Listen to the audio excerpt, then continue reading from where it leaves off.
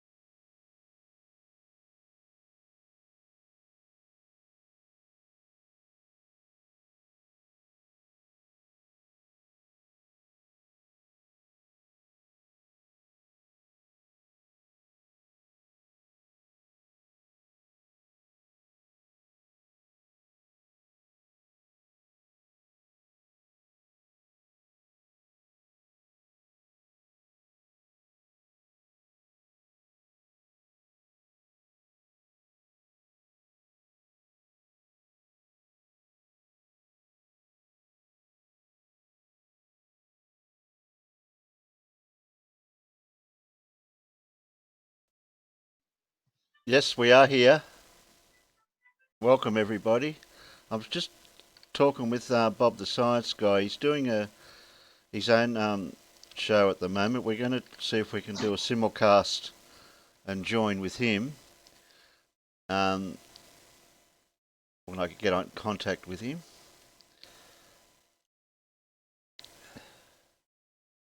So he was out in the side chat. I don't know. Yes, we are here. Oops. Yes. Well, and turn that off. Thank you. I don't like to hear myself. Hi everybody. Oh, where's my picture?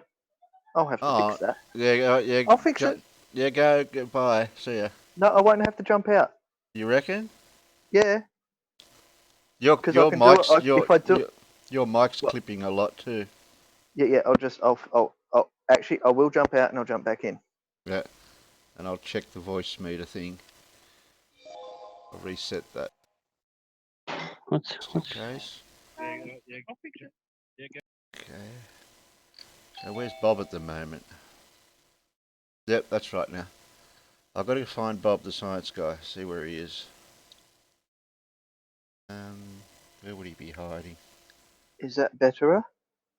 So far. So far? Okay, I can deal with so far. So where are you, Bob? You got a thing going? It's not showing up that you're gone live yet.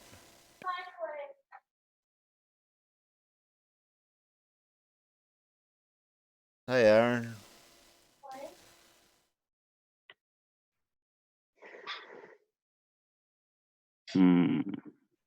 Our mate Aaron's out in the side chat.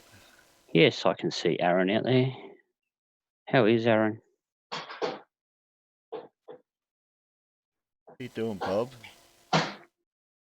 Hang on, He's not going live yet. Are you watching his channel, are you? Yeah, I looked on his channel. Yep. Why isn't Aaron blue? I don't know. Has he been drinking today?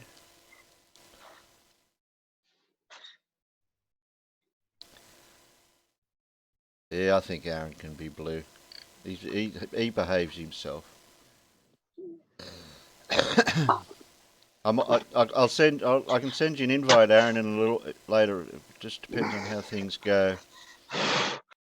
Combat Wombat is back in the house. Okay. Sounds good. Check. I've got a Bob the Science Guy Discord. Talk to him through there.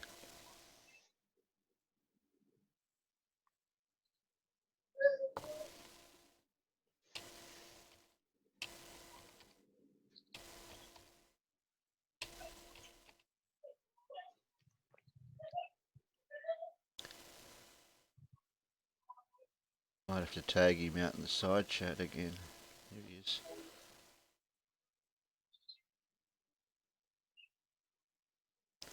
Sean's been playing video games. Yep. He likes the Call of COD Duty. mobile. Yeah. Was it Call of Duty? Yeah, on mobile, which is pretty cool that they put it on mobile.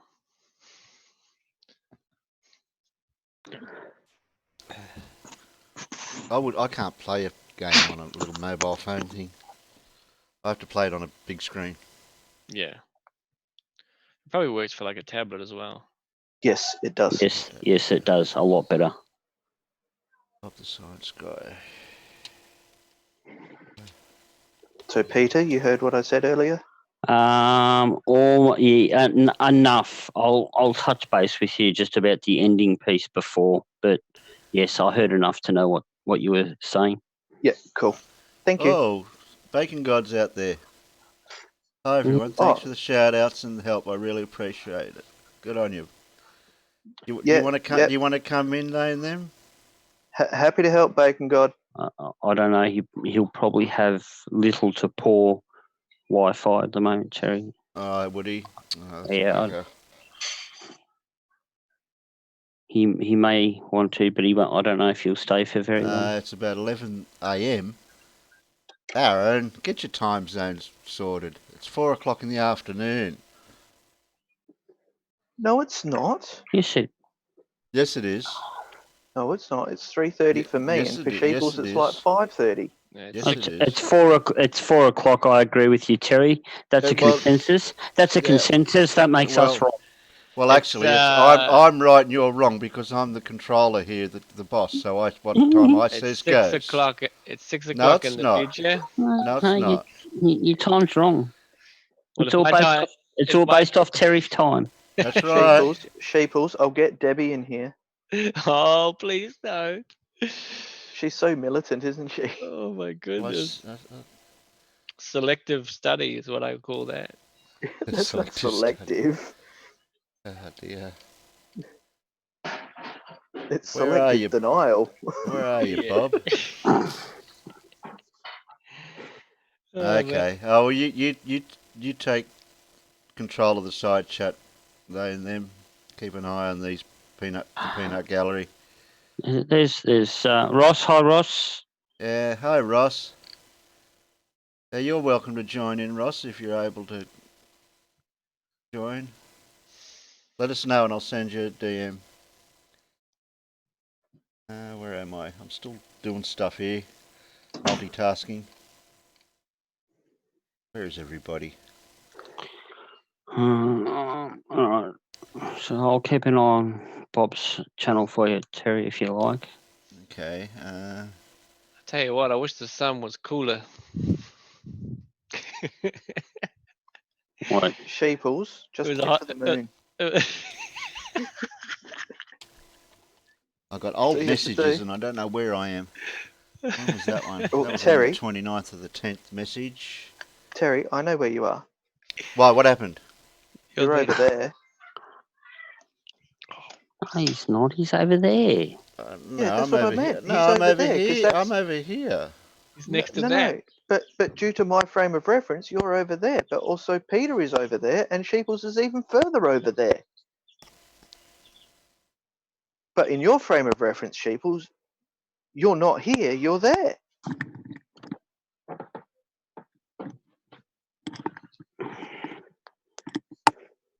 Holy quantum physics, Batman. Oh, Jeez. dear. It's just in the wind. I had to mute my mic. As long as you have a Wind? signal, okay. So, Was that so, ether wind? You might have to put it. so You might Ross, have to put it. What live again, Bandy? Yes, Bandy. You can come in. Ross, what are we doing this Arvo? Well, stuff and things. It's Things and whoever's it. stuff. Yeah, we've got a few things and stuff in the Ross, pipeline. Ross, it's good to have a wank. It helps free the chakra from your testicles. Well, apparently, it is good for you. Anything that feels good must be good for you. Oh, hi, Jared.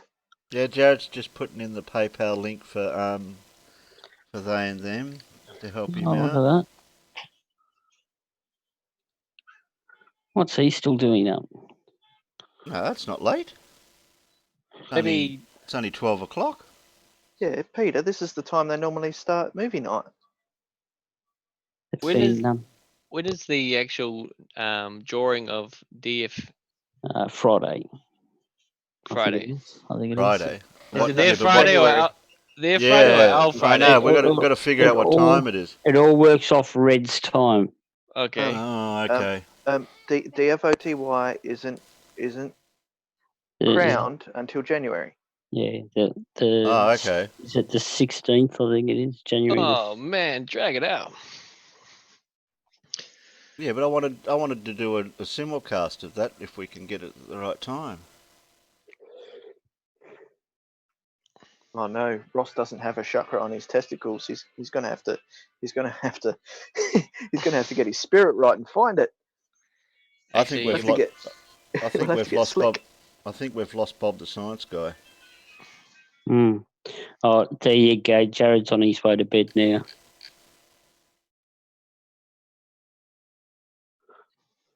Show ran late with Team Skeptic.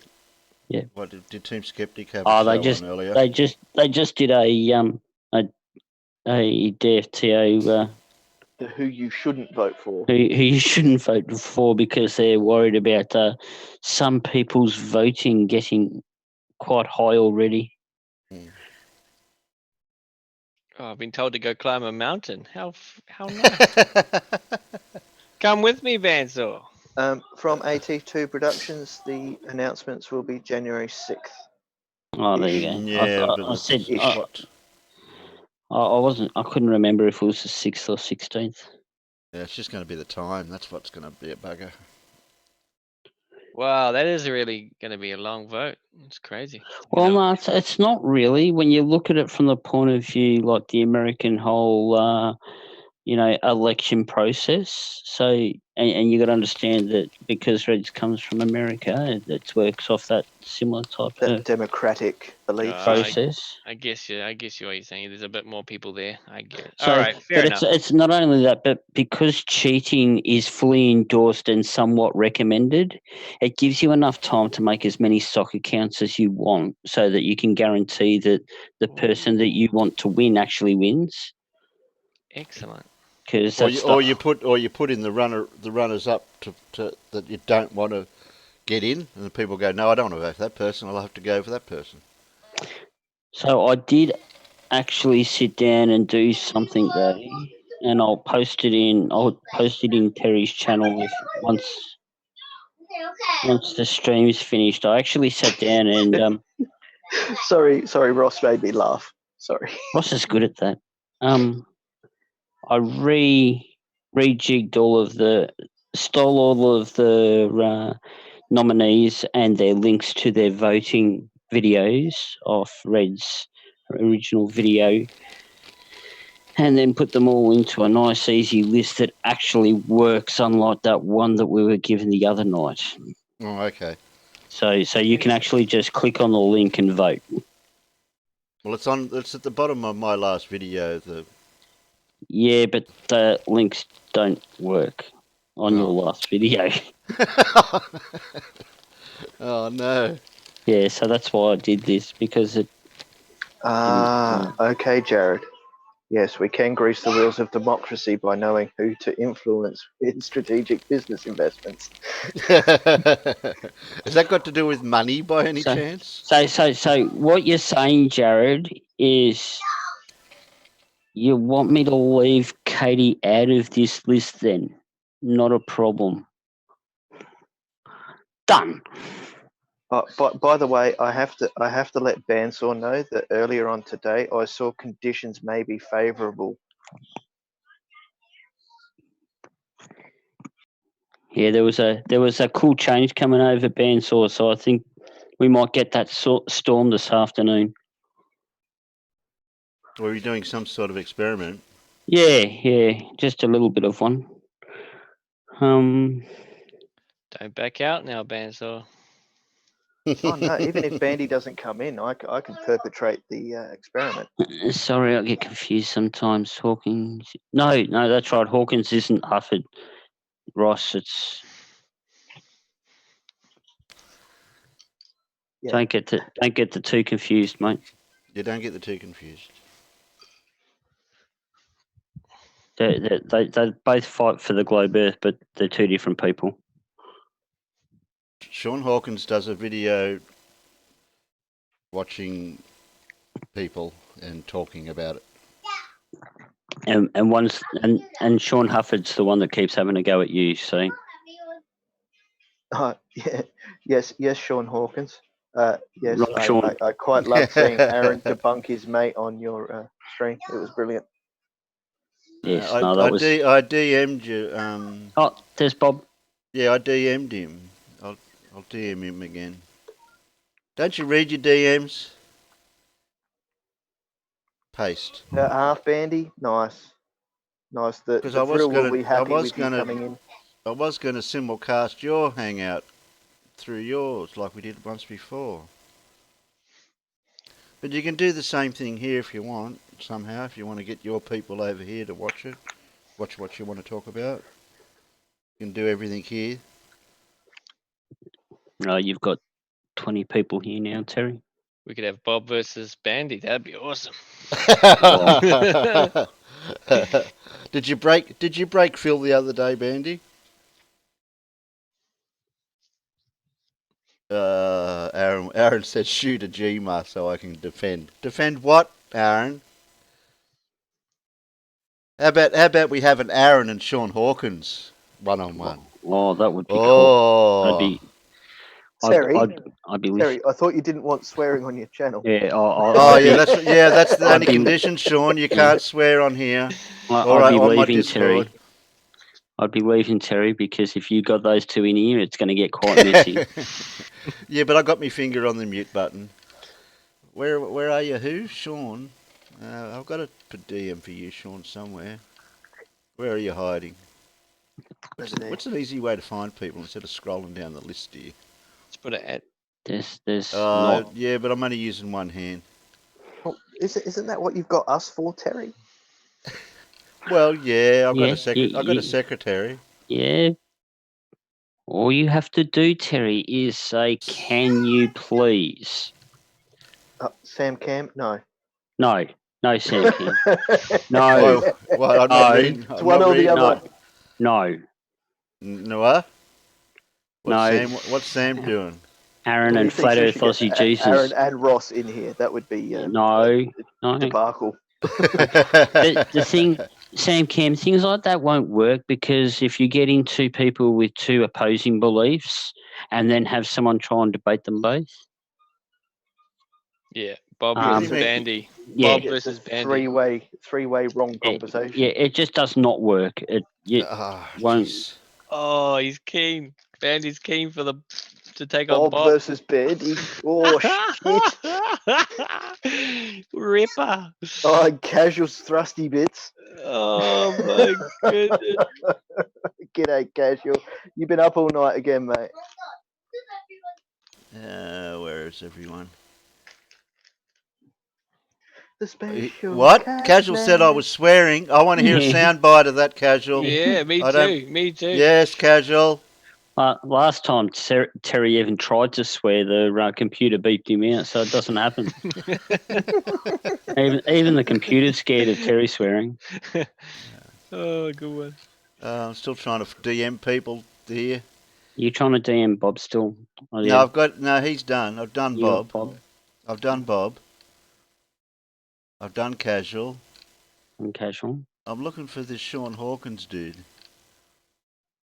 Don't know where he should Sean. be here.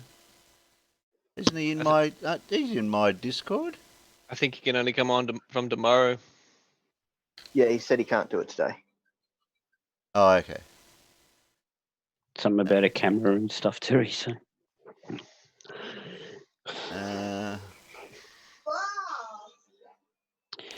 Gauntlet's been thrown down, Bob, by Bansal.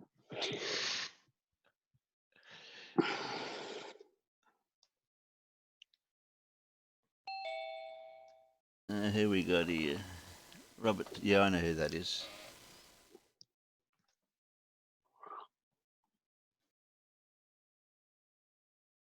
There's Mr. Bob. Oh, hi, Bob. Didn't see you there. He's there.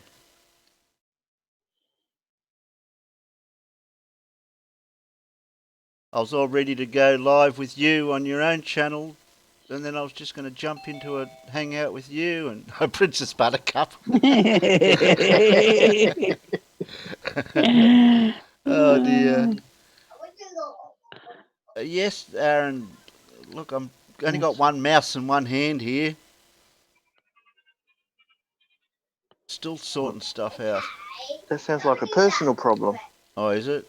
What's Aaron's problem now?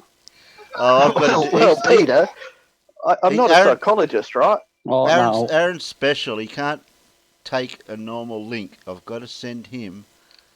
Oh, you got to email him, don't Do you have to wrap it up in a box and shit, or? Oh, you got to send it through O's? Amazon and TNT couriers and certified and oh, jeez. It's been ages since I've been on when only Shipple has been on. Last time you were there, but you were like, I don't know, you got off and slept or something. I don't know. Yeah, I fell asleep. It was an aftermath of Lemon Bird. couldn't stay awake. Yeah. That's enough to put anybody asleep. Yeah, I gave it a go. I ran out of coffee. It was all downhill from there. Hey, you casual. Watching the Shields today, seeing that a certain calm somebody is about to go absolutely mental at flat earthers. Oh yeah, Jeff. Yeah. Yeah, Oh, that was funny. that was special. It's like, I mean, even he's like- Jutmunk didn't know what to say. oh no, he's usually Jut's the other way around. He's the one that usually does that, but Jeff just Yeah, took it's like, over. calm down, Jeff. Like, what's wrong, mate? Oh dear, that just cracked me up. I just lost it after that. I was broken. Oh god, it's like just wind him up and let him go. He's like, bing, off he goes.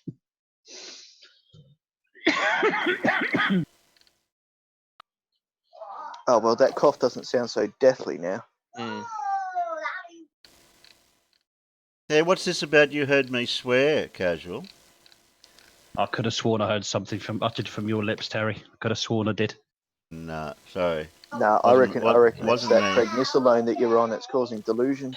So if Terry swore, it wasn't Terry, Terry, do you hear me? it was me. Yeah, I don't am know. Sparta. Yes, Bob, we can hear you.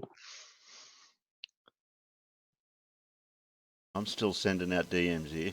Who's Princess Buttercup? Who's that? That's Bob. Dr. Bob. Oh, that's Bob. Princess Buttercup. I know. Princess Science guy. We heard and him. he's lost his Testing, 1, 2, avatar. 3. I don't know what you did with that. Yes, Bob, we can hear you. Can you hear us? I can't hear Bob. I heard a little bit of it. All right. There he is. Mind if What I do you- ask you guys a quick question? How quick is it? Very quick. Go. Hey, I'm going to do a live stream on vaccinations. Hmm. Yes. And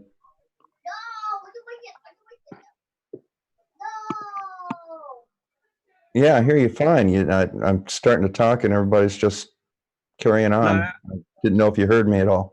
No, we can hear you. Nobody's talking. Bob's listening to the YouTube channel. Let me make sure that I'm not on the YouTube channel. Hang on just a second. All right, there you go. I've got that YouTube channel off. You're right, it was on. Hey, here's what I was thinking about doing. I'd like to do a live stream on vaccinations tonight, specifically the problem with measles they're having in Samoa. Okay. And I want to go over some documentation. You know, people are talking about the Nuremberg protocols and everything else. And what I was thinking about doing, since you guys are down there and, you know, you're neglected all the time, and this is your wheelhouse, Mm. I thought I'd have a late night stream tonight. And what I'll do is I'll stream. You can put the video on yours, Terry, Mhm. Yeah. and I'll have everybody come into the live stream through your meet. Yeah, they can do that. Would that work? Yeah. I mean, would you guys like to do that, or did you have something else y'all wanted to talk about tonight? No, this Hey, was Bob. this was just an in-between random hangout early in our day. Usually, we don't usually do a hangout or a show till later, so we can do that fine. We'll just stay on air for now and chit chat. I'd really like to get the I'd really like to get the input of the Southern Hemisphere on this one, because you know, shoot, that's one of the reasons I'm on so late. I was kind of hoping you'd be around. Oh, that's so sweet, Princess. I know I'm a really sweet guy. Oh, no, I You know, heard you guys earlier, matter Jose, down there, You're and not sweet. I don't think you get the exposure on some of these channels that you really should, and this would be a great way to get you some exposure too, Terry. Yeah. Yeah, because we're. Are you guys up for it? Yeah, I'm up for it. Yep, for sure. All right. Here's what I'll do is I'll go ahead and start. I'll go ahead and start over on my channel. I'll get the live stream going and get it introduced, and then I'm going to say I'm going to introduce you guys and say we're going to go on over there for the chat and stuff. Yep. The question is how do you want to handle people coming into your chat? Do you want to release your link or not? I can give you the invite link because then you know who people can contact you that want to come into here that you can verify. Does that work? Well, let's see. I don't know how I would do that because they can't private message me. Okay. Because I'm just trying to Could they think not of this. message you by Discord maybe or something? Or Yeah, not maybe that everyone's way? on Discord. Yeah, not everybody's on I don't know. Discord. Well, that's their problem. That's kind of the way I look at it. Yeah, if you can't be contacted by direct message to come into a chat, and you have no other way of getting it, that's their problem, not yours, Bob. Yeah. Do you guys have some sort of a DM link that people could just send a message to? Not that I can put publicly, no. Well, if they can notify you of if they are in a Discord server, we can find them. What's your contact on Discord? Mine's the Aussie. Can I do that? Mine's the Aussie Perspective, or Terry. That's my Discord DM is Terry. You're going to need the hash code afterwards, Terry. Otherwise, you can't search anymore. Can't just. Do you have a link that they could just go to? Not really.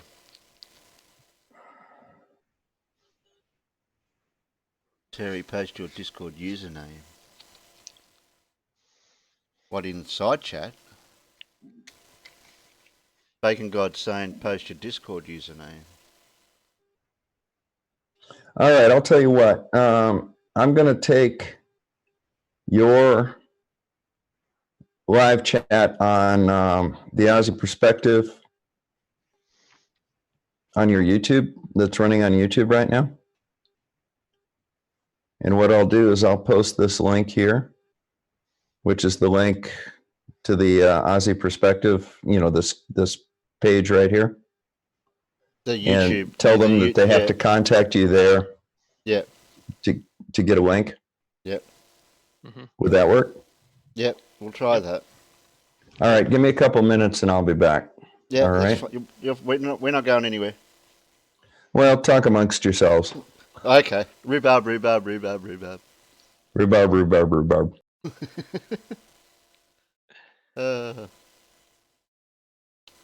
Technology these days, we've all got to catch up with it, I suppose, somehow. I think it's fair though. If you want to be on a Discord link server, then you got to have Discord. You know what I mean? Yeah. If you don't have Discord, then you can't. Whatever. Yeah. Well, I tried to put my Discord or the Zoom links out in the side chats, but I didn't like doing that. No, that's right. I was only going to pop in and say hello anyway, so I won't be staying for that, and it's not really my subject either, to be honest with it. It's a lot of, I've got into a lot of debates about that stuff before, and it's quite divisive. So I don't think it's really my cup of tea, my scene. Fair enough. Yeah, it's a pretty hot topic, and people get pretty emotional about it.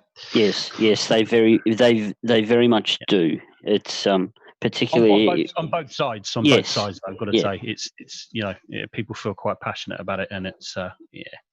I'm quite interested in it because we got a lot of Samoans that migrate to this country. Yeah. No, I think Bob's right though, because you're getting Terry with exposure as well. But like Bob's right, you don't get a lot of attention about different issues like this anyway down in the southern hemisphere anyway. So I think you're right about that. I don't like using the word non sequitur show, but because we're in a different time zone, we haven't got anything down our way that's comparable to something that's where we can have a hangout like we're doing now, have people come on and talk about different subjects and things like that, as well as show some videos like we do. Yeah, well, you're positioning yourself quite well for that to actually happen, so you could grow into something quite good, Yeah, I want to be the southern hemisphere. I'd like to be the southern hemisphere type YouTube channel. Yeah. Yeah. Yeah, well, flat Earth is dying out. You know, I mean, we only bring flat Earth unless there's something to talk about. You know, this, Yeah. I don't. You see, I don't think flat Earth is dying out. I think it's dying out on YouTube, and the reason why I say that is because if you look at people like Nathan Thompson, Eric DeBay, Bob Nodell, all those guys are actually now starting to go out in the street a lot more than I've seen even the short time that I was sitting on the periphery for about 6 months to, just sort of like as a, just on chat and just taking part and stuff like that before I became a creator. But even in that short time, I've noticed a different sort of change. So I think there's less of them on YouTube, but they're going other places. They're using other social media and going out in the streets now as well, I think. I think, like you were suggesting, Casual, they are leaving YouTube. They really are. However, they're going to places like DLive. They're going to places like Periscope. They're going other places because the community here was so strong, and they are absolutely sick of getting punished on everything they do. Like intellectually punished. So they're moving away from YouTube and going somewhere else where there's no community to debate them, so that they can just do their own stuff and get away with it. Yeah, right. I'm never on DLive or Periscope anyway, so I wouldn't really know. But yeah, I'll go with that. Yeah, well, living amongst the yes men, you never learn anything. Exactly. It's just a soundboard, isn't it? Exactly. Yeah. If you're not prepared to have your views crushed by you shouldn't be able to hold them if you're not prepared to have them crushed. Just like you shouldn't say things you can't actually back up or wouldn't own after you said them. Exactly, and that's like Nathan Thompson's flipping what is it? Was it Flat Earth discussion group? That's not a discussion group. I've been on it. It's absolute freaking sounding board. Yeah, I got stitched up on it for joining his channel by Nathan Thompson himself. Got fucking royally stitched up, prick. Yeah. Sorry, excuse my language. Sorry, Terry. I thought no, it's okay. I've got a new policy now, Casual. If you do swear by accident, obviously, you've got to put a dollar in a swear jar. Oh, where's the swear jar then? Oh, it's on the fridge. We need it. Yeah, we need a swear jar on the fridge. On top of the fridge. It's on the fridge. And if you grab a beer out of the fridge, make sure you either put money in the jar as well or replace it.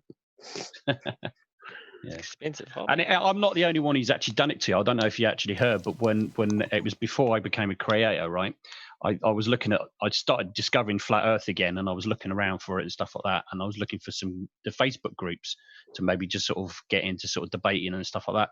And I came across a few, and they're all a bit tamed. And then I came across this one, which I didn't know at the time it was Nathan Thompson's group. But anyway, do you know when you join a group, sometimes you have to fill in like a little questionnaire thing. You have to answer some questions about why do you want to join and all that kind of stuff. Yep. Well, what he did was he screenshotted my answers, right? And he also screenshotted my bio because I said on it that I was an atheist and a globe earther, blah blah blah, all this kind of thing. And he also screenshotted my whole profile with my picture and all the rest of it as well. Posted it in a flipping post in the group, right?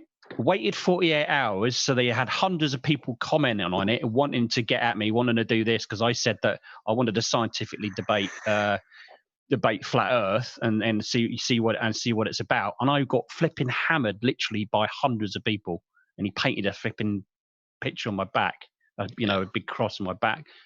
Fucking bastard. So when he eventually let me in, I came in, and then I just started talking to people, finding out what the hell was going on.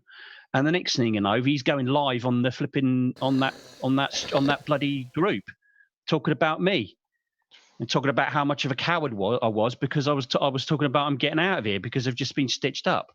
Yeah, absolute prick. Yeah, well, it's a bit different when you go in there actually, shall we say, ready for a debate. But when you've just gone in fresh and you into a situation and you're still trying to work out the environment. Exactly, yeah, absolutely. To be hammered in that way. And literally, on that same post, literally, I had about maybe 30 or 40 different people wanting to debate me on or a whole load of different subjects all in one go. Yeah. And see, that's just it. They would have gone away, done their research about what you've done in your past and all of that type of stuff. Yeah. And so that they had every niggling little piece of thing that they didn't understand or whatever to what they thought that they were going to hammer you with. And, you've walked into a room of people that you don't know, and it's just a bit rude. Yeah, some of it, to be honest with you, I didn't have the answers to. A lot of it I didn't. I mean, some of them I did because I just knew it was nonsense, and I could answer some of them. But the thing is, it's like you start one conversation and then you got like a whole load of other conversations all going at the same time. It's just impossible. Yeah, You know what I mean? And that's what he. And I've heard that he's done that to several other people as well. Lots of other people. It seems to be a growing theme, though. Yeah. I mean, and also as well, another thing, he had one of these pyramid businesses that he had. It was, what was it, Legal Shield or something. He was using that group to make money from what he did as well. He got loads of people to sign up to the business and get Legal Shield as well. And he's made hundreds of dollars from it, thousands probably from that one group because of that. Yeah, well. Yeah, and yeah. The Global Eye Tour is just exactly the same, except they've got a different tactic. They, you talk to them in the chat. They ask you a question. They ask you a question about spinning ball. I use the word rotation, and I'm blocked from the chat as I'm answering. So then it's just everybody just keeps talking, acting like I can't answer, and all the rest of it, post after post after post, and I can't even reply. So I come back as another account and say, who's this guy? Who's this only sheep who can't see guy? He's just a glober trying to spirit his scientific, I mean, no discussion. It's just a sounding board for them, and the moment that there's a little bit of information that could kind of turn the group or make the group look weak, block them before, and then just claim it's just indoctrination and rhetoric. It's just, be prepared to be challenged, if you've got something to say. Sorry, Davros. I just thank you for the link, by the way. Hey, Aaron. G'day, Aaron. Yeah, saw a comment from Slick in Jose's today. Oh yeah. And someone talked about orbital mechanics, and he equated it to being a motor mechanic. Oh right, What? I saw that. Do you believe in motor mechanics? Is that a mechanic that's dizzy or something like that? Is that right? Yeah, is that a dizzy car mechanic? The It's fuck? like no. It's the mechanics of the orbits of the planets around the star. I mean, geez. Like, it's not like you can go out and tinker with it. I don't know. Sometimes I wonder if it needs a tune. Well, the thing is, it tunes itself. Yeah. But the But timing's not quite right on it. The timing needs changing. sometimes the timing's not quite right, and you have great big meteorites and stuff hitting planets and stuff, and it just needs a bit of a tune, Yeah. Needs a tweak, doesn't it, Peter? Yeah, that's right. Need to tweak the atmosphere so we can see the ISS. I just got to Compression find. loss. I just got to find a distributor for the universe. Yeah. Just Maybe give me the a belts. moment. Maybe the belts need changing. Yeah, I reckon the point gap between Mars and Earth isn't Oh, quite right. Yeah. Starter motor might be busted. Who knows? Oh, jeez. All right. The 220 million miles is just not enough. Using this analogy just goes to show who knows about cars or not. I do. Aaron does. Oh dear. No, you only know about American cars, Aaron. You don't know about Australian cars. Subarus? I know about Subarus. Subarus aren't Australian. Now let's be fair, Demonic. Technically, there's except for ones that have been built already. There's no more Australian cars. No, there's And not. there And is I no own 3 of them. Of a car. You only know one Australian car, and that's a Ute, and that's it. Yeah. Where the parts are built and where they're assembled. We'll call a GM car a GM car only because we want the name. Well, we don't have GM cars. Pre-assembled. I mean, we're talking about half frames. Pre-assembled. Body Our cars were never Nothing. pre-assembled. Pre-assembled and then shipped to maybe a factory. Nothing's. Everything that comes to Australia now, Aaron, is complete, ready to run. Yeah, it's shit. No, Somewhere. yeah, Um, no. And the cars that we sent to America were already fitted with left-hand drive and then shipped out.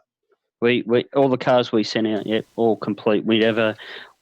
Australia hasn't dealt with parts like you're talking about, as in chassis and then assembled in Australia. For example, import of parts. yeah, Import yeah. Australia hasn't dealt with that since probably around about the 50s, Australia 60s. does not manufacture a car from the ground up. It does not. We used to. We used to. Oh, sure. Aaron, Yeah, That's the Aaron. absolutely. Pontiacs, right? Aaron, You're- yeah, the Holden plant, which I live less than a kilometre away from, sourced its materials in Australia when it first started manufacturing cars. Sourced its materials in So Australia, it's designed them people's in material. Australia. The people's material. Aaron, excuse me. Back in 1948, when the Holden plant first opened, the design was done in Australia. The making of the materials to build the car was done in Australia, and the manufacturing of the car was done in Australia. None of it was from offshore. How'd that turn out? It went for 70 odd years. it was actually really good until the American car motor, the American motor company corporations, both Ford and GM, came in and took over both of the major companies, and how do I say this as politely as possible? Screwed them for every dollar that they could get out of them to a point that they could no longer manufacture cars. They mostly took over the resource plant, not. Well, no, Mostly the resource. no, Aaron? they actually did more along the lines of use the design and technology from Australia to make the American cars a lot better vehicles, and then didn't actually give support back to Australia. Cool. So Hey, it was Terry, I had a guy ask me at Bandsaw if he could come in too, just so you know. Oh, Bensel's got the key to get in any time he wants. Yeah, Okay. Bandy comes and goes. Cool. No worries. You know the DeLorean, the flop that there was a DeLorean. That was actually manufactured a lot less than half an hour's drive from me. Oh, okay. nice. And Murray. He was If we're talking an about American. engineering of cars, if we're talking about that, then we're basically talking about engineering in its own right? You know, rotation. Well, how else do you think you make a car? Transmissions. You know what I mean? I mean, there's so much more we can go into it just versus brand name, right? My interest in cars is a lot to do with the early days, like from Model T Ford onward. Sure, great. I like the old style. Talking Great about that. engineering. Yeah, to start with, right, Terry? Yeah, how they developed the diff, and then how did they develop suspension, and then how they developed all these other components that went into making a car. Absolutely. That's what I love too, Terry. I like the ones with the wooden sides on them. They were awesome. Can't remember what year they are, but The wagon. Sides. yeah, those wooden wagons. The wagons that were quite yeah. often called woodies. Yeah. I just don't want to say I like woodies. Yeah, that's why I actually phrased it in such a way that it didn't sound like I was saying that I like penis. Yeah, exactly right. Exactly right. You know, see, I'm ahead of you. Well ahead of you. But then Yeah. the Americans went and did Woody station wagons with bloody spray-on, stick-on Vinyl wood decals. vinyl decal. Wood vinyl siding, right? Yeah. Oh, what? Yeah, they call that a Woody, and it's got just vinyl wrap on it to say, "Oh, yeah, the wood grain." Oh, that was awesome. Sacrilege. And they were Sacrilege. huge. They were huge, like 8 seats. I mean, come on. Gee.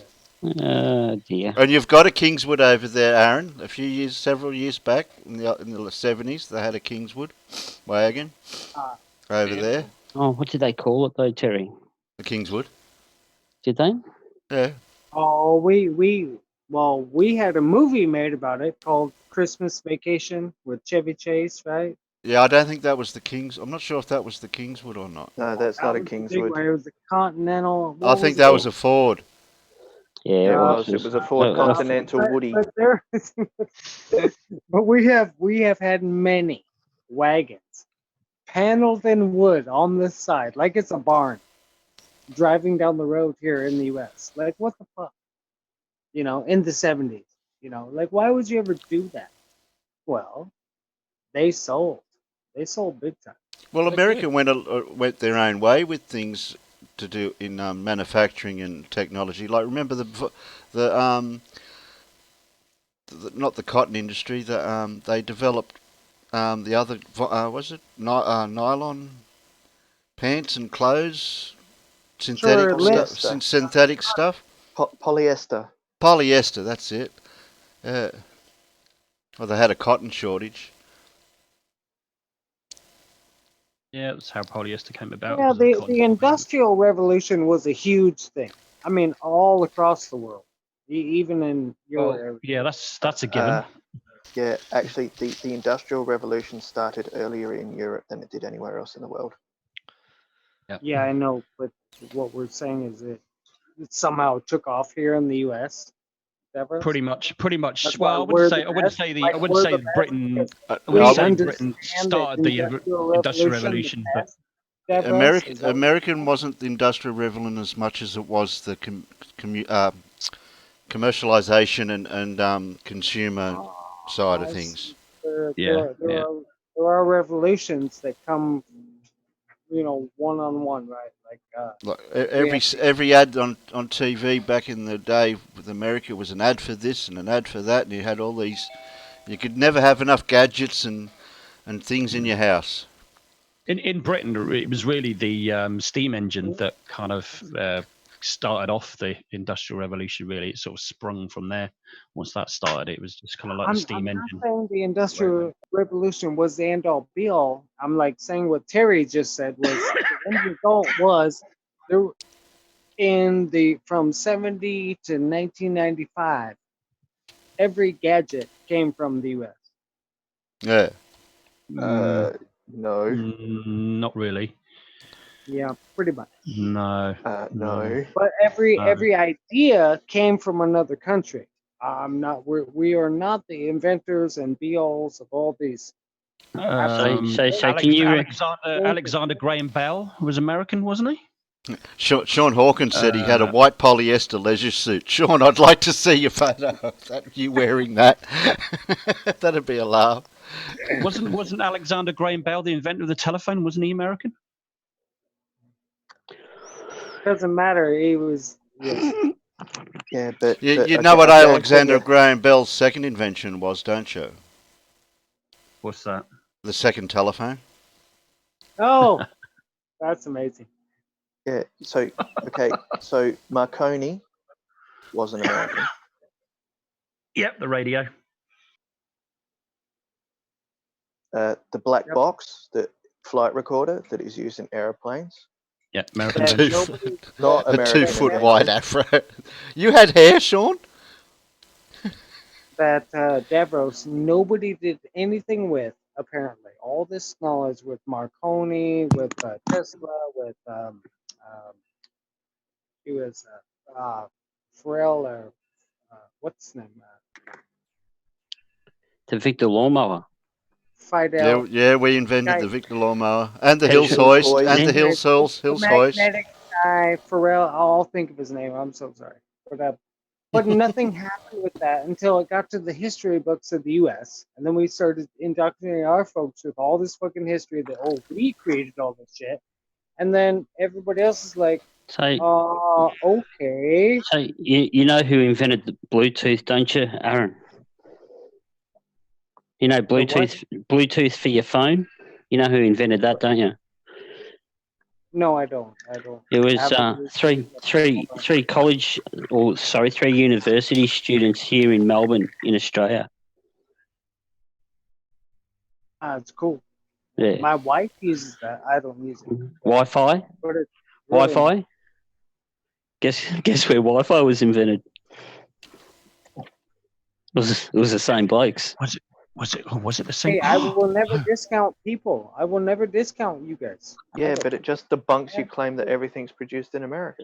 No. I'm just saying that our textbooks say, our textbooks in the U.S. say that we invented everything. Yes, Sam Cam, you are totally right. The Japanese make everything better and cheaper.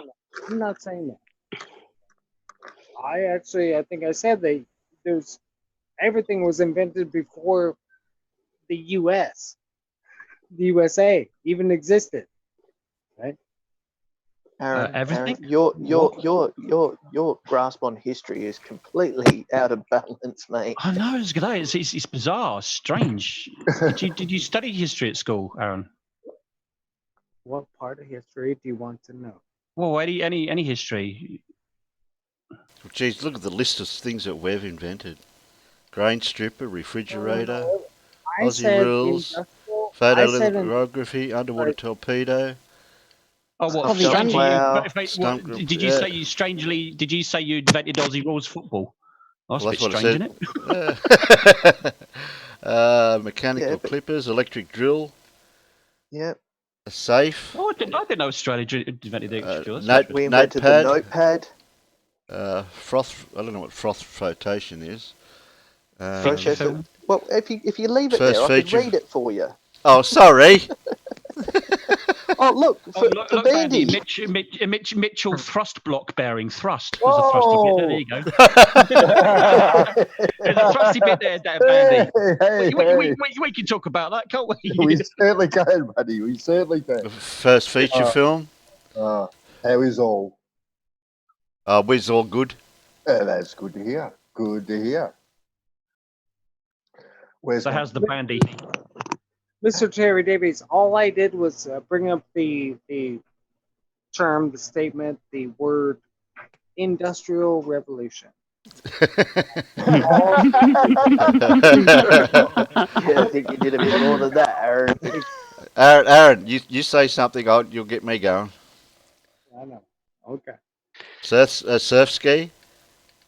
Well, it's just the comparison between America and Australia. Like, I'm not saying you, Aaron, but just a generalisation of how America thinks that they're so great and things were better. Pacemaker. Terry, before you go any further, I really want you to look at that one at 1912 there. Oh, the tank. Yes, because it's something that's actually, it's something that the America has tried to steal for many years. Terry, Aaron, Aaron, can I ask you a question? That great. America's not that great. Yeah. Aaron, without actually googling it. Well, Aaron's trying to speak. Sorry, Casual. Okay, no, go on. Go ahead. So I didn't realise I you were lived speaking. overseas for a while, and I realized that maybe America's not that great. You know, when I left my homeland and I lived overseas for years, I look back and said, man, maybe it's not that great. But up until the technological revolution, I don't know. Right? Do you know when the technical during revolution World War was? II, during World War II, America was the biggest industrial country in the world at the time. When World War II started. America was just the biggest seller. Literally during World War II, at the start of World War II, America was the biggest industrial nation in the world. Back-to-back World War winners. I mean, hell yeah, we're gonna sell some shit, right? Hang on. Back-to-back World War winners that couldn't do nothing themselves and had to get everyone else in to help them. Let's just get the books right. Yeah, exactly. You didn't win it on your own, sunshine. Sorry. Who controls every contract in Europe, even to this day? Aaron, we won't talk about 1953 or 1973, will we? And how did Vietnam go for you too, by the way, while we're at it? We're not worried about it. We're not worried about it because the WWE... we didn't win that, so it doesn't count. It's all right. And all wars. Everything after that was just regime change. We don't care. Yeah, all right. Yeah. So you can't just a suggestion for you, Aaron. It doesn't matter because we're going to win. Just a suggestion for you. You can't go looking through life of just the positives when there's been negatives as well. You've got to take a balanced view of everything. I'm not Yeah. a patriot. I'm just talking Yeah. as if if I was a president at that time. We're gonna win this fucking stupid Vietnam War. Okay, I wasn't there. I don't know, but the only goal of that guy speaking was we're gonna spend money. And you know why we're gonna spend money? Is because we got the people that are brainwashed to pay for it. Okay, and we're gonna create a new land besides China of manufacturers, low cost labor to manufacture us. America can't do ships. We'll build the ship. We'll send them back and forth. Thank God we'll keep these fucking people here in the United States, which are the back-to-back World War winners. That's Happy. not how the Vietnam War started, Sunshine. Aaron, you do realise why America can't do anything as cheap as China, don't you? Because the people that live in America aren't happy with a cupful of rice as their wage for a month. Have you been? It's not quite that bad in China anymore. To be fair, No. But I was exaggerating. I was exaggerating, but that's how it was. That's how it was back then. Might have been a long time ago, but now they're. I mean, they're still not as well paid as people say in the West, but they're still, they're paid now quite a fairly reasonable wage, but it's still a lot less than everywhere else. That's why Chinese steel has always been exported to Britain and other places. That's why you have 3 generations of families living in the one house. Yeah, in certain cities you do, certainly, yeah, but not necessarily in other places in the country and all that kind of stuff. You guys speaking have never been to China. You've never been there. I'm not going to support. No, I've never been to China, but I've read a lot of books and I've seen a lot of videos and documentaries about China to know. I'm just saying that I did live there for 6 years, and I just bought 2 tickets, one for me, one for my wife, to go back to China to see her family. We're going to go from LA to Shanghai, and Shanghai to Taiyuan to her hometown of Xiangning. And that tie you in or tie you up? Real. So I can make it real if you want to make it real. There, you don't see what you guys talk about. These poor families walking around. There's Mercedes and everything driving around. Yeah, Aaron, just changing the subject a little bit, Aaron. Do you mind? Can I test your knowledge a little bit? Just a tad. Test it. Aaron. That's my. Sorry, Benny. Right, okay. You're right, man. So without googling it, and give me a quick answer, and just a rough idea would be fine. Okay. Do you know roughly when and where the Industrial Revolution started? Just roughly. About quick answer. 1760, I'd say. Yeah. And do you know where? I have to, at that time, say Europe, because there were no countries. Yeah, it was Britain. No, that's pretty good. That's a good enough answer. I would have accepted just the 18th century would have done. But yeah, no, that's good enough. Yeah, Europe's a pretty good guess. You having fun out there in the side chat, you guys?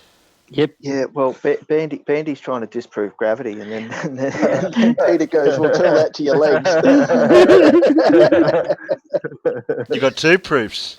Yeah, well, Yeah, not just one, not just the one. Just apparently, Bandy's legs were repaired by the drill. That's why it didn't take as long for him to heal.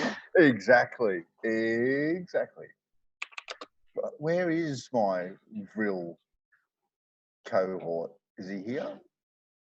Who do you want? Who do you want? I'll get him in here. Well, he was there. He was. Aaron. I ducked out. Yes, that guy. Yeah. Yes. I think I'm he saw. here, No, the other Aaron. It's all right. Yeah. These guys are like cake frosting. It's fine. But yeah, where's Bob? I think Bob's still trying to get his. Yeah, Bob's setting up. Oh, Still getting his stream ready. Okay. All right. I haven't heard from him lately, so I hope he's all right. He's muted down the bottom, so he might be listening, but I'm always listening. I'm ubiquitous. I'm them. No, I'm having a little problem with the setup on OBS real quick. It's kind of being a little balky right now. I was just working on it. Oh, okay. Sounds good. You sound good, Bob. Sound good. Well, thank you. You You really sound good do. too. Although your ideas about the United States are kind of interesting. Yeah, that's what I'd like your yeah, input on that they're too, kind of Bob. interesting. Seeing that you're American, I gather. Well, let's see. Seeing that I'm American, I'm in Air Command and Staff College right now. Yeah, I might know a little bit about it. Okay.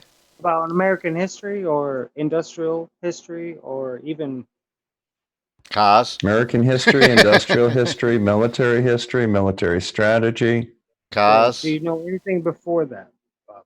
Anything So, before yeah, I might have a little game with that, but I don't really think I want to argue with you tonight, So, Aaron. Have you been drinking? Yes, Aaron. Have you know been anything drinking? about You got to pass the blow in the bag Of course test. he You know. has. Of course he has. Aren't you in the Okay.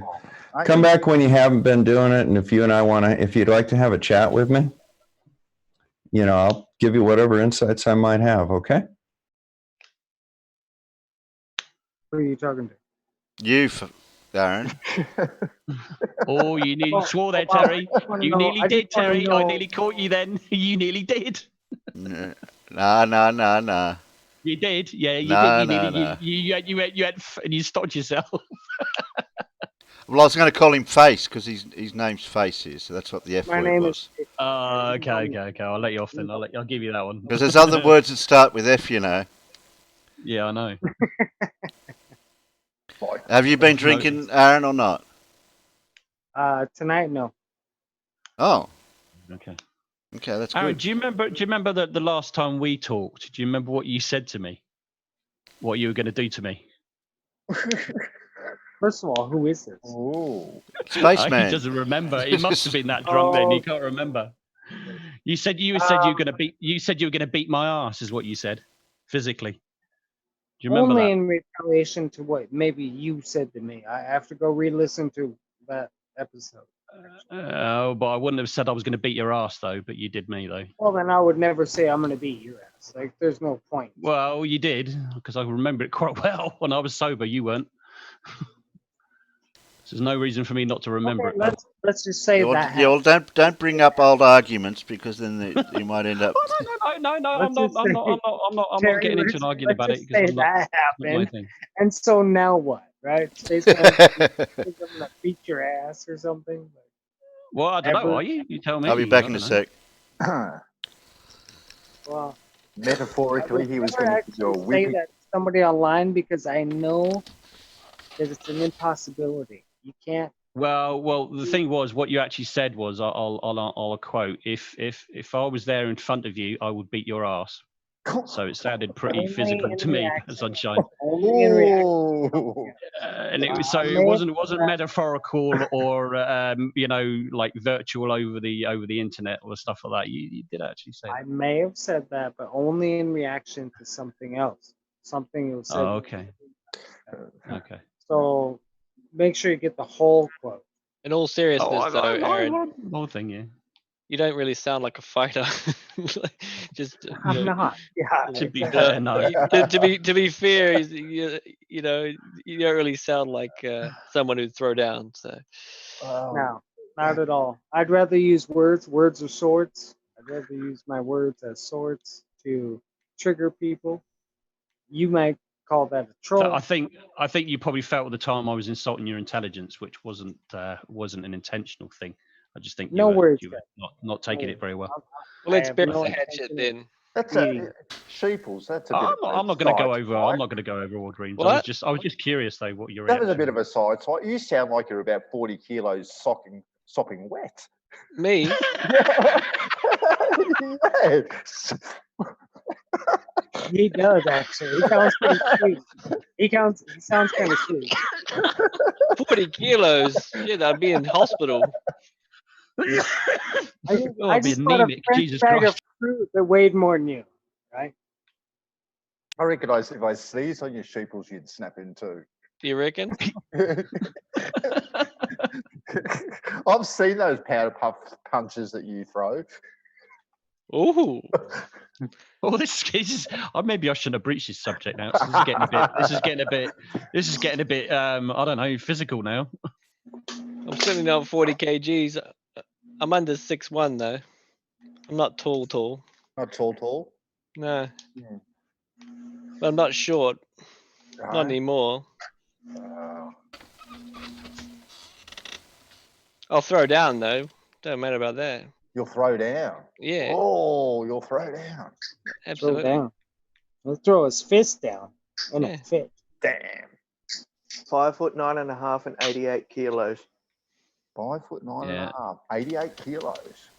I'm not a fighter, but I'm not a small guy. I'm 6'2", nearly 6'3". I'm fairly well. So I wouldn't say Casual, fat. how do you stand up for yourself? Because I'm not a fighter. What do you You're mean? not. We're not. I mean, it What do doesn't you mean? make. How do you stand up to yourself in a mirror? Sure. Yeah. What do you mean?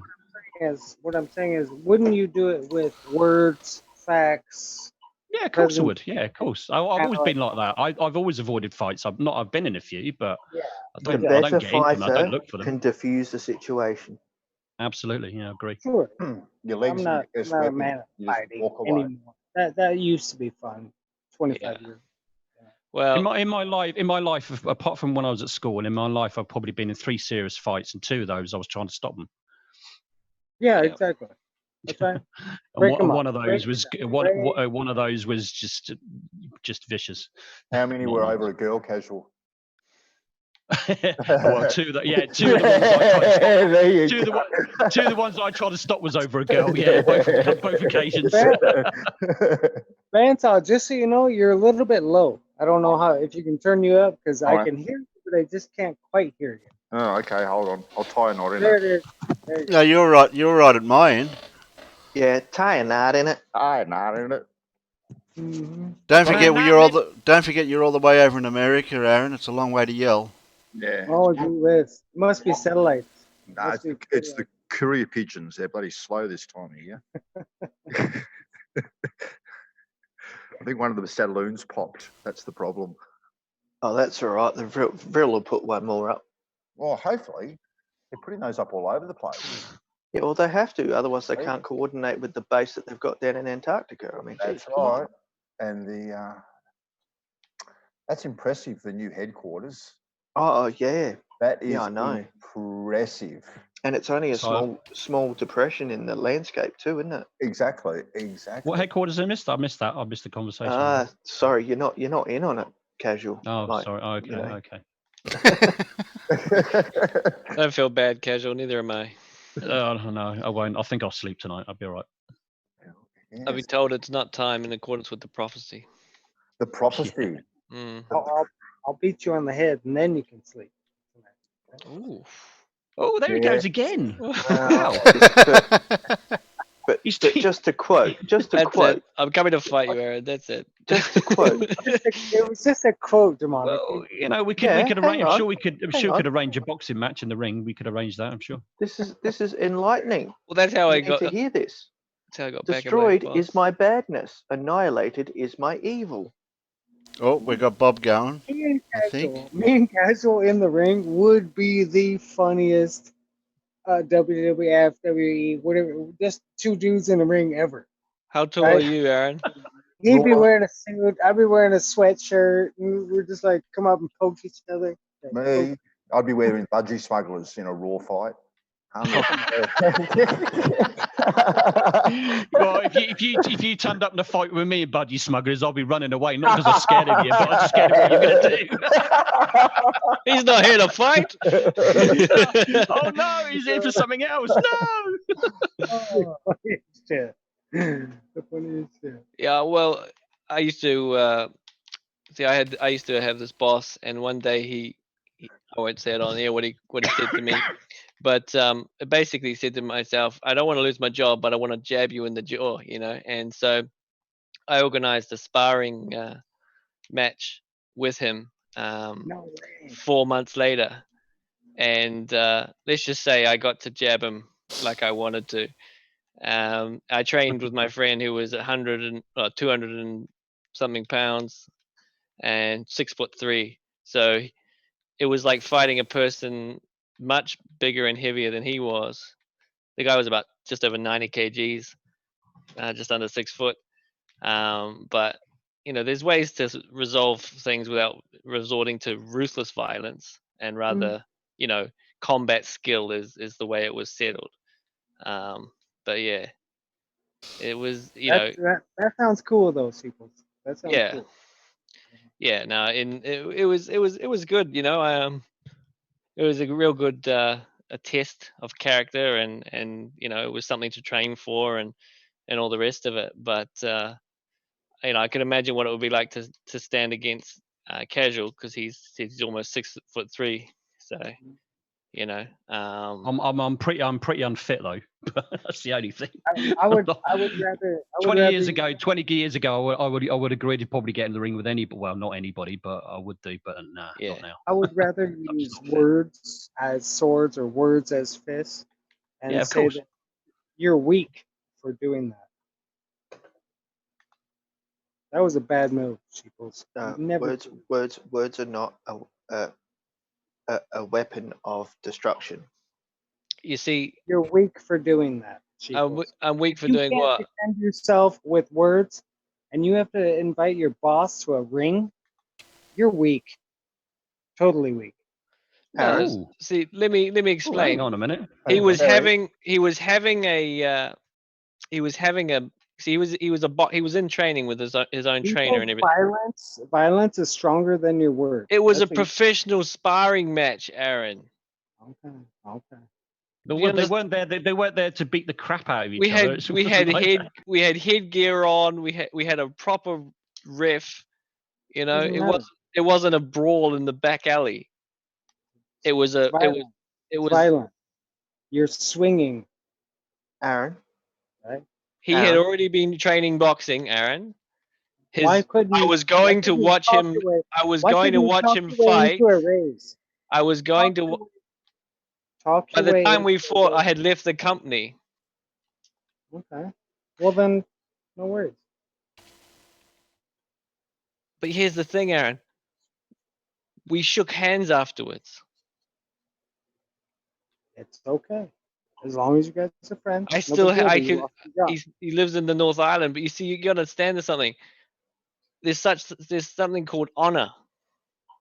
If you don't think that, you told us you didn't like your job, you didn't like the boss, you invited him to a sparring match. I never said I didn't like my job, didn't like my boss. I said one day he called me something that I wasn't gonna say on air, and that made me think I want to find a way to jab you in the jaw. You want to fight him instead of talk it out.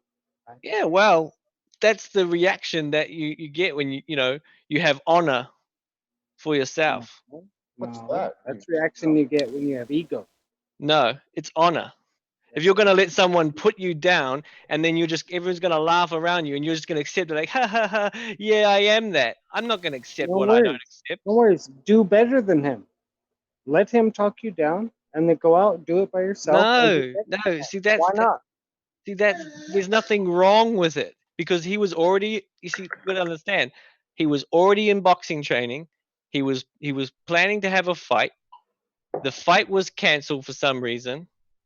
And I stepped in and said, let's have a professional sparring session. Hold on. Where did you work, first of all? Because I don't know. Maybe you worked at a gym. I don't know. It was do you understand what shrink wrapping is? For houses and construction? Yeah. Yeah. Where you put Hey, Terry. It's not called shrink wrap. It's called Hello. Aaron, shush. Paper wrap. Shush. Terry, everything looking okay on your end here? Yeah, I see that you've got the screen up. Yeah, I was just got yours playing. Catch that. Could you please repeat it? No, I can't, Siri. Shut the fuck up. You should rename it Nathan. Yeah, I really should. I guess I can do that, can't I? Yep. You should. Hey, Nathan, what's the second law of thermodynamics? It was me and Sheepa, actually. It's what the conversation Shush for a minute, Aaron. Oh, okay, Terry.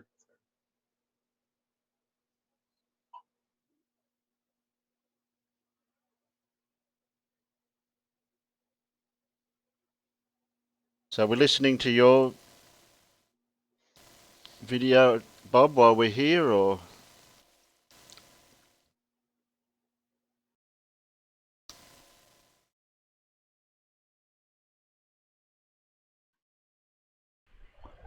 So, no, you run it on yours. As a matter of fact, I'm not going to be listening on your end too much. I'll check in with you periodically.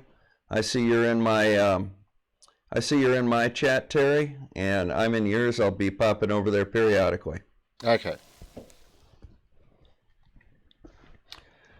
Okay, so we've got this article, basically an anti-vax position that makes sense. So let's go see what he has to say. First of all, he starts off his article talking about all the people that think his article is wonderful, and they're retweeting it, including folks from Wikipedia, somebody that gave a TED talk once, the author of a New York Times best-selling book on depression, and somebody that recently acted as a moderator, apparently, on a discussion for this. Okay, well, that's great. Now, he's going to start talking about logical fallacies. That's, called bandwagon fallacy. He's trying to tell all the cool people like his article. So if you like it, you'll be cool too. Now, and then he goes on to say that he's not really against the idea of vaccinations. And he doesn't think that they don't work. So, oh well, let's see what he has to say.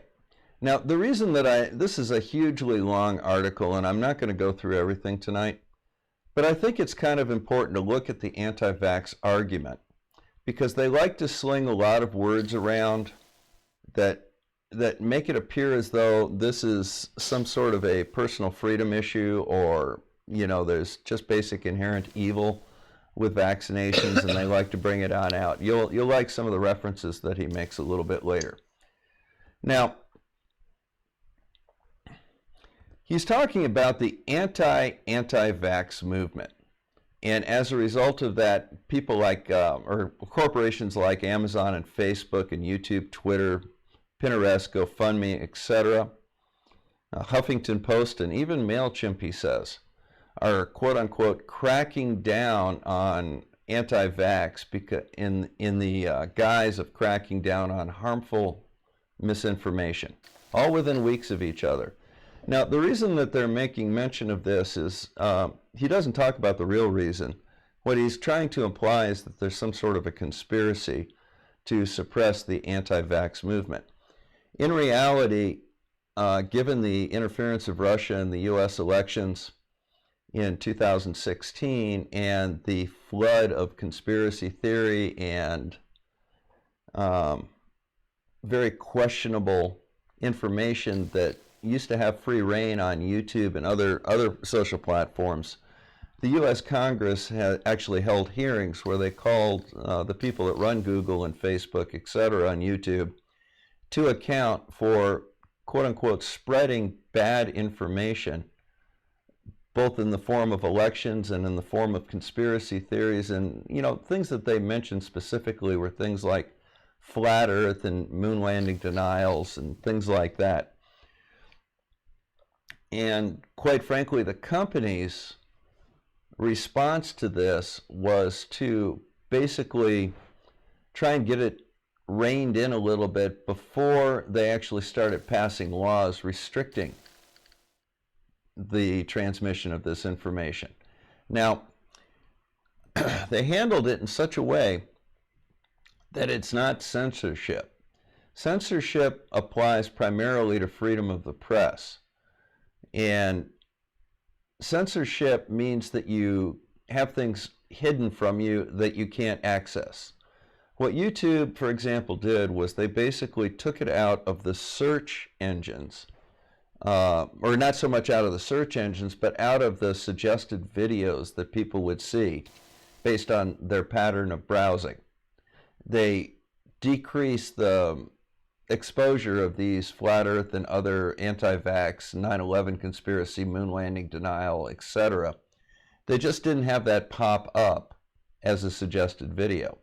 You could still do a search and find any of these videos, but you had to specifically ask YouTube to show it to you. YouTube didn't show it to you automatically. So what else do we have in here?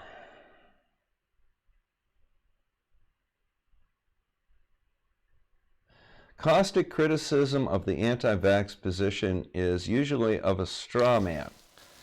Now, a straw man is when you make a ridiculous and weak argument yourself, you attribute it to your opponent, and then you argue against your own argument as if it was the opponent's argument.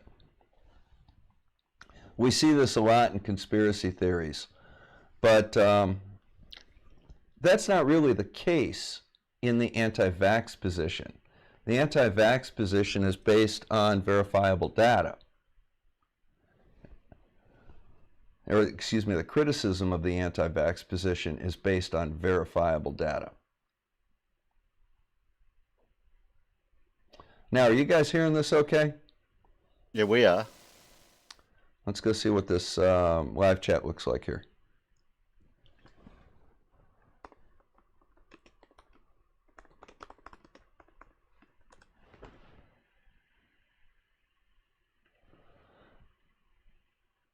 Now, what his goal appears to be is to try and turn that straw man into a steel man for the anti-vax position. And he's got a couple of points here that he wants to go over.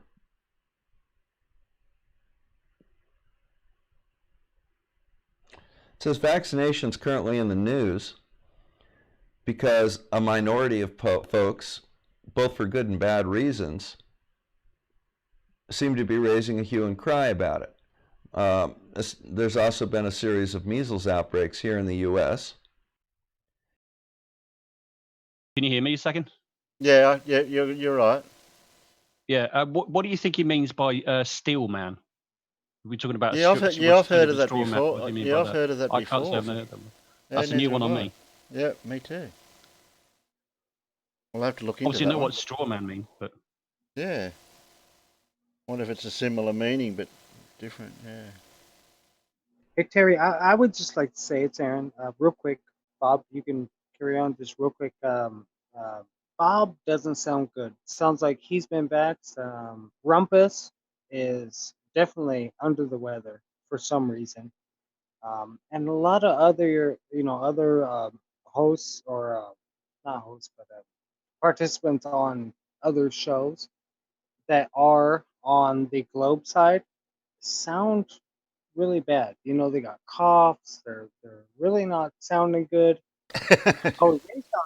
Jose sounds good, right?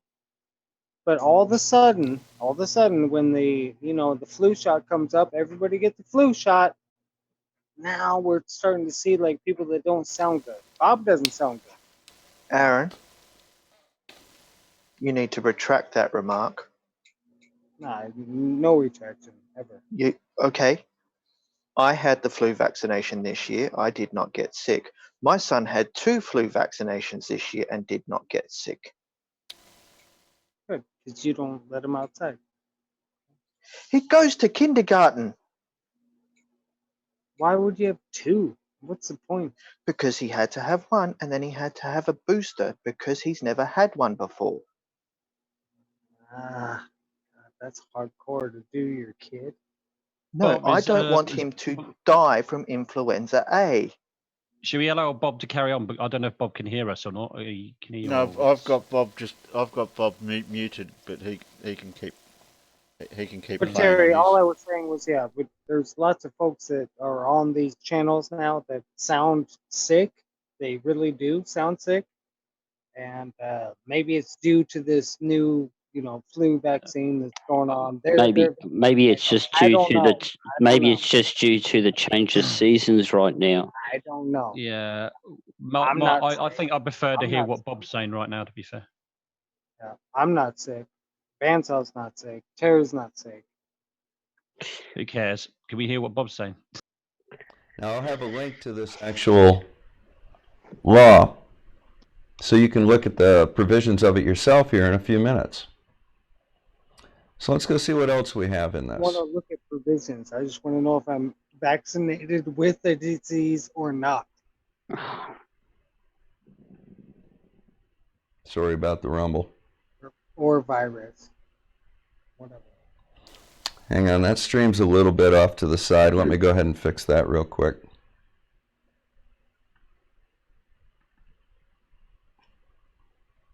Terry, what do you think about hearing Rumpus today and yesterday on Jose's, where he's like coughing and just carrying on? It really, really did not sound well. Rumpus didn't. His mind sounded okay. But his body, what do you think, Terry? I don't know. I didn't hear him. You should go listen. He didn't sound good. Yeah, we got the message, Aaron. Yeah, we heard you. And he was recently vaccinated. Aaron, Just please stay on topic, okay? Aaron out in the side chat. I don't know what his problem is because I sent him two. I just sent him another link, DM.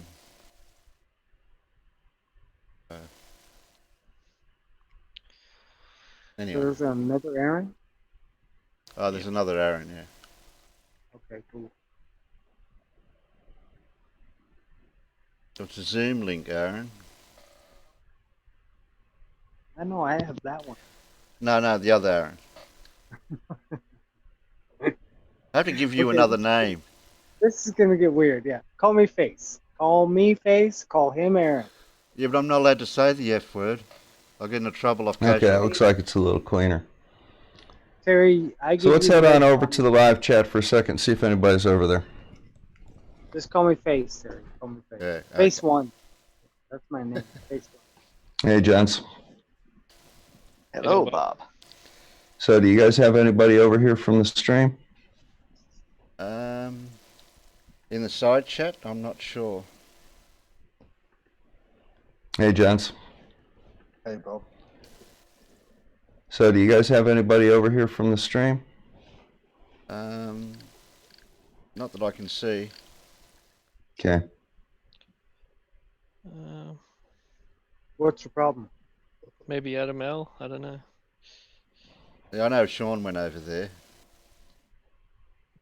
Who else? What does he mean, Terry, Okay. by over from the stream? In the side chat on Bob's YouTube chat. Oh, Bob, Yeah, stop that, it. yeah, he's got some people over there. Okay, so we'll head back over here. I'll put my link.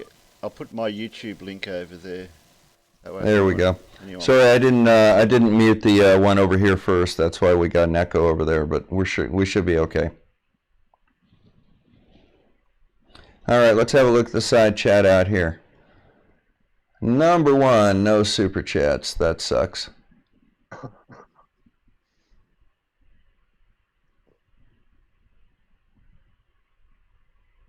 I gave Jose $50 today. Like, fun. Wow. I haven't started super chats on mine yet. Still getting an echo. I see Nathan Thompson's over there, flat smacking on No, he's Bob's. begging for money. Who, Nathan Thompson? Yeah. All right, we still getting an echo? He's just begging for money. That's all he's doing. Yeah, we are. Yeah, I'm going to go over and have a look here and see what this idiot's doing. As far as Nathan, I want to get rid of this echo first, though. Bob, can I ask you, or can you hear me, Bob? Mr. Bob? Science guy? Can you hear me? All right, I think I've got it now. Bob, the science guy, can you hear me? Let's go see what we have over here. Nathan Thompson's in the side chat over on Bob's. Yeah, that's what I was just saying. Yeah, he Let's reckons. see. Sean's trying to get Nathan to debate him. Yeah, and Nathan's saying $200 an hour. $200 an hour. Geez, that guy's. Desperate for Yeah, I money. see him over here. Yeah. He couldn't, Team he couldn't pay Skeptic says me he's over here. It's a little late for him. Yeah, I sent Team a invite to come on. No, I told Nathan I would talk to him. I would debate him for an hour for $200. Why would you do that, Bob? That's not practical. Aaron, it's because Nathan has no money. Well, but Bob's position is, I would do it only for money, right? No, It's not no, that's not what Bob said. what Nathan, a physician should do. Aaron, that's not how it worked. Nathan would only debate and or answer questions if they're in the form of a super chat and or the debate he's paid for appearance for his appearance. Yeah. For Bob's appearance, right? Yeah, I tried to talk to Nathan through it, emailing, and he's saying about money, and I said, well, I can't give money if I haven't got any, so why is money an issue? I couldn't get an answer out of him for that. This argument is not about money, right? Yeah, but he wants to be paid to come onto someone's Okay. onto someone's Okay, so show. Nathan's over here trying to divert the chat to make it about him. So we're not going to be doing that for a little while. This So argument I'm is going to not put about. Nathan in timeout for a little while so that he stops soliciting.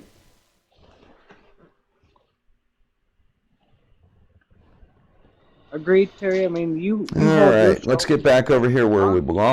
What's that, Aaron? I said you hold your show because it's a good time with good people, right?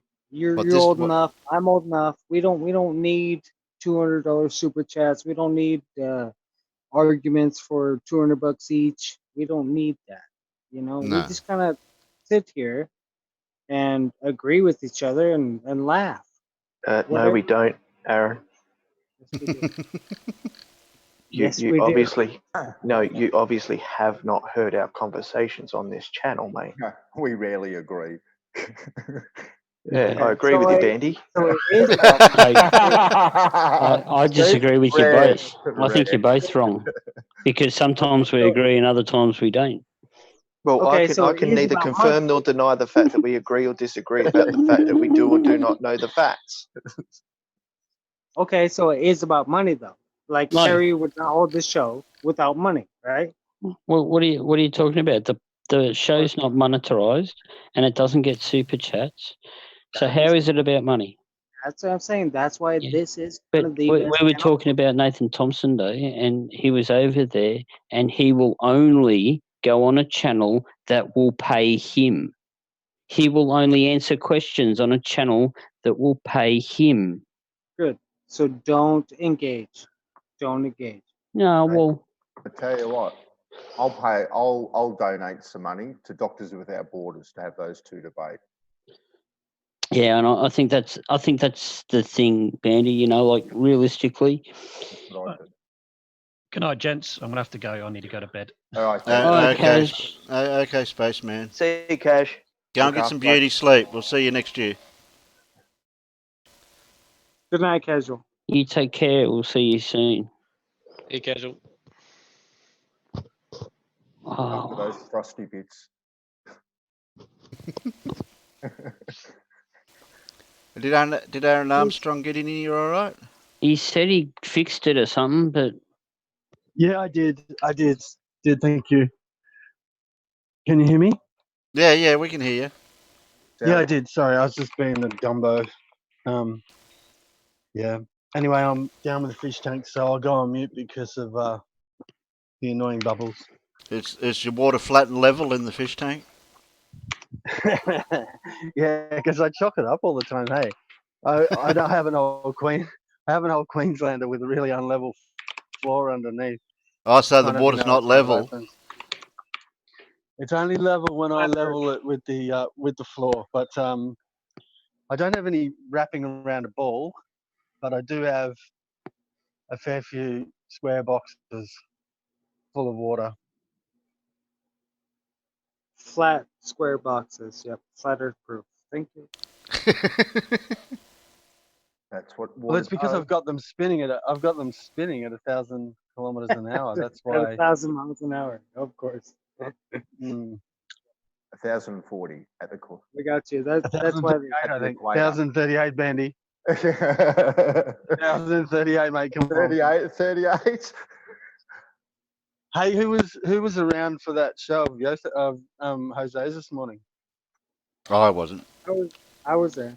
Only The only dumpster caught fire. snippets of it. Yeah, I thought Bob was gonna. I thought he was gonna strike out. You can I'm hear a the nurse. I was flame worried about him, hey. popping out of his forehead there at one stage. Oh, it would have been good to see him It's because crazy. he was Bob- freaking. Yeah. I do believe Bob blew an arm off. He actually blew.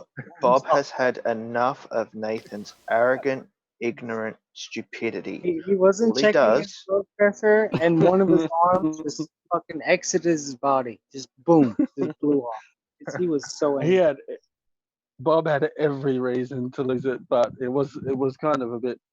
You know, what's that German There was word? no That way- kind of. It was a bit cruel because you could just tell he was just so frustrated, and there was no moderation whatsoever. It was just an absolute That's what's cool about Jose was there was no moderation, and old school flat Bob- earth. Bob blew his arm off, and it wasn't about a deep topic. It was only about show me the math, show me the math, and his Hey, arm. I've got an idea. Let me know what you think. Ready, all of you? What about we start a GoFundMe to raise money to get Oakley out of his lounge room, and debate someone properly on Won't happen. on an alternative. Won't happen. He needs money, man. He's poor. He keeps pleading poor. If we No, can no. raise 500, He's He not won't. poor. He's not poor. He is not poor. Oh, we discussed that before. That's right. Yes, someone His- else on the his maybe it was family- Alan said he yeah. knew something. His family is financially comfortable for the next 5 lives. He's Okay. not poor. He doesn't need the money, but by donating it, people are buying into it. You know, Well, so all I was thinking is just trying to get him out of the room, just someone to crush him, because it's impossible. It's Aaron? like it's like Aaron? having your hands tied. It gets so frustrating. That yes, Red's yes, rhetoric. Peter. Red's rhetoric still has his counter for how long since he asked Oakley for a debate, and it's past 3 months. Yeah. Okay. And Anyway, he it was would be just a an idea. But if he's got money, he's got money. But I thought someone like Toady, although Toady gets a bit confused, but someone like Bob, that might be able to debate him in an open platform where we can get rid of the word Why are we worried about container. what, And why are we worried about that? why? Just in denial. Well, So- it's a very so for starters, frustrating thing to he- watch. yeah. So the thing is he's never going to come out from behind Why are his we mute worried button. about why are we talking about Nathan Oakley right now? Because I just asked the question, Aaron. That's all. Yeah. We can move back to whatever you want to talk about. Yeah, well, we shouldn't do that. We shouldn't talk about What? Why? Why not? He's a snake. Why shouldn't we talk about him? He's an absolute. Because that he's means the, you get the most care gutless about man what- on the planet. Because you give him more. It means you airtime, care about that's what he's why. doing. Yes, Of Good. course. Good point, Bandy. yeah, you give Yeah. him more airtime, you get his name out there. That's why you shouldn't. Yeah, but Well, you Aaron, should- All right. you Aaron, should be if you see cheering him on. someone doing something wrong, is it not Okay, best to Bandy, shut them down?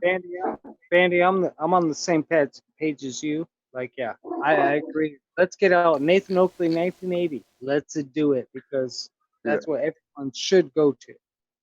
But I want to ask these fools what they're talking about. Like, why are you talking about the exact same Fools. source that you hate so much, but that's all you have to talk about? Aaron, Right, guys? I'm going to say this once. If you see someone doing something wrong and you have a capability to stop that person from doing the wrong, is it not your responsibility to try and stop it? What is Nathan doing wrong? He is lying to the public. Prove it. He, oh my God, really? Do you not Prove watch what other people do? You said he's lying. That's a legal Yes, term. he knows A the liar. planet is a globe. He's a That's snake. right. He's a snake, Aaron. Aaron Morsefield. He's a snake.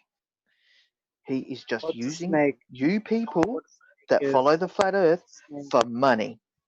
Come on, you guys can use all these fucking, these Watch literal your terms like F-bombs. snake and a liar and fraud and fake. Prove it. All right. All right. Go prove it. Yep, we can. We have evidence. Okay. Well, he's had over 1,200 shows. I don't know how many of you had, but go for it. What the hell does that have to do with him being a liar? It's got 15,000 subs. It's That's just got nothing to do with anything. Yeah, Isaac just Butterfield has reinforcing exactly what we're 1.12 talking about. million. Vsauce has 15 million subscribers, and they debunked the flat Earth. See There is no debunking. what you want to do, Aaron, is not look at the logic of what we're saying. It doesn't matter how many shows he's done, and it's not 1,200. It's not even 1,100. But the point is that just gives more weight to the situation. He's had this ongoing con for that many shows, and it took getting behind the scenes of his live stream in the chat to see that he used the word perfect globe proof. You don't have globe proof if you believe the world is flat. Do you see the logic? You don't say the words globe proof. Do you understand that? I got flat Earth proof video. What? It's pretty damning. Like, the thing is, you can't debunk it, you can't refute it, you can't falsify it. It's like Terry had some god powers. You guys can't even talk about it. You're kind of like jittering a little bit. You can't even talk about Nathan's show. You're kind of a little bit. Aaron, You know, did you on not edge. hear what I I don't- said I to don't you? Think of The it as man is a lying snake taking you for money. I'm not. He admitted that the planet's a globe. That's right. Yeah. If you Can believe, you, yes, Devos, can you say anything that you've heard from Nathan's show that you can debunk right now with just words? You don't have to tell me anything Yeah, on video. I can. Just debunk it in words. I can. Aaron, you asked a question and I said I can. Okay? Atmospheric pressure is not gas pressure. What is gas pressure? That is when a gas is put into a sealed container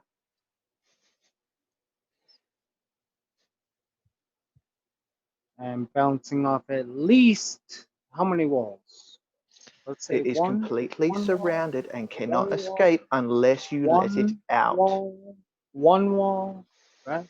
Aaron, Only Aaron, one. Not even listening, Aaron. did you even listen to what I just said? Yes, I'm listening. What did I say? Gas pressure is an atmospheric flow. He wasn't listening. No, that's the thing. You can take any one of the housekeeping questions and destroy it, Aaron. The difference is that they won't let someone on long enough to explain it. They cut them off and use their reification claim, even though flat Earth itself is reification by the virtue of not having a model. Anyway, I just want to. I'm going to go on mute. I just want to say quickly. Wait up, Aaron. Aaron, wait up. I just wanted to say I was just listening to that and having digital yell, going Aaron, Aaron, took me back to about 9 years old when my dad was chasing me around the backyard. So thanks very much for that, mate. You scared the absolute shit out of me. but he's a good dad, all right? He's a good dad, so that's why. You haven't heard me get wound up yet. Yeah, Terry, you are the echelon of the wind up, right? So you see me get triggered, right? That's mid level, right? Calm down. Then you'll see Peter get triggered. Then you'll see Peter get angry, right? And then you'll see Bandy get angry, and then it's Terry. Ooh, I don't want to see Terry. I'd feel it from here. I've already gone off at one person once. That was Actually, you enough. went nuclear at 3 of them.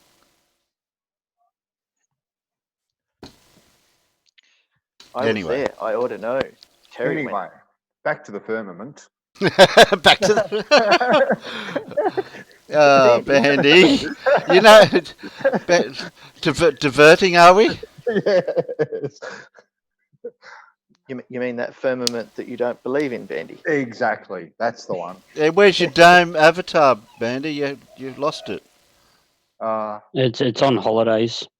Yeah, well, if I I debunked it. try and change it, I have to drop out. I think. No, Davros did his without dropping out. He, Oh, really? he's a flip flopper. Flip flop. That's all right. I'm the ultimate flip flopper. Jose's got nothing on me. Are you Bit of are you a thong? Are you, Bandy? Yeah. It's better than Jose- living in denial. Jose's got nothing on me. He's going globe. Oh, That's look at something. that. The moon's out. And it's reversed from America. Go How could that be? Go figure that Yeah, one. I can't figure that one out. Oh, you know what? I think I might take a photo of this one. Yeah, okay. You little ripper. Now, what's the Yeah. difference between the gas in the atmosphere and the gas in the container? Aren't they all? Oh, jeez. I can explain Oh, any here we question. go. Let him speak. Come on, guys. Come on. Do we need to? I thought we were meant to be watching Dr. Bob. Yeah, I know we were. That's kind of been ruined, hasn't it?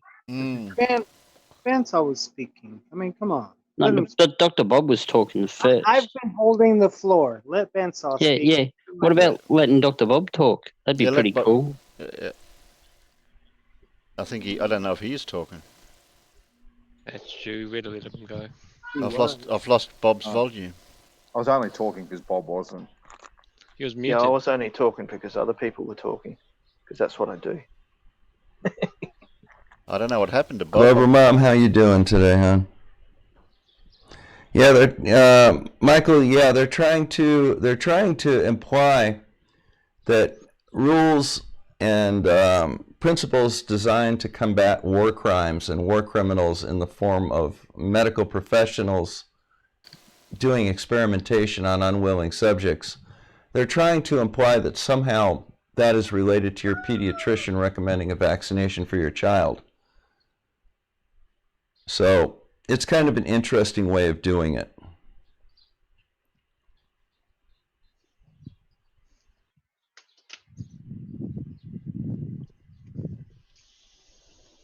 Yeah, that's very interesting. Thank you for the super chat, Sam.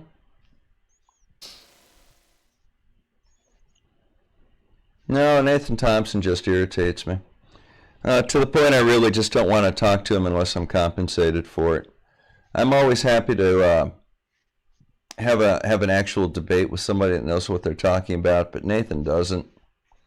Money hungry. And quite frankly, it's rather painful for me to have to deal with him. Fair enough. Only sheeple can see. Thank you very much. New Zealand 10. Keep up the good work. Nathan has to talk over you to debate you, otherwise you will expose Flat Earth for what it is. Well, I think Flat Earth has already been easily exposed. It's basically a conspiracy story. I won't even give it the title of being called a theory, because a theory implies that it has some cohesive organization to it. I concur, Bob. Do you concur? It's basically their own little fantasy world, and they've got a narrative which is basically a story. Mm-hmm. So he's just not worth. That's why he has to talk over you. Yeah, Nathan just irritates me. He's just kind of a pain in the ass. I don't like it when people try and defend themselves by talking over people. It's a true sign of weakness. Yeah, you're absolutely right, Skeptic. Nathan is not somebody that really is capable of having a debate. He just doesn't have the background. It's kind of like the subject on vaccinations. I was on Jose J. Gonzalez's show the other day. Shout out, boom, and free the frogs. He asked me whether or not I'd be willing to debate an anti-vaxxer, and my question was, does this anti-vaxxer have any sort of formal training in virology, immunology, public health, or medicine? And, the answer was no. Then, well, no, I don't really want to talk to him, simply because I'm not going, I have a medical degree and actual training in this. No, I you think don't. that it's a good idea to discuss this on a more professional level. And No, you don't. arguing with somebody that gets their medical knowledge from YouTube University, looking at videos made by pop stars over rather complex biological subjects, it's just not really something that you can do and have any sort of a win on either way. You can't really put out information when somebody's main response to something is "nah," and I saw it on YouTube. So, no, I'm not going to do stuff like that. He has a So license. let's go back and have a look at this article again. No degree. No degree.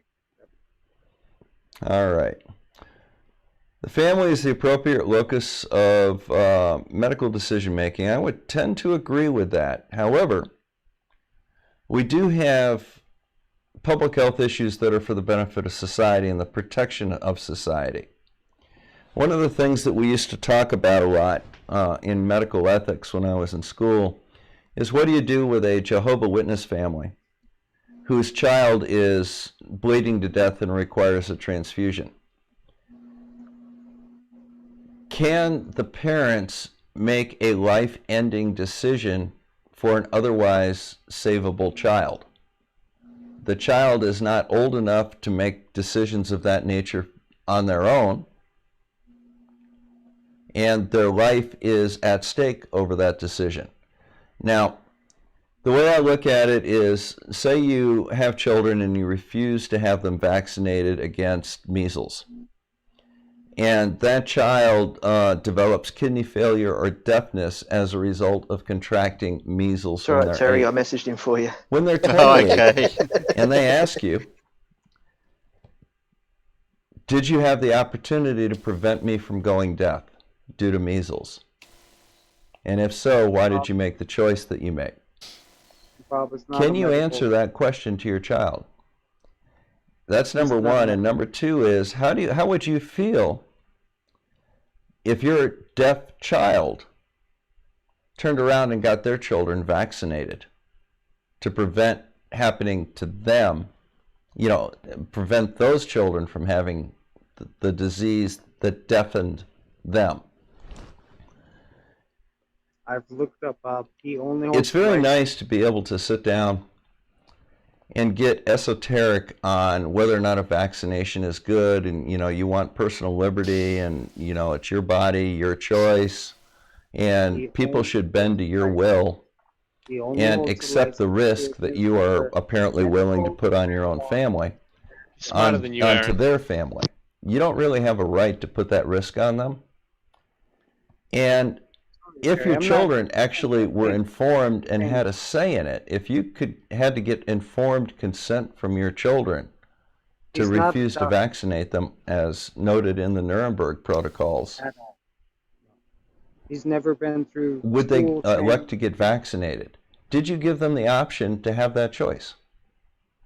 Are they capable of understanding informed consent when it comes to a vaccination, other than mommy and daddy don't want me to get it? I'm not saying I discount those. I'm just saying that. So these are questions that need to be asked. Who are you talking He's to, not a Aaron? medical. You. We're listening to Bob the Science Guy. Have you Well, got he's a? Have you not got a a? medical doctor. He's not a medical doctor. He's Aaron, not. he has a medical degree from Nova does Southeastern not. University I've looked him College in I've osteopathic looked him up. medicine. I've looked him up. His name is Robert Townsend. I've looked him up. Yes, I've got his fucking profile right here. Okay. He has He no has a medical degree. degree. He has a medical degree from Nova Southeastern University College. In what field? Osteopathic medicine. Okay, osteopathic. So bone disease. Are we talking? Right? You don't know what osteopathic medicine is, do you? Well, ortho means bones. Right? Come on. Aaron, don't fucking coach me. I'm gonna coach you No, until you will fucking not. admit that he does not have a No. medical degree in vaccinations. Aaron, and what's That's your not fucking his field. qualification? It's not his field. If you're I going to go down agree. this argument, you stand by I your do- conviction. You tell me your bloody degree in vaccinations so you can argue his point then. I agree with what Bob says. I love his point of view. Okay, I love that. But you're trying to discredit him.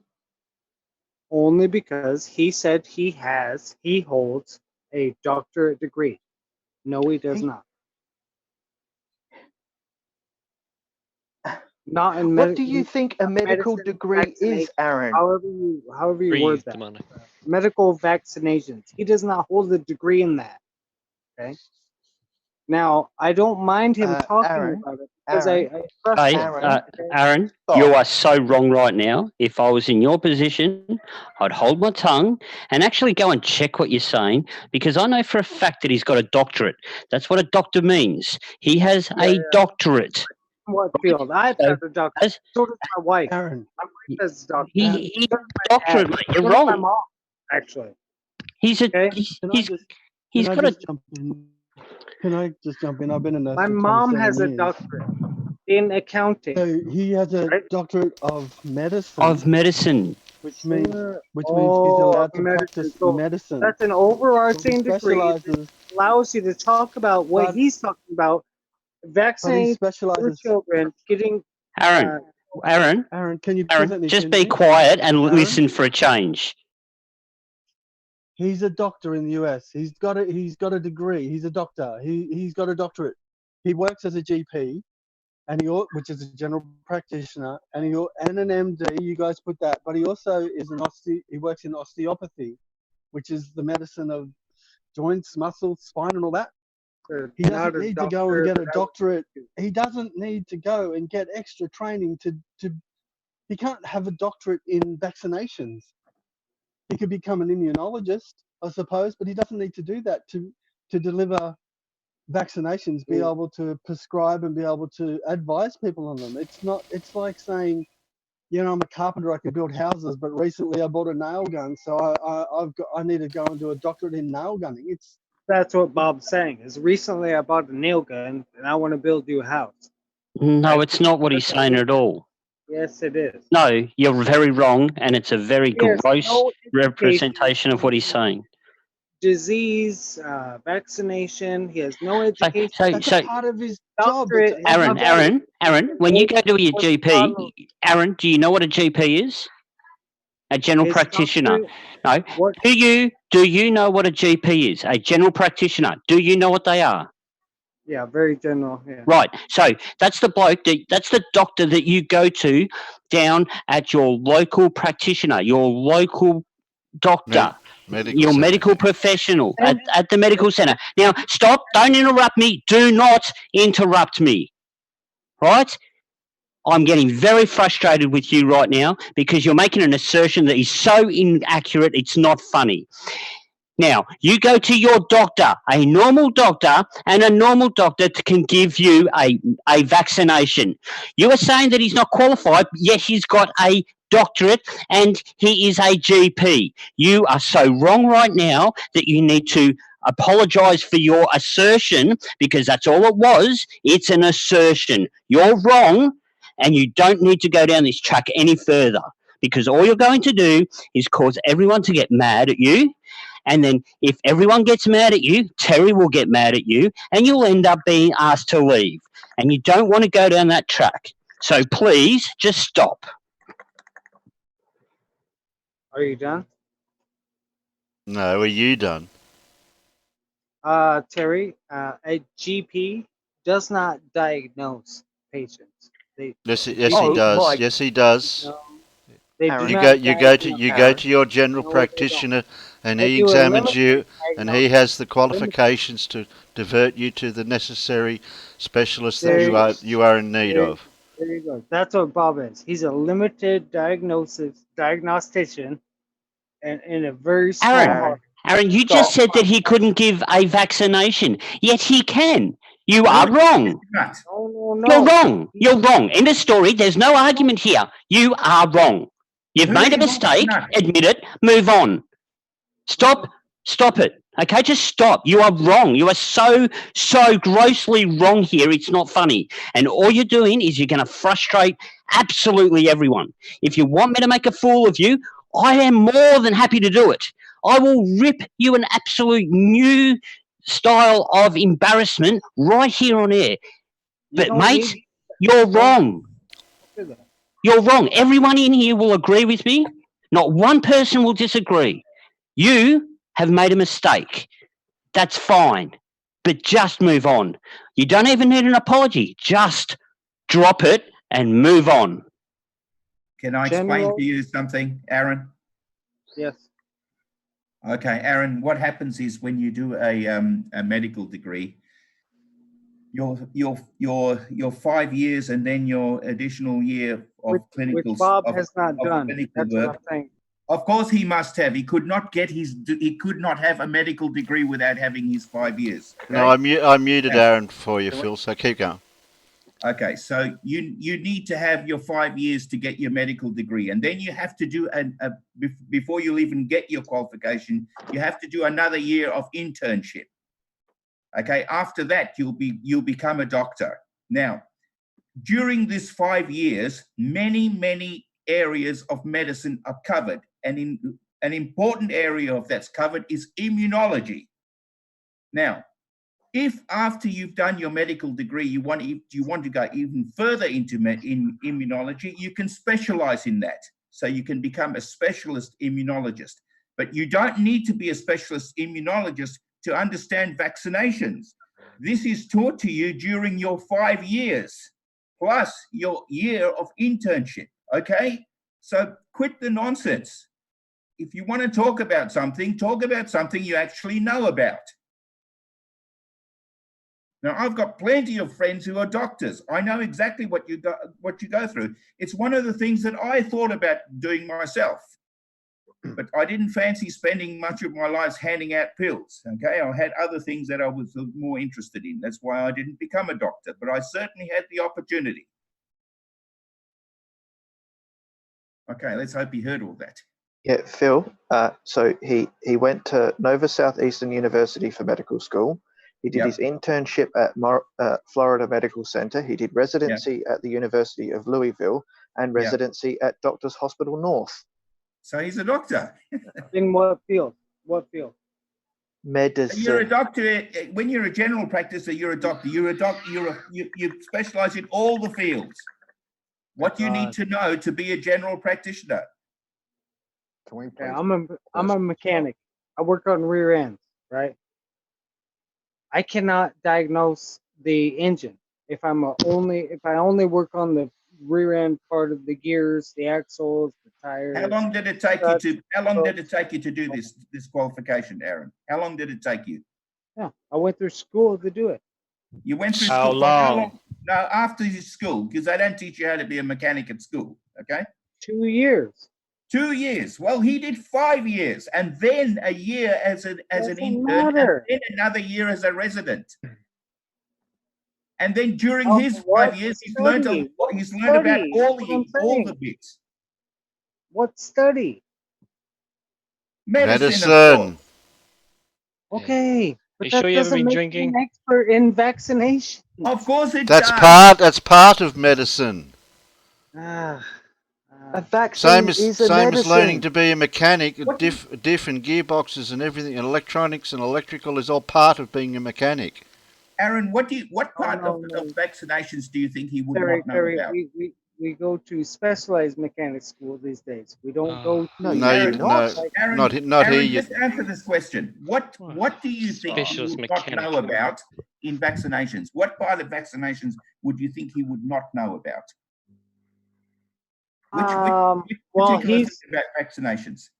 Well, first of all, would he do it himself? Would he take the vaccine himself? You bet your life he would, unless he's an idiot, and he isn't, obviously. Okay, very good. the second part of vaccinations that I don't think Bob knows about would be the adverse effects of doing it to himself. He's never looked out that far. He's stuck in that book. He's stuck in that office. What makes you think? Looking at what Aaron, are the stop, what are stop, the odds stop. of Stop. what are the odds of enough Stop. folks not Let me explain to you having- how it works, okay? This is how science works in general, and this is how medicine works, okay?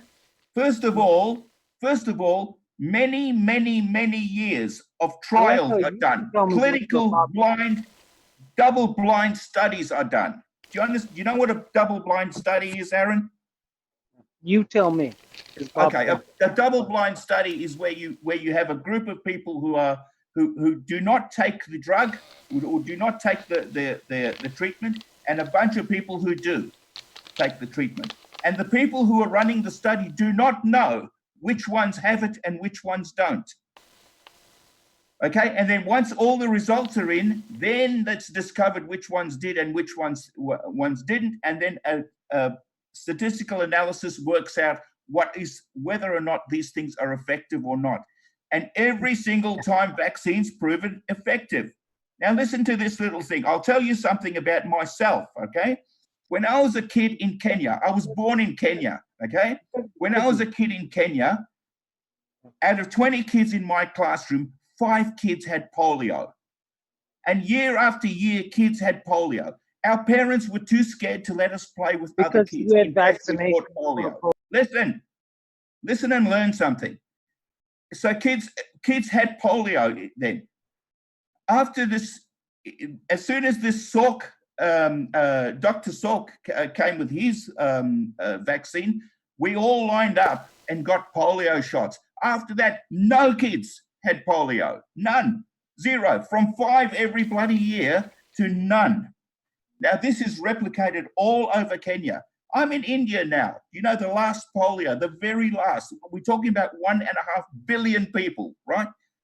The last polio people was in 2011. The last one was the last of polio. There's no polio in India because of the vaccines. The huge study that was done, the effort that was what are made. the effects of polio on the There's body? not even measles here. There's What- measles. This is a third world country. There's no measles here, and yet in rich enclaves in the United States, you get measles because there are idiots in the United States who think that they shouldn't have vaccinations. So there's now measles again. Measles kills children. What are the effects of polio on the body? Don't obfuscate the What are the conversation. effects of polio? Have you ever seen some? You probably are too young. You I probably have are too personal advantaged. You've never seen a polio sufferer, have you? Do you know Terry, what a I have polio kid first-hand does? experience It has to with- go in a tank, a breathing tank. Do you know you haven't seen one of these breathing tanks, have you? So after An iron school, lung. an iron lung. Do you know a kid has to suffer through an iron lung until he dies? Okay, so these are the unfortunate. Fortunate ones can get around on frames. Can we talk about if polio was eradicated? If it is, and it was, because my Yes. grandmother, Absolutely. Yep. just that last year at 98 years old, she had polio at 44. Yeah. Worked through it. Good girl. Good for her. And that's her story. Yeah. But where did polio come from? I don't know. I'm not a doctor, so I don't know where it started. Where but did I sure polio know that come it was from? spread If all you over the don't know where world. it came from, how can you eradicate Don't it? try to straw man him. Because it's Darren. not me who's eradicating it. I'm not that sort of It's a very scientist. good question. Where did it come But from? I bet you if you asked Dr. Salk or actually looked at his papers, you'd be able to tell, because he no doubt would have covered that question. Why don't you look it up? Where did it come from? Have you got Why don't you Google, look it up? Why are Aaron? you asking a physicist that question? I'm a Have you got physicist. Google, Aaron? Have you got Google, Aaron? I can Google it. Right. So if you've got a question like that, why don't you either ask Dr. Bob, since he is a doctor, and we've come to the conclusion that he is a doctor, Or two, Google it and find out, do a bit of research yourself, right? You're asking a physicist about doctoring, for starters. You're making assertions, mate. Why don't you just calm down? You know, we were watching something that Dr. Bob was putting on, and you spoke all the way through it. Yeah, it was nonsense. No, it wasn't. Right? It was He is not. You are a wrong. doctor. He's not a medical He doctor. is a medical doctor. You are wrong, and you're acting like a juvenile. You are acting like a young, you are acting like a teenage boy that's not getting his way. You've just been told by someone that's well more qualified than you. You've already said that you're nothing more than a mechanic. So what about if you just pull your head in a little bit and go back and actually do some research? You don't know it all. You barely know that the world's round. You have no idea how this world works. Why don't you just listen to people around you that knows a bit more than you and learn something? I'm Well just a said. small mechanic. Well said, Mate, Peter. I have Aaron- sat back and listened to you berate, belittle, and put down people that are well more versed in this world than you, and you are nothing but a juvenile delinquent. Honestly, you come in here, you put down qualified physicists, qualified doctors, individuals that would save your life because that's part of their responsibility in life, yet you're prepared to actually berate them. You just need to stop and listen to the intellectual people around you and realize that, mate, the world doesn't revolve around you. You are nothing but a tiny speck on this planet, and you need to listen to the ones that are more knowledgeable and more learned than yourself. Just take a step back, honestly. Okay, how far back? A big step, and close your mouth. Honestly, just do that. And then I should Aaron, just, as Dr. listen to Professor you. Phil said, should I take a wait, step mate. back and open my Aaron, ears? Wait. Yeah, close your mouth. As Professor Phil said, I should open my ears. there are children dying of measles. There is a measles outbreak in Samoa at the moment, and there are children dying, and the reason is because of anti-vaxxers. You know nothing about this That's not the reason. stuff, and if It we is came to the your reason. garage and started to tell you about the back end, don't There was no measles just in shut up. Samoa until Have a look at the recently, UN. until Have- stupid people decided not to Have a look at vaccinate. the UN top 10 greatest risks to the worldwide. Have a look at the UN top 10 world's greatest risks to the population, and vaccination is on that list. Thank you. Yes. Yeah. If I came to your garage and started to tell UN you something about how to fix your car, people how you that should want to fix my vaccinate car, everybody. you would be horrified. Those, But right. you Yeah, feel one at a fine to come time, on here and please. tell us how to do our job. Davros, open mic. And I thought I was still talking. Aaron, I'm not even a religious person, but Aaron the Bible was Moses' brother, and he was there to be a spokesman for Moses because he could speak well. And you are letting the name down, mate. You are acting like an absolute twat. You're embarrassing yourself, embarrassing your country. Shut up and listen to people who know what they're talking about. I know what I'm talking about. I've been a nurse for 27 years. Why would you tell me to shut Professor up Phil knows what he's talking about. if somebody Bob else knows what he's talking about. when there's Just way be quiet. Just be quiet and listen. You don't have to agree. We don't have to convince you. it's hard. We don't have to convince you of anything. I'm not And what asking you to convince me. You're telling me to shut up. You guys are the Yes, ones because you telling me don't stop. and just listen. That's it, right? You know, and Just I don't listen. mind. Okay, That's do that. okay. 'Cause that's what I've done my whole life. I've done that for my whole fucking life. And now, Mate, you're when drunk. You're drunk. You're drunk, and you can't control your brain when you're drunk.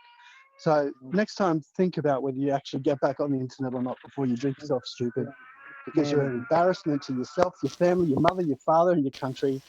And I've had enough of it. Disrespect. The thing that drives me crazy about flat Earth is just these absolute idiots, failed business people, failed food drivers, failed lawyers.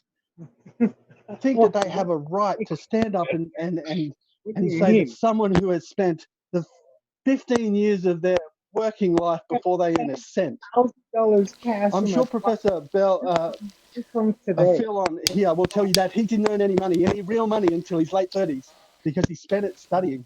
And his family had sacrifices, and his wife had sacrifices, and his children didn't get to see their dad because he was working so hard.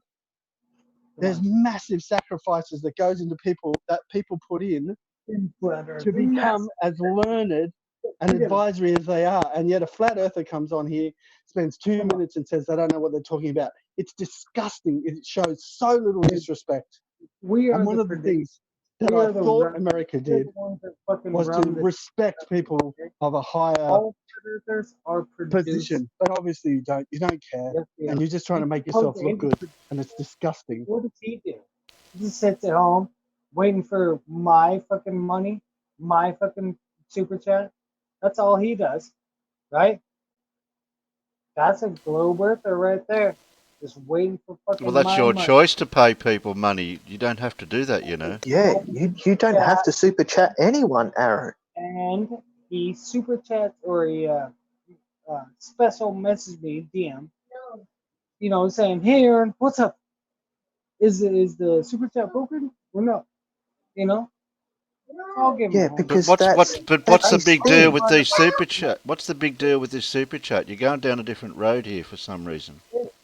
This guy just before you, Terry, told us that guys like me are just the scum of the earth.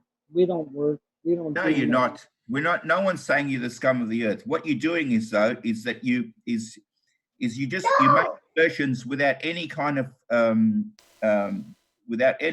evidence at all. And not only that, is that you try to convince other people to follow what you do. Give yourself half a chance and at least look at why science is the way it is. Why do we make the assertions that we make? Why do we say the earth is round? Why do we say vaccines are good for you? Why is measles an existential risk to the rest of us? Have a look at these things.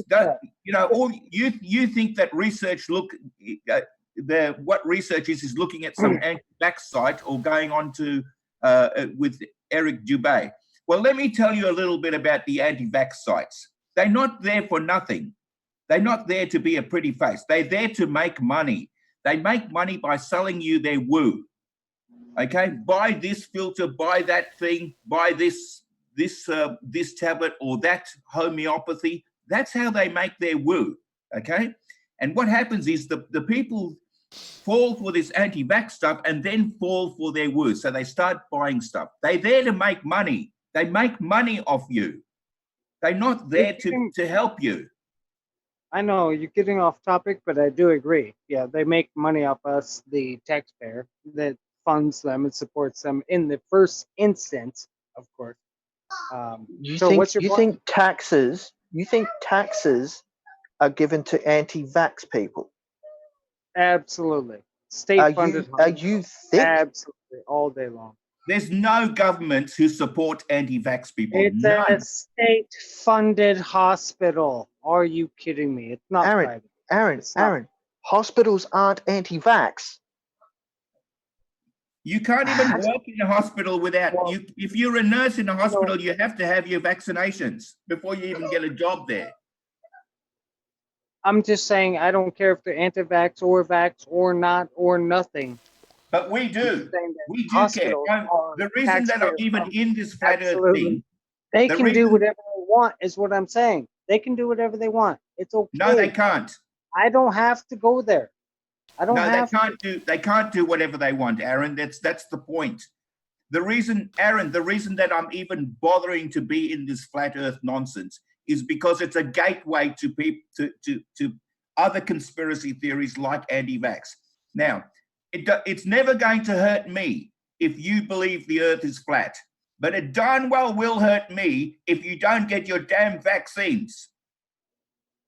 How can it hurt you?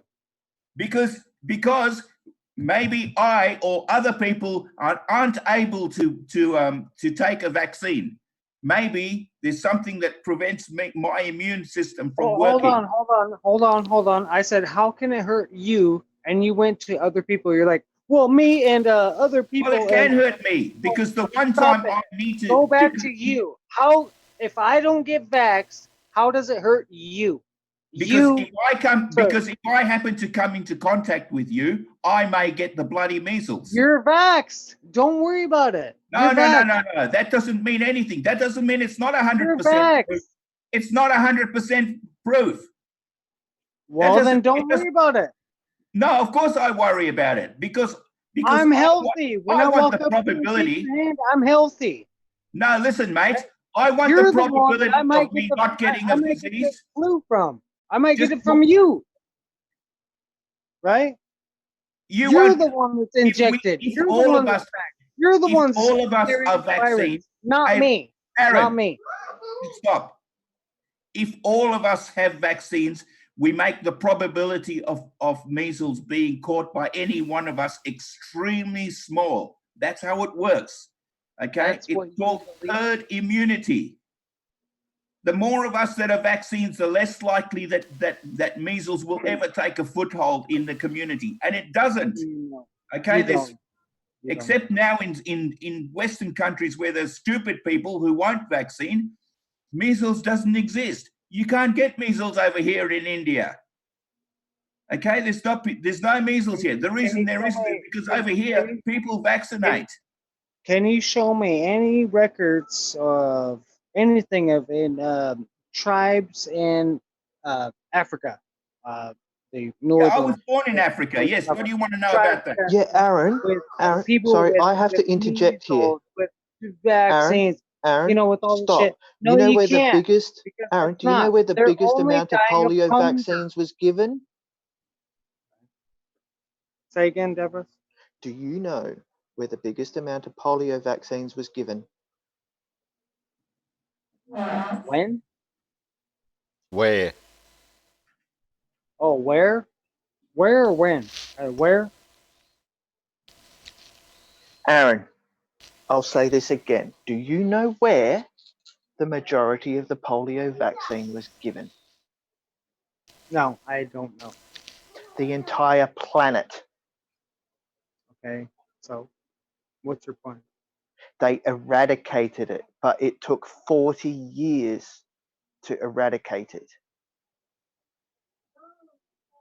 Where did the polio virus come from? It came It doesn't from, matter. It was a virus Yes, that was it around does, before because that's before the recorded medical history.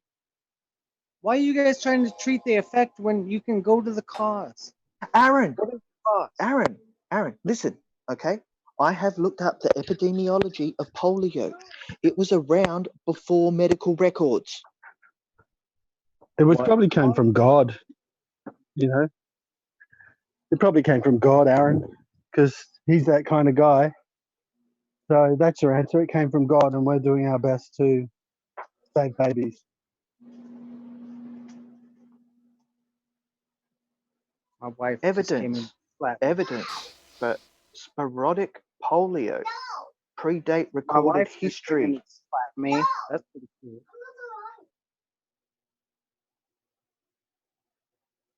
Because I'm in my shed. She just got home.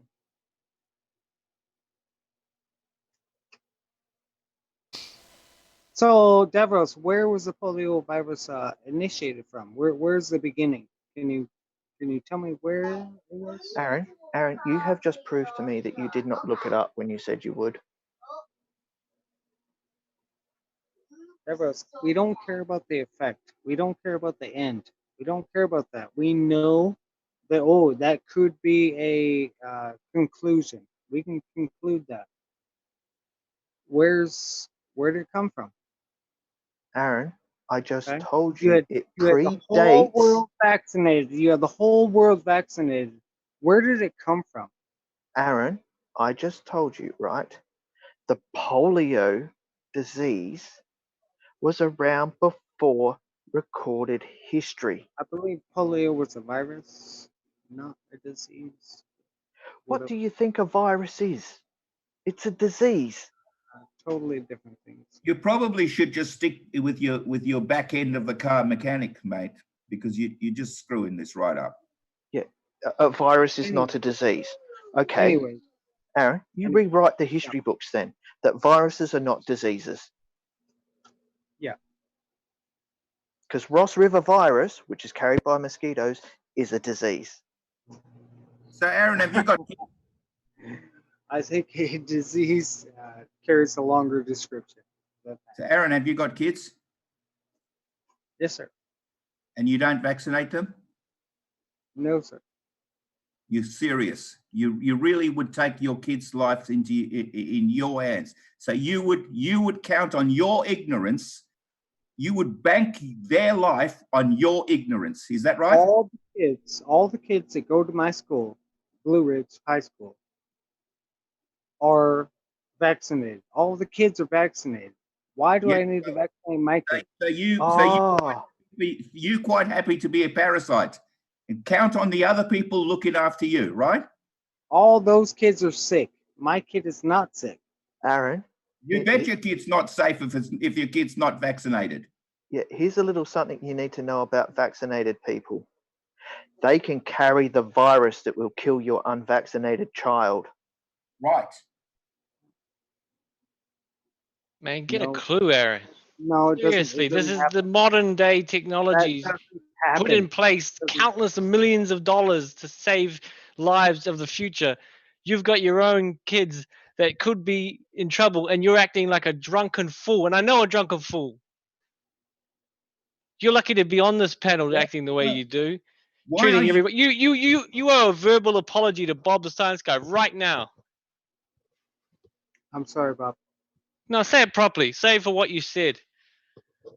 Mechanic. He's not a doctor. He's not a medical professional. Aaron, No, Aaron, he's stop. not. Aaron, stop gambling with your kids' lives, mate. Go and get them vaccinated. Disgusting, Be Aaron. okay. We're doing good. We're doing okay. Everything's fine. No, it's only fine up till now. What happens one day if somebody comes from a country where the disease is around, and your kid just is in a mall, doesn't happen to know that you go past somebody or interact with somebody who's carrying disease. Where would this Aaron, country do you know? come from? Aaron, Where would this guy come Aaron, do from? you know Or what it's like to somebody- watch somebody die from whooping cough? Just a simple thing like whooping cough. I'm just asking you, like, what danger You're is so my child blind. in for not being vaccinated? You're so blind, Aaron. Your kids are in danger. Your kids Aaron. are in danger if they're not vaccinated, mate. You're so How would blind, you Aaron. say that, You're though? taking You're How like do you say nothing's Right. going wrong now, so then everything's Yeah. going to be fine. Take- That is such an Sure. asshole approach. Why are you taking a risk with other people's lives? Don't they deserve to have a fair chance? Disgusting. Absolutely. That's why I give them the Give them a whole chance. chance. Give them a The chance whole and let them chance get of vaccinated. their body generating the defenses to every fucking disease. No, it's not. That's the No, they're problem. not. Yes, it is. No, it's That's not. what your body does. Your Aaron, body Aaron, does No, it doesn't. naturally. Aaron, Hey, the human body does not have a defense against meningococcal. Man, Aaron, do Yes, you want it does. Aaron, do you know how a vaccine works? Have you any idea? Do you know how a vaccine works, Aaron? Let me Yeah. explain to you how a Can vaccine you tell works, me- okay? Can you tell me First where of the all- word comes from, first of all? Vecca? Why do we keep Aaron, why don't obfuscating you on? stop and listen and I'll explain to you how a vaccine works. It I might know, help. Terry. It's going round and round. It's going round and round. Yeah, but you're asking questions that are diverting away from the main topic. Aaron, But let me they won't let explain to me you how answer, it works. Terry. They won't let me answer. Do you know how it works? If you don't, Terry, let me explain it can I to you. answer? It's no big deal. I'm not expecting you to know how it works. I'll Terry, happily can I explain answer? to you. Can I answer, Terry? Yeah, go ahead. Yeah. How do you think it works? You're not Terry. I wasn't Go the on. one asking the questions with you, Aaron. Okay, so thank you, Terry.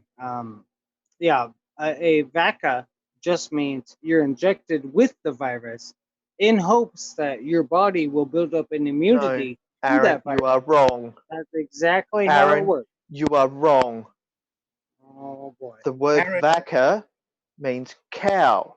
The reason they called it a vaccine was because the first vaccine that was introduced was the cowpox. vaccine Hmm. to cure smallpox. No, it's smallpox does not translate to cowpox. Aaron, okay, do you know the Yeah, it story doesn't. It doesn't. of smallpox and how it was cured? It doesn't. Smallpox did not come from cows. Okay. Aaron, the disease of cowpox has the same immunology as smallpox. They used the disease from the cow to cure smallpox. A disease from a cow to put into your body to cure what may or Aaron, may not be Aaron, You're Aaron, not worth the Aaron, time, Aaron. You're not worth the time. stop it. I wouldn't Learn go some around history. telling parents that you don't have, sitting at the bar one day or something, tell your guy next to you, yeah, I don't vaccinate my kids, I think it's stupid. Don't be surprised if he dicks you. I don't. Yeah, they're fine. They're totally fine. Everyone No, in their you're gambling with their lives. Yeah. everyone in their class is sick. They've been vaccinated. They're Aaron, sick. Aaron, do you know you can't vaccinate for a cold? Far out, dude. Pick up a My book, put kid's down the fine. My alcohol. kid That's is what I fine. could tell you. You're a parent and you're acting this irresponsibly. Aaron, what would you do if one of your kids had whooping cough? I don't ever look to the You future. would watch them die, Aaron. That's what would happen. I don't look to the future. Are you prepared for that? Is I that what a don't look- guardian does? Watch their kid die? I don't look to the future and create a pre-disease, like a No. pre-disease. I don't No, do because that. you're the deal with it when it comes to My it type of kid's fine. person. He's fine. Aaron, Don't worry about it. prevention is better than cure. You're a sick man, Aaron. You are a sick man. If you think Why that is that sick? prevention is not the way forward when it comes to your own children. You think, well, if they get it, they get it. What an Why are idiot. Why are you worried about what I do with my chip? Because No, I no, no. worry about children in general, and I'm not biased because I don't have children. Because it's Why not are just you your so children, worried Aaron. about and like so strung out about my kid? Because you're Aaron, Your do you children, Aaron. realize if you don't vaccinate your children and they die from a disease that was preventable due to vaccines, do you know what would happen to you? Do you know the law in your country about what happens for negligence to children? Sure, go ahead. Yeah, big I house. know. Well, Jail. That's right. no, it's not too. No. Big If house. your children die because you could have prevented it, it is classified as murder or at the least manslaughter. So I if just looked it don't up, follow Aaron. along with so if I don't follow along with a government program that says I must stick a No, no, needle, no, no, no, no, no, no, no. based Listen, upon listen, your listen, recommendation, Aaron. one of Aaron. you, somebody I don't know, you're telling me that I have to hand over my child, that you're telling me I No, should keep safe no, the no, whole no, no, fucking no. time. No, I should I'm keep not that talking child safe about. the whole time. I'm Now I should talking hand it about over to because of somebody else who your I don't neglect know, of your maybe children's Bob the science choices. guy, to inject a needle into my property, my kid. The kids Your are child Is is that not what your you're telling me? property. You're telling They me? are not slaves. Come on, Davros. You cannot call your Calm child your property. Calm down. Calm down. Everybody relax. Your child is not a property, Aaron. Absolutely it is, Terry. No, It it's is not. not. You do not hold deed over your A child. member of you. It's a member of you, Terry. You Aaron, know. Aaron, they are an individual. Is that like saying your wife's your property? That's tangible property. Yep. No, jeez. okay. I think I know where Aaron's coming from. Yeah. I'm gonna go there, Terry. Aaron, I'm gonna go to Aaron, the Aaron, do little you legal vaccinate your terms dog? that you Have you guys got a think that my child is to you, right? Aaron, have you got a pet? My child has nothing to do with what you do in your life. It Well, only has everything to do with what I do in my life. No, no, You know no. what a pandemic is? As long as your child goes to school and mixes with other kids and goes to a mall and hangs around Has and been and other has people been for 7 have years. everything No filled big up. deal. No big deal. Aaron, have you got pets? Absolutely. Do you vaccinate them? No. You don't. So you put other people's pets at risk because you don't want to vaccinate your pet. Is that right? What do you mean vaccinate my pets? Now I gotta vaccinate. I gotta go to the government to vaccinate my Aaron, everything I own. Aaron, What I do you need got? you to look up kennel Being cough. weird. You guys are getting a little bit weird here. Aaron, look up kennel cough. If you have a dog, look up kennel cough and tell me what happens to the dog when they get it. Okay, I'll look it up, but I'm not No, worried you about won't. it. I've got an immunisation type question that's to do with something that Aaron might relate to. Have you ever cut yourself on sharp metal or of Rusty any metal. type or rusty metal when you're working? Yesterday. Absolutely. Yesterday. And when's the last time you had a tetanus shot? Probably about 7 years. Oh, so you do vaccinate, Oh, Aaron. okay. You do vaccinate yourself. No, because I told you that I went to China 7 years ago, and I was forced to have some certain shots to even go to that country. Right? Aaron. So Yeah, that's it. And when I got to China, I was because sick. I they was didn't want you super sick. around without vaccination. The first 2 weeks, I couldn't even breathe, couldn't even walk, and we blamed it on the pollution. We blamed me and my mom blamed it on the pollution. No, it Aaron, was Aaron. from the vaccinations that I got. Do you have Okay? It evidence? made Do me you have sick. credible It made me- evidence of blood tests that show that it was the vaccination that made you sick? I'm just saying that Yeah, after so it's hearsay. weeks, So you I have was no fine. evidence that it was the vaccine that made you So you're sick and saying not I the pollution in the acclimated country that is so the most well? polluted place on the planet. I know. So you're saying I acclimated so well in the first 2 weeks that I could live there for 6 years without being sick? Aaron, Yeah. the fact is that you have been vaccinated, whether you wanted it or not. And I was sick the first day. Yeah, but did you Well, die? the Vaccination, flight Aaron. was 15 hours. The flight Did was you 15 die? hours. Did I you slept die? on the way there. I slept on the way there on the flight, landed in Beijing, got off the fucking airplane, took a train down to my destination, which is Aaron, we about don't 10 care hours about on. how many trains or Hold on. planes you took. I was sick. I was feeling bad the whole fucking time.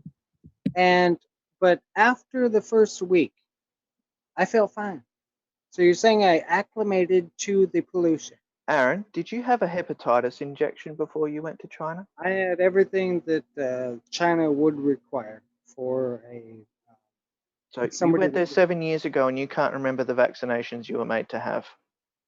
Nah, I can't remember exactly which one. Yeah. So It was you're like not five. you're not very good at remembering what's been put into your own body then, are you? There were like 5 shots, yeah. And plus, at that time, this topic I was not worried about. Also, to have the hepatitis vaccine, you have to have it 3 months prior to travel. I think I got name some shots, and I'll tell you if I got Hepatitis. H1. Yes, I got that one. So did you have it 3 months prior to flying over there? It was, yeah, at least 2 months or 2 weeks. No, it has to be 3. 2 weeks before. Aaron, why do you continue to lie? The hepatitis vaccine needs 3 months. You know why? Because you have to have a booster before you leave. No, we didn't do that. Right, so you didn't have the hepatitis vaccine. Well, Do maybe you know not. what hepatitis causes? I don't know. I mean, why you? Do you know what hepatitis causes? Why are you trying to scare me? Well, I need to know. Do you know what hepatitis can cause?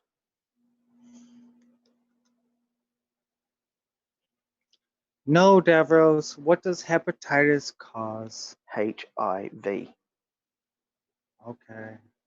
which Do you then have turns into autoimmune deficiency syndrome, which means a cold will kill you. Do you have HIV? No, because I've been vaccinated against hepatitis. Do you know what HIV stands for? Aaron, you didn't even know what hepatitis caused, so shut up. What does HIV stand Aaron, for? Aaron, stop being Don't a make me look stupid. Just say it. Say Aaron, it. Aaron, Human Aaron, immuno. virus. Yes, Go for it is. What it does is it Deficiency. suppresses your immunity, which then causes autoimmunity deficiency. Once you Davros become doesn't know what compromised, you doesn't will even know. die from a cold because the cold will turn into pneumonia and you cannot recover. It's not human. Your ignorance and your blatant disregard for the health of all the people around you is an insult to the human race. How is that? How is that? How do I insult? Because you want other people to die because you don't care about the health of the other people. God damn it. I mean, if I have this much fucking strength in my words, I should be a politician, right, Davros? You just Aaron, said that. if you are not vaccinated, you would not be allowed in my country. The whole human race. Wow. When's the last time you had a cold, Aaron? Fuck. It's been, I can't remember, Terry. Really, I can't remember. It was probably back in China when I was. I doubt that. I seriously doubt that. I'm serious. No, I seriously doubt it. Well, I'm You serious. can't even remember what vaccinations you had to travel to the country. Davros, that was about 14 years ago when I had. You said 7. I was there for 7 years. I've been back home now for almost 5. Aaron, that's about 14 people years. on this panel will agree with me when you said you went there 7 years ago. Yeah. That's what you said. No. I said I was there for 7 years. No. You said I went there 7 years ago with my mum. Because I asked about your tetanus shot and you said 7 years ago. Yeah, and that's when I went to China. I did is what you said. But you wouldn't have had a tetanus shot to go to China. Yeah, they require it if you're going to stay there longer. Well, not tetanus. Here's the thing. If you're going to go there only on a visitation visa, just to visit the country, you're allowed there for 3 months. You don't have to have any shots.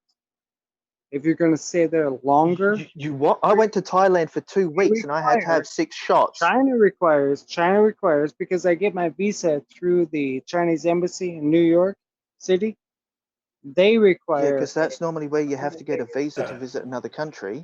Actually, China doesn't have an embassy in New York City.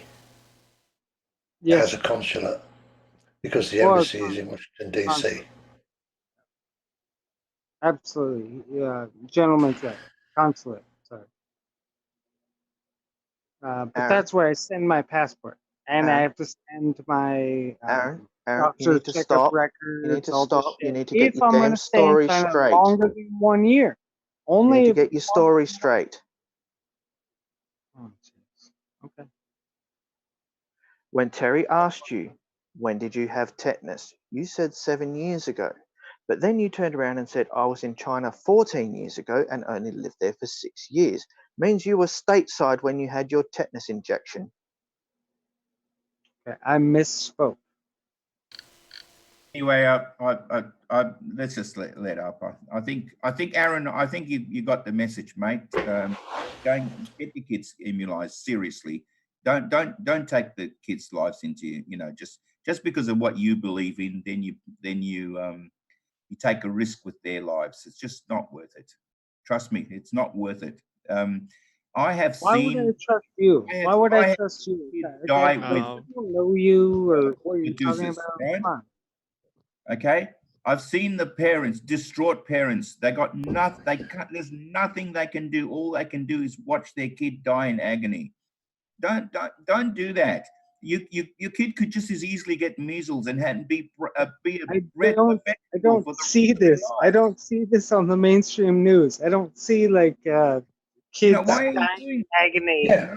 from what's I measles. just don't because see you that want to with have a little conspiracy numbnuts. theory, You you're going to don't take someone's see it life? because people get their kids vaccinated, and therefore Okay. we've almost wiped the bloody diseases out in the West. That is So why you don't see would it you anymore. believe that my kid has the disease and is carrying it? Would you believe that? Absolutely. If I knew you don't vaccinate your kids, I tell you what, you So try and come into my house, and I everybody else would kill you. except for the vaccinated, then they are the ones. They're the ones that are. But You gotta watch, Aaron, right? the Even though they're vaccinated healthy ones kids, Aaron, won't. totally healthy, running around, not vaccinated, totally Shush, Aaron. healthy. Listen to Alan. Aaron, shut the fuck up and listen to me. When I was a kid, my friend across the road got TB. I would not wish that on my worst enemy. He doesn't know Okay? what TB is. Something Sorry, not like TB. Sorry, not TB. Polio. I misspoke. He got polio. okay, He didn't polio. get the. He didn't get the type of polio where you end up in an iron lung. He got the type of polio that gives you scoliosis and causes all your bones to twist. He had to wear braces on his legs. He had to have this big giant thing that was attached to the bones to try and straighten them out. You see some people have to wear around the leg or whatever sometimes. He had to wear that around his entire body because it was trying to straighten out his spine. He might as well have bloody died as far as the other kids in the area were concerned, because we didn't see him for 2 years because he couldn't leave the house. Would you wish that on your kids? Can I ask you, Alan, where the first case of polio ever came from? I don't fucking care where it came from. Alan, Yes, I've I already explained this to him. Polio has been around for centuries. Been around for. I'm assuming that it's been around for millennia. So, okay, Devros. Okay, polio's been around for centuries, right? Where's the vaccination for it? How come it wasn't eradicated way before the huge outbreak in the World War 33 through 45, right? There wasn't a Aaron, huge outbreak of it during that period. Aaron, That was a huge outbreak right there. Aaron, Why? Aaron, do you know what you are talking about? Yes, polio. No, you I'm do pretty not sure know he's what actually you are talking about the 1919 Spanish flu pandemic. And that was a real pandemic, and it actually killed more people than the whole of World War One. 20 million people, I think. 50 I to was going to 100 say, million. I believe it killed approaching 10 times as many people as World War One, but I am not 100% certain on those facts. Alan, I have looked into the Spanish flu pandemic. It was recorded was around 50 million people, but there were people that were not known to the record, so it could be as much as double it. Yeah, So and I can't remember how many people pandemic? died in World War One, but it was not close to that. Devos, what stopped that pandemic there with the Spanish flu? What stopped it? Nothing. Because there were no Flattened mass out. facts right there. There were no mass Aaron, facts. stop. Can Aaron What Australian talk for a stopped second? that pandemic, Devos? Could Aaron Australian talk for a second? Yeah, of course you So, can. Aaron from the USA has just said, why didn't we develop vaccines earlier to combat it? So in 1951, when my FX Holden Ute was, No, actually 48, Devos was talking why about didn't Alan was talking about the 1919 pandemic. you were I'm not talking sure about what why the- you were saying that because we had flus around or viruses around for so long, why hadn't we already developed vaccines for them? In 1948, when my car was made, why didn't it come with automatic braking systems? Why didn't it come with turbochargers? Yeah, because those come from engineering influences. Same So as what's the difference vaccines. It between takes medical time. engineering? We have to No, learn. engineer. Vaccines Do you know? come from engineers. Pretty Yeah, much. Like, They're science engineers. like pharmaceutical the brake engineers. system on a car. Is that Aaron, what you're They're saying, medical Dad? engineers, you idiot. A yeah. scientist or a doctor is a medical engineer. Okay, so you tell me who developed the Aaron, Polio, pandemic. polio Stop. vaccine. I'm more than happy to answer Jonas, the question. Develop what Jonas vaccine? Salk. Pasteur? Was it That we're talking what? about the smallpox one? Developed the polio vaccine, yes. Yeah, so he Yeah, noticed that the specifically the milkmaids. polio. He noticed that the milkmaids weren't dropping dead of all of the smallpox, and it was because the cowpox was so related to it that they picked the scabs of the people who were infected with smallpox and they snorted it to build up an immunity. They picked the scabs off, dried them up, ground them up, and snorted it, so they built immunity, and that's how it was all discovered. Just open a book. Let me ask a very simple question. No. Yep. No. I want you to recognize Simple, what I've said. and it'll be okay. It'll be okay. I want you to Everyone relax. not fine, Everyone mate. You're relax. drunk and you're embarrassing yourself. Just relax. Go on, let Everyone, him ask a a question. little bit. Okay. Has anyone in your family ever died from one of these viruses, vax, or whatever we're talking about? Yes, Has tetanus. anyone Two ever kids fucking in died? Yeah, my I've watched family died from two tetanus. people. I'm a nurse, man. No, 25 years in in ICU. your family. In your I- family. Said Two family. people died of tetanus. Okay, family. That's my family, yes. Two kids. I've nursed maybe 20 people who have died of meningococcal. Do you know what meningococcal is? In 'Cause your it's a pretty family. painful death. In your family. No, in the hospital that I work in, you goose. No. I'm talking about in family. Right? Okay, sure. 5 people I know in my extended family have died of meningococcal. Okay. It's a Well, lie, I'm sorry to hear that. but it's quite that- possibly real true. Aaron, and sometimes I think it would be. Sometimes I think some of those diseases, surviving is dying is actually the better option. Meningococcal can be definitely. Certainly wasn't the have no- case of tetanus. When you have no fingers or toes, and tetanus is a hideous death. A You die hideous- because you vomit An because understatement. and you can't open your Well, mouth. I just want to know, has anybody in your family died from these diseases? And No, people because say, we are all vaccinated, Aaron. We've been vaccinated and we've been trying it for hundreds of years to vaccinate so you're bringing up my point. everybody. And now, if you have, no, just let me talk. Aaron, shut up and No, let people talk. If we stop vaccinating, it will come back. As I said earlier, 25 minutes ago, when we're still on the same point, have a look at the United Nations and have a look at the top 10 greatest risks to mankind right now. And anti-vaccination is one, because it will bring back. At your hands has been so vaccinated. drunk that you cannot hear when I'm talking.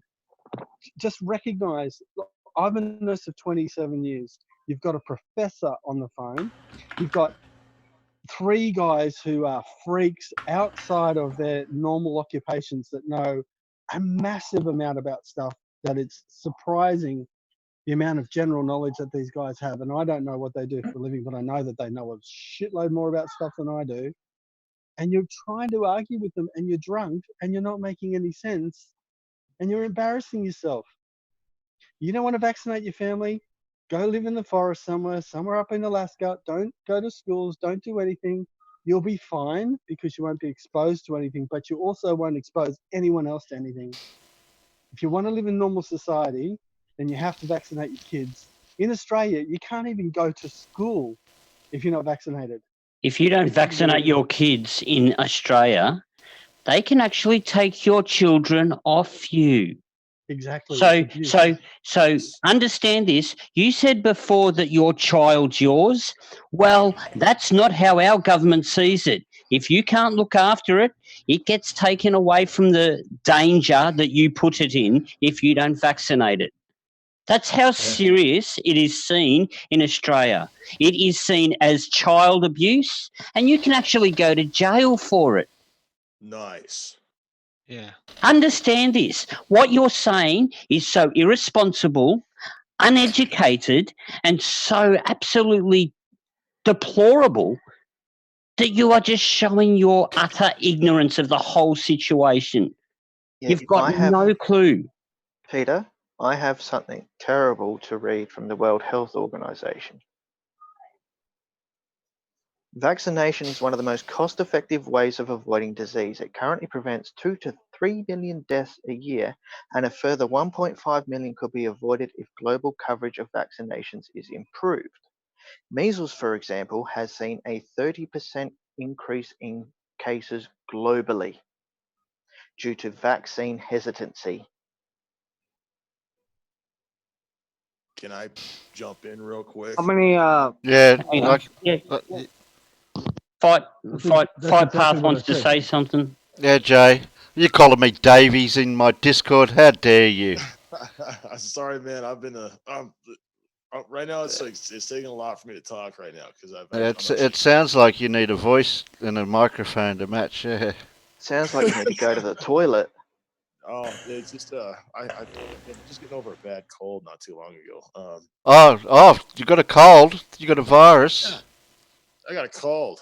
I got a Ah. cold and I'm doing just fine. But this cold, its effect on me has jacked up my damn voice. So now I sound like I've been swallowing sandpaper for the last week. But You got a flu shot. That's why. no, I didn't get a flu shot. I haven't had one. But I've been vaccinated against many other deadly ass diseases that have these vaccines have kept me alive. I'm almost 40 years old now. Now I got to tell you one thing.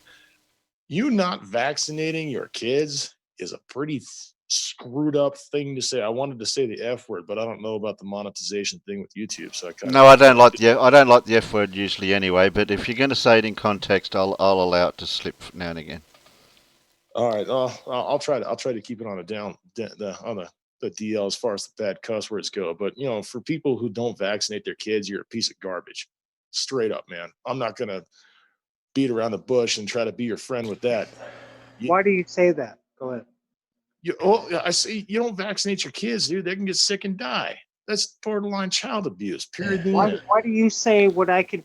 I'm muting you all the time, Aaron, because you seem to have this ignorance, sheltered, biased view about things where you're not listening to other people's experience and knowledge about a subject that you seem to have no knowledge of, and you seem to be just using your own bias to use as evidence or opinion, which is not right, which is only just causing more argument. So if you're going to keep this up until you learn to what's really going on around you, I think you should come back at another time when you can at least have a decent conversation without letting your biases interfere with the conversation. Yeah. Sorry, Jay. Now, I could have went a little bit further, but I was trying to keep a little bit calm. Yeah, just so you know, anti-vax is above HIV for the world threat. Okay, you know what? Yeah, when it comes to vaccines, they're extremely helpful. And anybody that tries to say that vaccines are nothing but a problem, you're not educated in that field. You don't have any knowledge in what it takes to create a vaccine that helps prevent sickness and helps prevent death. All right, so I've got a 14-month-old daughter. She has her vaccines. She's perfectly healthy, and she will grow to become an adult. She will grow to find a career, whatever she wants to do. She'll find someone and have a family of her own. That's what I care about. Now, for people not wanting to vaccinate their children, that causes a problem for others out there that aren't old enough to get their vaccines. All right. Before my daughter got her vaccines, I had to keep her at the house. I had to keep her at home. We couldn't really take her out places because of these anti-vaxxers out there that are not going to vaccinate their kids, and it screws up the herd immunity. All right. So I've done what I can to keep my daughter safe and healthy until she was old enough to get certain vaccines that her age has to hit before she can get them. People not vaccinating their kids, man, you're just causing a big fucking problem for the rest of us. and What's the future problem? generations. That's actually true. Like we just just have said, more- like we just said, Aaron, it's based on the herd immunity. If people don't get vaccinated, people are a carrier to certain diseases. And if you're not vaccinated against those diseases, An opportunity to actually have an input on this. I want you to explain to me first how vaccines work, and second, what herd immunity is. Could I, before we get into that, I'm going to go, Bob, sorry, Bob, please, all due respect to you and everybody, I'm going to go, but I just wanted to say one quick thing before I left. Oh, sorry, I'm just going to mute and do some other stuff. So yeah, that's please, fine, my Aaron. apologies. That's fine. I just wanted to say that Aaron seems to think that he was sick after getting the vaccinations. Now, I think, I don't know of the numbers, but every flu shot I get like a mild flu afterwards. Might be coincidental, might be related to it, but as an ICU nurse, and I am not bullshitting you, I have nursed 7 people who have died from this normal flu. So that's one nurse, one bed of an ICU bed in a state that has, let's say, 800 beds across the ICU beds across the state. And in my short career, I've had at least 7 to 8 people that have died of the flu. So if I get a flu vaccination, I complain because I'm a little bit sniffly for a couple of days. At least I don't have to have another nurse look after me and nurse me while I'm dying. Well, I'm going to tell you guys something. My friend Larry Provo died of H1N1 influenza in 2010. He left a 12-year-old daughter. He was a healthy 45-year-old investment banker. He was a firefighter and a hockey player in excellent physical condition. And he got sick, collapsed on a hockey rink in the middle of a game, and died at the University of Michigan a week later. Okay? People die from these things. Now, as far as you feeling a little crappy after you have your vaccination, that's your cellular immunity kicking in, and that's a side effect of your cellular immunity being activated. All right? It's not the measles, and it's not the flu. It's just the symptoms of your cellular immunity being activated. Thank you.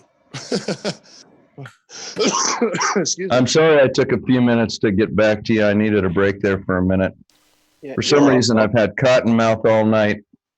My stomach's been doing growls like mad. And, it's 3 o'clock in the morning for me.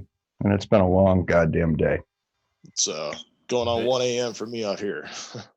Oh, where stayed up to 3. Jeez, Hey guys, every Saturday night. No, I stay up all the time to 3 o'clock in the morning, but I got to be at work tomorrow morning. I'm working this weekend. Hey Bob, I was in Asia when H1N1 took effect there in Asia, where it killed about 2 million people. I don't know if it killed 2 million people. But they didn't have a vaccine for it when it first started. It was more like your friend there that died. Yeah. Peace to him, absolutely. But there wasn't really an U.S. presence of it. You know, it was more of that's why they called it the Asian virus. Aaron, I was realise there. that H1N1 was a worldwide. H1N1 was not only worldwide, a variation of it was also called Spanish flu. Do you know what Spanish flu was, Aaron? Absolutely. Nasty shit. Yeah, it killed 20 million people between 1918 and 1919. It was a worldwide pandemic. That All I Spanish want to flu say was was, nasty. even in China, they weren't doing vax for H1. Why not? All they were doing was just. Why didn't they do vaccines? Because there was no reason to it. No, because. And you just got done telling me 2 million people died, and then the next breath, you tell me there was no reason to do it. Media. Do you have any idea how inconsistent that is, Aaron? Okay, I'm sorry. Yes, I did say that, but I'm just saying in the news, the news said 2,000 people died. I don't know. You said 2 million. I never saw any dead people. I just traveled all across the country, from China north to south with no problem in 2010, 2011. When Don't confuse lucky with right. Yeah, Aaron. H1N1 was Aaron. going on, right? Aaron, in Don't confuse 2010 lucky with right. I wasn't in worried 2010, there was no vaccine for H1N1. I got a I neat little know. story to share with you when you're done. So that's why I was traveling up and down the coast of China in 2000. Don't confuse lucky with right. Yeah, Aaron hasn't listened to a word we've said all night. Bob. Okay, now, Aaron, unless you can sit down and tell me how vaccines work and how herd immunity works, I don't want to hear from you again. Can I'm we just just establish something? Aaron, why don't you saying, tell bad. Bob why don't you tell Bob what you said about him to his face rather than behind his back? Tell him about how Oh, really? yeah, Bob, you're yeah, not a doctor. Bob. Here we go. You're not a doctor. You're not an MD physician. No, you're not. And your basis for that is what? I've looked at you. I've researched you. And what am I? You're Bob, science guy. What's my license? Might be a medical practitioner only in the field of, let's say, yeah, pretty much that organic right there, the organic type. Aaron. Well, Aaron, let's just tell you what an idiot you are. I'm a doctor of osteopathic medicine and a specialist in internal medicine.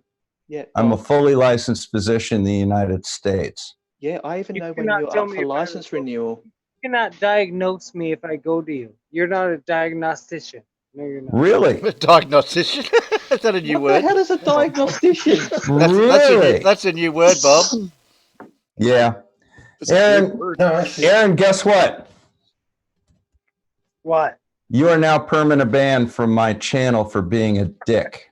Did I make a mistake? Are you a diagnostician? Are you or not? There's Yes, no of such course I am. word. Okay, so if I come with you at a broken leg, I'll tell you which bone's broken, yeah. Okay, and then you'll send me somewhere else, right? Not necessarily.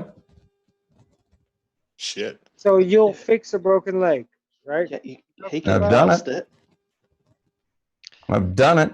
You can break the other one if you want. No, are you licensed to fix a broken leg? Yes. I reckon the bullet's cheaper.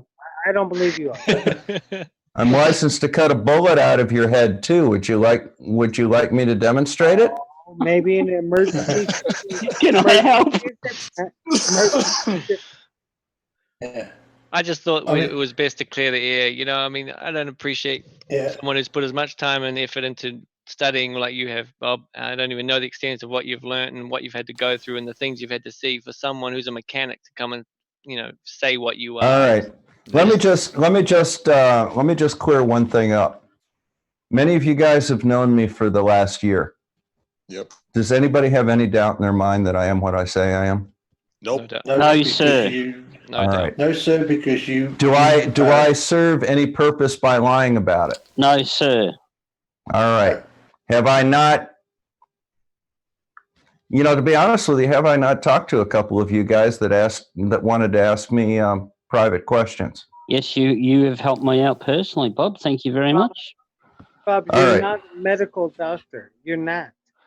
Yes, I am. Let's It's let Aaron go to sleep now. I think. Aaron, I think we'd like to get on with my show as I normally do, where we talk about other things and not so much argue About and someone's contradict credentials. and contradict. So if you don't want to engage in the normal way I do my show, well, you can come back another time. Okay. Terry, you mind if I pop in real quick? No.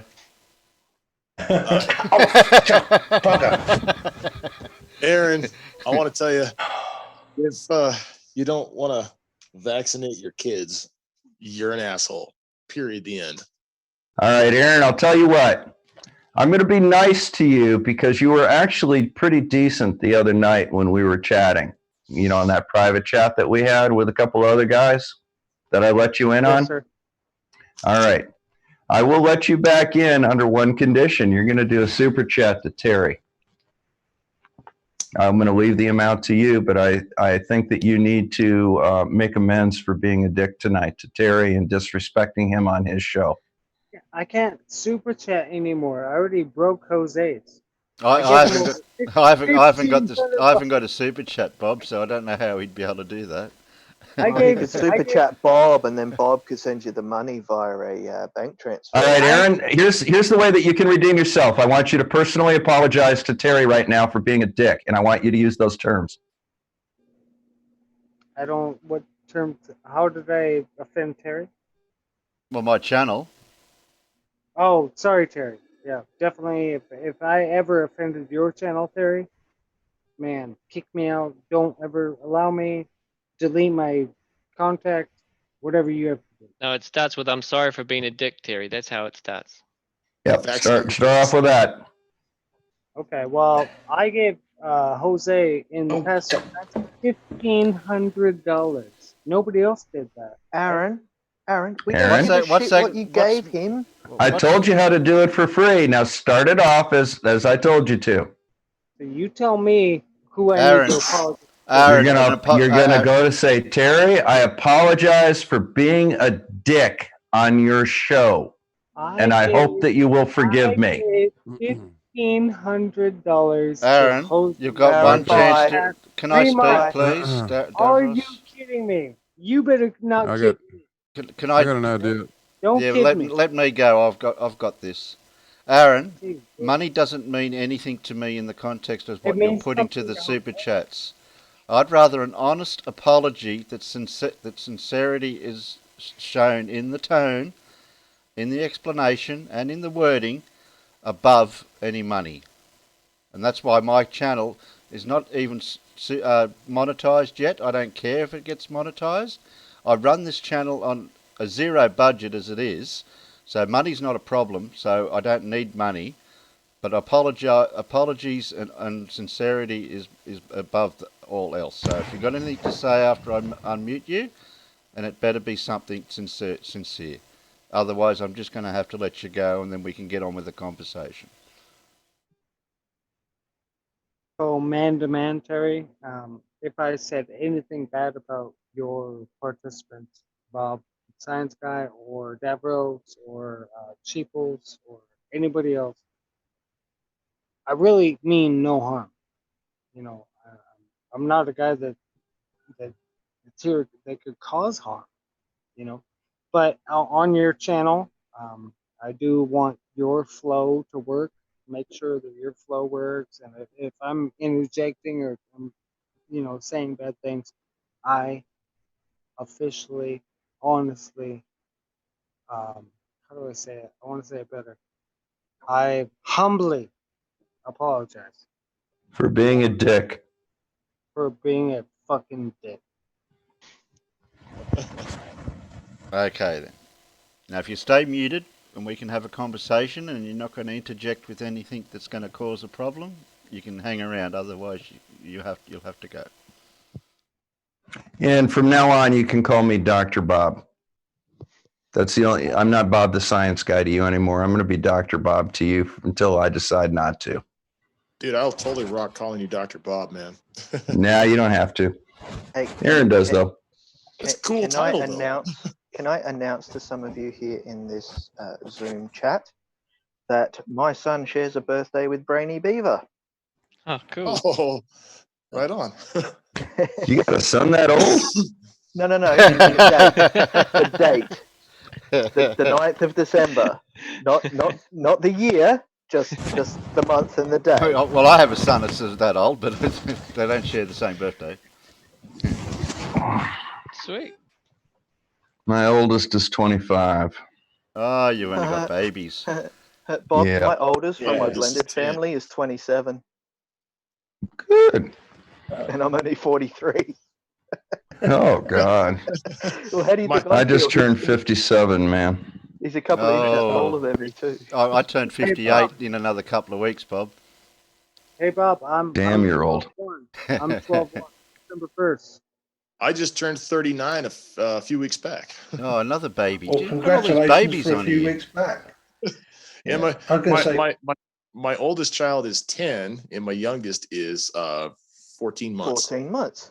Oh, my Yeah. 4 children are over 30, and I've got about, I keep forgetting now, I think I've got 6 grandchildren. Got Jesus 4 Christ, kids. man. Holy shit, Terry. I've got 3. yeah, I've got 3. The oldest is 30. The youngest The is goddamn 22. sperm machine. Look at it. No, I mean, I've got 3 grandchildren. Yeah, and I'm going to become a granddad sometime after. I hope sometime after Christmas. Woohoo! Yay. That's awesome. Sorry, that's my cold. So let's talk about what are you getting? What's everybody getting everybody for gifts for Christmas? Because this is the hard part, right? Don't ask, don't tell. Don't ask, don't tell. Best policy ever.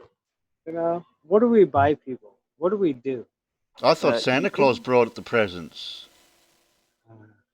Terry, You The just great wake up in the pumpkin. morning and you look under the tree and there's all these presents there. Obviously, Then it's what's all Santa these Claus. presents I've already got under the bloody tree then, Terry? He might have sent them early. I don't have a chimney. Oh, well, yeah, only if he was correcting for Coriolis. He could have got to it Terry's tree earlier. I want a roll of duct tape. Oh wow! you want to roll? Why doesn't that surprise me? You want some zip ties and lime too?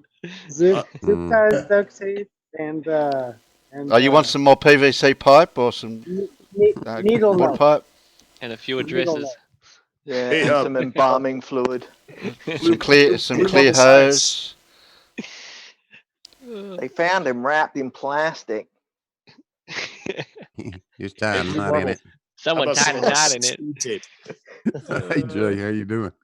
I'm doing good, man. I was gonna say, how about some speed tape besides duct tape? Hey, be honest, Jay. You're sick and you're passing your just germs all over everyone. Oh, so And enjoy my germs; they're fun. You know, yeah, Jay, You know what I want? we need a I pickaxe. want so we one can of put those speed holes in plastic them. life-size skeletons.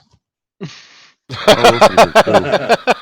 And the reason that I want a plastic life-size skeleton is next year I'm going to redo my deck.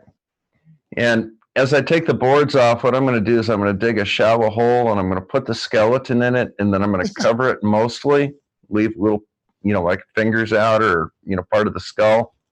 Weird. So when they redo the deck in 40 years, somebody has a heart attack. That would be awesome.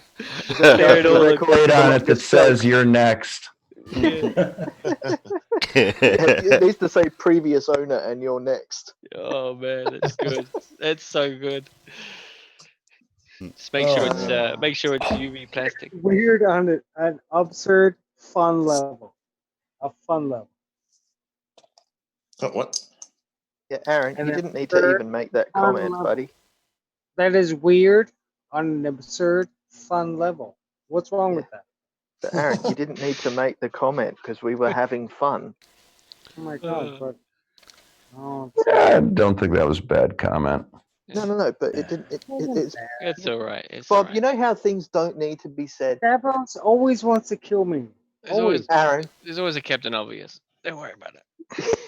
Yeah, but No, Captain that's Obvious- very true. I don't have a problem with you saying that because it really didn't need to be said, but it was pretty harmless. It was harmless. Yeah, I meant no harm. I know now the conversation is just about having fun. I didn't mean it, Bob, in a bad way. Did you call me Bob? He did. Did you forget something?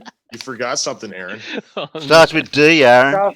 Dr. Bob. Dr. Bob. Better. It starts with D. Yeah, that's it. Yeah. That's awesome. And my channel is not just about having fun; it's also knowledge. Oh yeah. Oh, Bob, I Right, have a question Terry. for you, Bob. I've listened to your channel for the past 5 weeks. Your channel is all about you Aussies just having fun. That's it. And we learned something. Yes, Aussies. I'm going to go and Get to bed, hunt a Bob. kangaroo or something or other. Kangaroo. Yeah, come jump in its pouch. It'll take you to Sydney. Keeps forgetting I'm from New Zealand. No, Bah. very fun. Yeah. Well, what I'll do native is I'll go to bird- Sydney and then maybe I'll just kind of like drive over to Perth for lunch and come back. No, you got to come an hour from Sydney and you can drop into me. Okay. And then we'll go to Perth for lunch and then come back that afternoon. What, Bob? Shit. Here's the trip. Look at Perth. Here's the trip you Yeah, should we'll do, go to Bob. Perth. We'll, have some lunch, look at the Bathurst Lighthouse, go back to Sydney, maybe stop by, like the South Pole, because I guess that's just offshore, isn't it? About 5,000 kilometers away. Yeah, you're better off coming to New Zealand first to get to the South Pole. Yeah, Bob. Yeah, you can see New Zealand from Sydney, right? Yeah, if I had a P1000, because I don't think a P900. Yeah, if you got a P1000, you can see Christchurch from Sydney. Oh, I might have to go But up you on got the to get mountain. up on the bridge though because of the angle of incident. Well, yeah, I've got a mountain behind me. I was thinking I have to go up on the lookout there and look out. Yeah, you'll be able to see maybe. me. You'll be able to see me waving. I'll stand on my roof. I was going to say, Okay. I was going to say there is a legitimate reason why you wouldn't be able to see Christchurch from Sydney, even on a flat Earth. I think it's Because called there's a the mountain Southern between? Alps. Yeah, I think it's called the Southern Alps. Yeah. Oh. The mountains they used in Lord That's of the where the Rings. hobbits live, right? Guys, Yeah, that's where the hobbits lived. Guys, you won't see Christchurch, but you'll see the North Island if it was flat. But an itinerary for Bob would be he would go to Sydney. Drop into me on the way through, because I'm only an Go hour down from to Sydney. Wollongong. Right? From Wollongong, he'd have to drive down to Melbourne so he can go and see Peter and Bandy. Right? Mm-hmm. So, and then from there, you'll drive over to Adelaide. You can come see me, right? Okay. And then from Adelaide, you can go across the Nullarbor Plain to Perth, where you can meet Wolfie. Well, Wolfie doesn't live in Perth though. No, he's got a house there. Well, I'm sure he does, but he lives over on the other six side. houses. Well, yeah, Wolfie's an interesting character, but I think he actually lives over on the other side. I think everybody thinks he lives in Perth, but he doesn't. And I've seen Bathurst Lighthouse. I have seen where he has done those observations from. Mm-hmm. And anyone that says that, it's false, well, they fail to realise that North Fremantle actually sits about, 40 metres above sea level. Mm-hmm. And then when you go down to the coast. Have you ever met Wolfie? Have you met him? Oh, a lot of us haven't. No. Okay, wow. I'd like to meet him. Well, I'm probably going to run into Wolfie one of these days. He's going to fly into Detroit or Chicago or something or other, on one of his trips, and I'm overnight there or something. I'm going to drive down and see him. That'd be cool, Dr. Bob. That'd be cool. Oh yeah, Wolfie and I are going to hang out one day because I know he goes to Phoenix periodically, and places like that. So he and I'll probably run into each other sometime. Phoenix isn't too far from me at all. It's a 6-hour drive. Yeah, I was just out in Phoenix. Oh man, you didn't let me know. Well, according I put it out on the channel. BB, according to BB, I actually ran into one of the fans out there. One of the subscribers. Damn it! Who? According to BB Wolf, Phoenix, Arizona doesn't exist because he's never been there. Nah, I've been there. Phoenix exists. It's a cool town. It's one of the He thinks hotter it's a car cities park. in the country. It is. The one that actually surprised me and it really pissed me off because I should have known better was Santa Fe. I went to Santa Fe for a conference, and it was October, so I figured, well, hell, it's New Mexico, it's Santa Fe. You always think of deserts and shit with Santa Fe. It's probably hot, so I'll just wear shorts. No. I froze my ass off. It was 7,000 feet elevation. Yeah, it's cold as fuck. And it snowed. Dr. Bobsicle. Yeah, it's the same climate as Michigan. Santa Fe's a 45-minute drive from where I'm at right now. I go to Santa Fe every freaking day, Monday through Friday. Are you in Albuquerque? Yeah. All right. Well, I went down to Albuquerque. God damn it, and I didn't get a chance to meet you. Well, no, that was 2 years ago. Oh, well, still, I had important things to do in Albuquerque, man. I went down to Los Pollos Hermanos. Oh, dude, it's good stuff, man. I stopped down at the restaurant, and then I went over to Saul's office. Oh, you found Saul's office? Oh yeah. Oh, nice. Right on, man. I found Saul's office, and I went around and I had a look and found some of the stuff.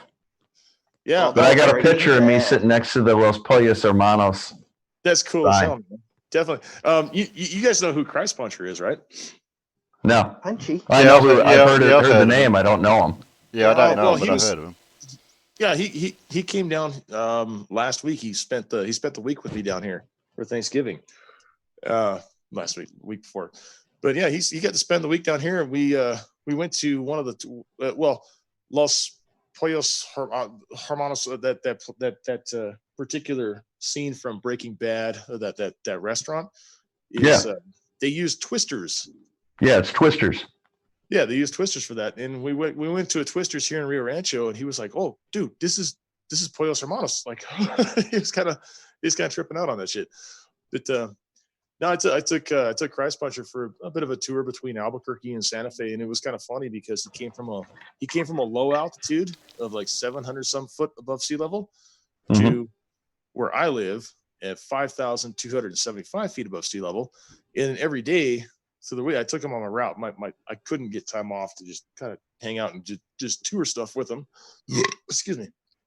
But every time we go up to Santa Fe, we go up La Bajada Hill, which is literally you're just driving up a cliff face. You're going from 5,000 to 7,000 feet in just a couple minutes. By the time we got top of the hill, he'd be like, "Dude, I'm so tired. I don't know why." I was like, "That's altitude sickness, my friend." Yeah, it means you're dying slowly. Oh, does that mean that there's like a gradient or something in our atmosphere? Yeah. I just wanted to ask Dr. Bob one question. Did you turn left at Albuquerque? Did I? Yeah, I did. I made a left turn at Albuquerque. Wait, which direction were you going? Were you going west or east? Well, I actually, let's see. I came in from the east, and then I went down to Albuquerque, and then I made a left turn on my way back and went back north. So I was coming from the west. Gotcha. But I will tell you this right now. Next October, I will be in Santa Fe, and I will make it a point. We'll get together. I'll drive down to Albuquerque. Dude, I'm so looking forward to that. That'd be cool as hell. Oh yeah. And Jay knows this. I like to go on the old Route 66 routes. Yep, it's down there too. I'll go down. I'll buy you dinner. How's that sound? How about I buy you dinner for coming down here? Even better. Hey, Dr. Bob, it's Aaron. I would just love to say it's good talking to you. I respect you, Dr. Bob. And thank you, Terry, for having me on. And thank you guys on the panel, all you motherfuckers. I want to, high five and punch. But I got to step out. So thank you, Terry. I just have to say, Aaron is correct, because to have my child, I had to do it with a mother. Okay. Okay, Aaron, you have a good night, my man. Hey, Be safe. Yeah, Take care, Aaron. Next time, Aaron. Thank you, Aaron, sir. take care, man. And protect your kids, man. Protect your kids. Will do. Go get them vaccinated, man. Do the right thing. Will do. Absolutely. Good night, guys. Nothing Good Good night, Aaron. But yeah, when I was in Phoenix, I actually had dinner with one of the subscribers there too. Hey, Bob. And he's actually got parents that live a few miles from me here in Michigan. Huh. So when he comes on out here, he's going to come visit. Oh, nice. Yeah, he's a good guy. I've got family up there in Michigan. They live in what the hell is it? Pontiac. They live in Pontiac. Yeah, that's not very far. That's about 40 minutes from me. That was the last time I've been to Pontiac, Michigan was 1994. Well, it's time you come up and visit your parents, man. No, they're not my parents. They're just family members. Well, you need to come see them. Yeah, I absolutely do. It's been a long time. And then drive straight past their house and keep going above. Yep. We'll go out on the boat. Yeah. It was funny. So in 1994, when I was up there visiting, so apparently Michigan is like the land of lakes. There's lakes freaking everywhere. You're never more than 5 miles from water in Michigan. Yeah. Is that damn state sinking or what? No, it's not. But it's actually pretty high up in the northwest part. Gotcha. But there's a big ass ridge up there, probably 700 feet higher than the rest of the state. But it's a flat state. The only mountains are up here in the UP. Kind of like a pancake. Huh? Yeah, it's kind of like a pancake, kind of like Kansas. Gotcha. It's flat. It's level and flat. That's why when you're in Detroit, you can see Traverse City. You know, especially when you get up in those buildings, you can see the buildings in Traverse City. That's, you know, because it's flat. That stuff is flat. Wait, But, check it out. Shit, Bob, everything north of Kentucky is flat. No, not really. Oh, yeah. Hey, you want to come and try living in East Anglia in the UK? An area where The UK doesn't exist. I've never been there. an area where a hill that is 30 feet high is almost a mountain. In fact, I know there's one place in the Lincolnshire Fens where there is an Iron Age hill fort on a hill that is 19 feet above sea level. But for the local area, it's a huge hill. All right. Well, I got you beat. beat. You can see it from miles away. I got you beat, man. The state of Florida, where I used to live. Do you know what the highest point in Florida is? 350 feet. And what is it? It's a trash pile. It's a trash dump. Yep. It's a landfill. The highest spot in Florida is a freaking landfill. Yep. My wife's cousin and her boyfriend and her aunt and uncle just moved out here not too long ago. Yeah, he was telling me the same thing. He's like, yeah, the highest point's a trash dump. It's just outside of Miami or whatever. Yeah, it's just north. Yeah, you know, I thought that was just a sad statement. Yeah. Actually, Florida's the one bit of the US that I've visited. Yeah, we get a lot of English tourists come out this way. We get a lot of French Canadians over on the east side, and then we got a lot of Midwesterners on the west side. Who's pissing off their car? Why you got to make your car mad? That's what it sounds like. Hey Bob, do you like my picture of curvature? It's this Lavio mic. Gotcha. It's a humming on me. Can you see that picture on your screen? Yeah. That's the Great Australian Bight. Those two lines. That's the Great Australian Bight? Yep, on the Nullarbor Plain between just Adelaide like Aries and Rock. Perth. Well, everybody knows what Aries Rock is, but I don't know what the Bight is. Okay, it's the bottom part of Australia between Adelaide and Perth. So you mean that kind of curved area that goes like over the whole continent? Yeah, like something's been bitten out of it. All right, now I got to pull up a map of Australia. Damn it! Yeah, that's what I was doing. I say one of the highest points. I think in New Mexico. Well, have I got to bring up a map for these Americans all the time? Well, I'm surprised you haven't got Google Earth running already, Terry. Yeah, I was going to have it running, but I didn't think I'd need it. But it's an explanation that you can see curvature at ground level. Cool. Nice. Oh, here we go. Davros, we might have to make a new. Oh, there it is. Hang on. There. Superimpose the whole map of Australia into it like a ghost. Okay, so where's the Bight? Okay, see where it says Great Australian Bight? Yeah, it says it It's there. big Great curvy Australian bight. Bight. Okay, so that photo is taken. So if you can see the South Australian border on the left-hand side between South Australia and Western Australia, that photo is taken down by where you see that lump, and then it comes around a bit. That's where it's taken from. Yeah, go left. Just move your cursor over. Up. I see the lump. Left. Go left. Go to the lump. No, to. The lump's at 10 o'clock.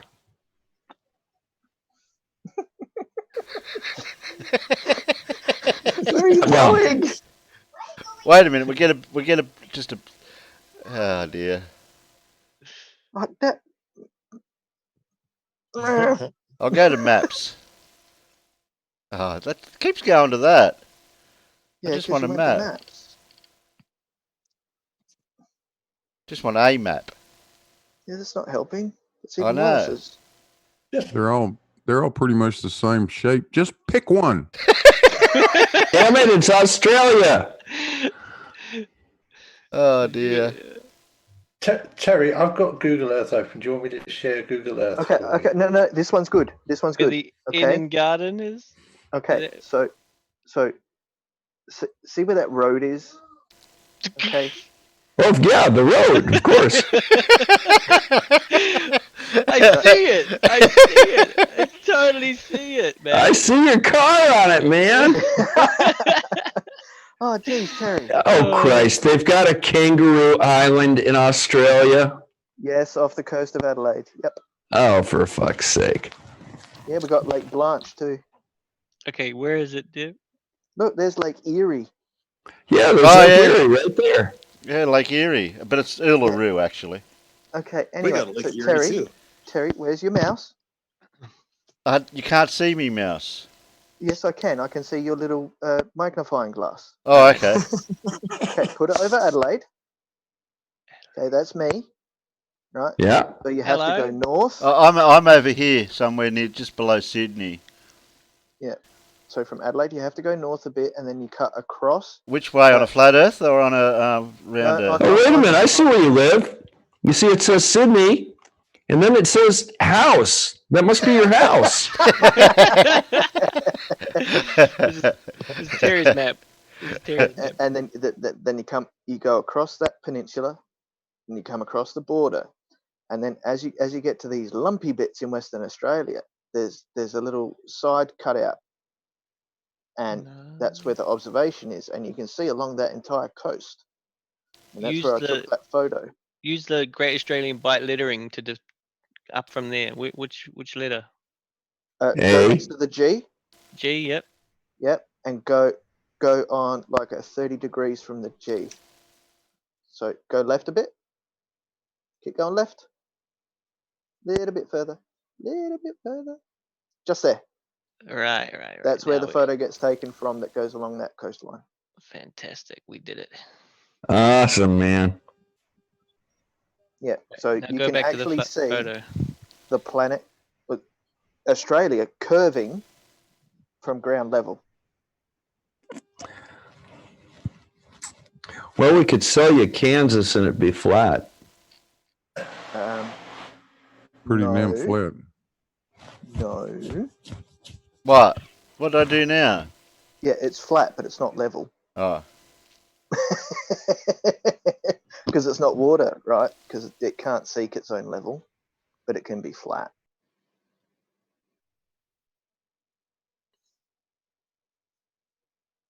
Oh, look, googly Earth. Oh, New Zealand. Hello. What, over here? Yeah. There's New You better see Zealand. my house from this one. Christchurch. Down a bit. Yeah, on the South Island, bro. Yep. Where? No, to the north, up. There, see where it says 62? Or 6? Where it says 6? That's near where Christchurch is. What? Where's No. 6? Where's What the hell are 6? you talking about? I'm making you question yourself. Whoa, Is that where I man. live? What? I thought Where do I live? I thought I left the North Island. Bloody hell. No, Okay. I'm talking about on the South Island. So from Wellington, you go across to Christchurch, correct? Yep. Or is There's it Dunedin? Christchurch. There's the Southern Alps. Yep. Go down a bit, Terry. That's Christchurch. Yeah. Straight down from there. Oh, look, On the hobbits. coast. Oh, Look, that's where my cousin lives. Look, I see hobbits. Yep. Close to Greymouth. Hairy-footed bastards.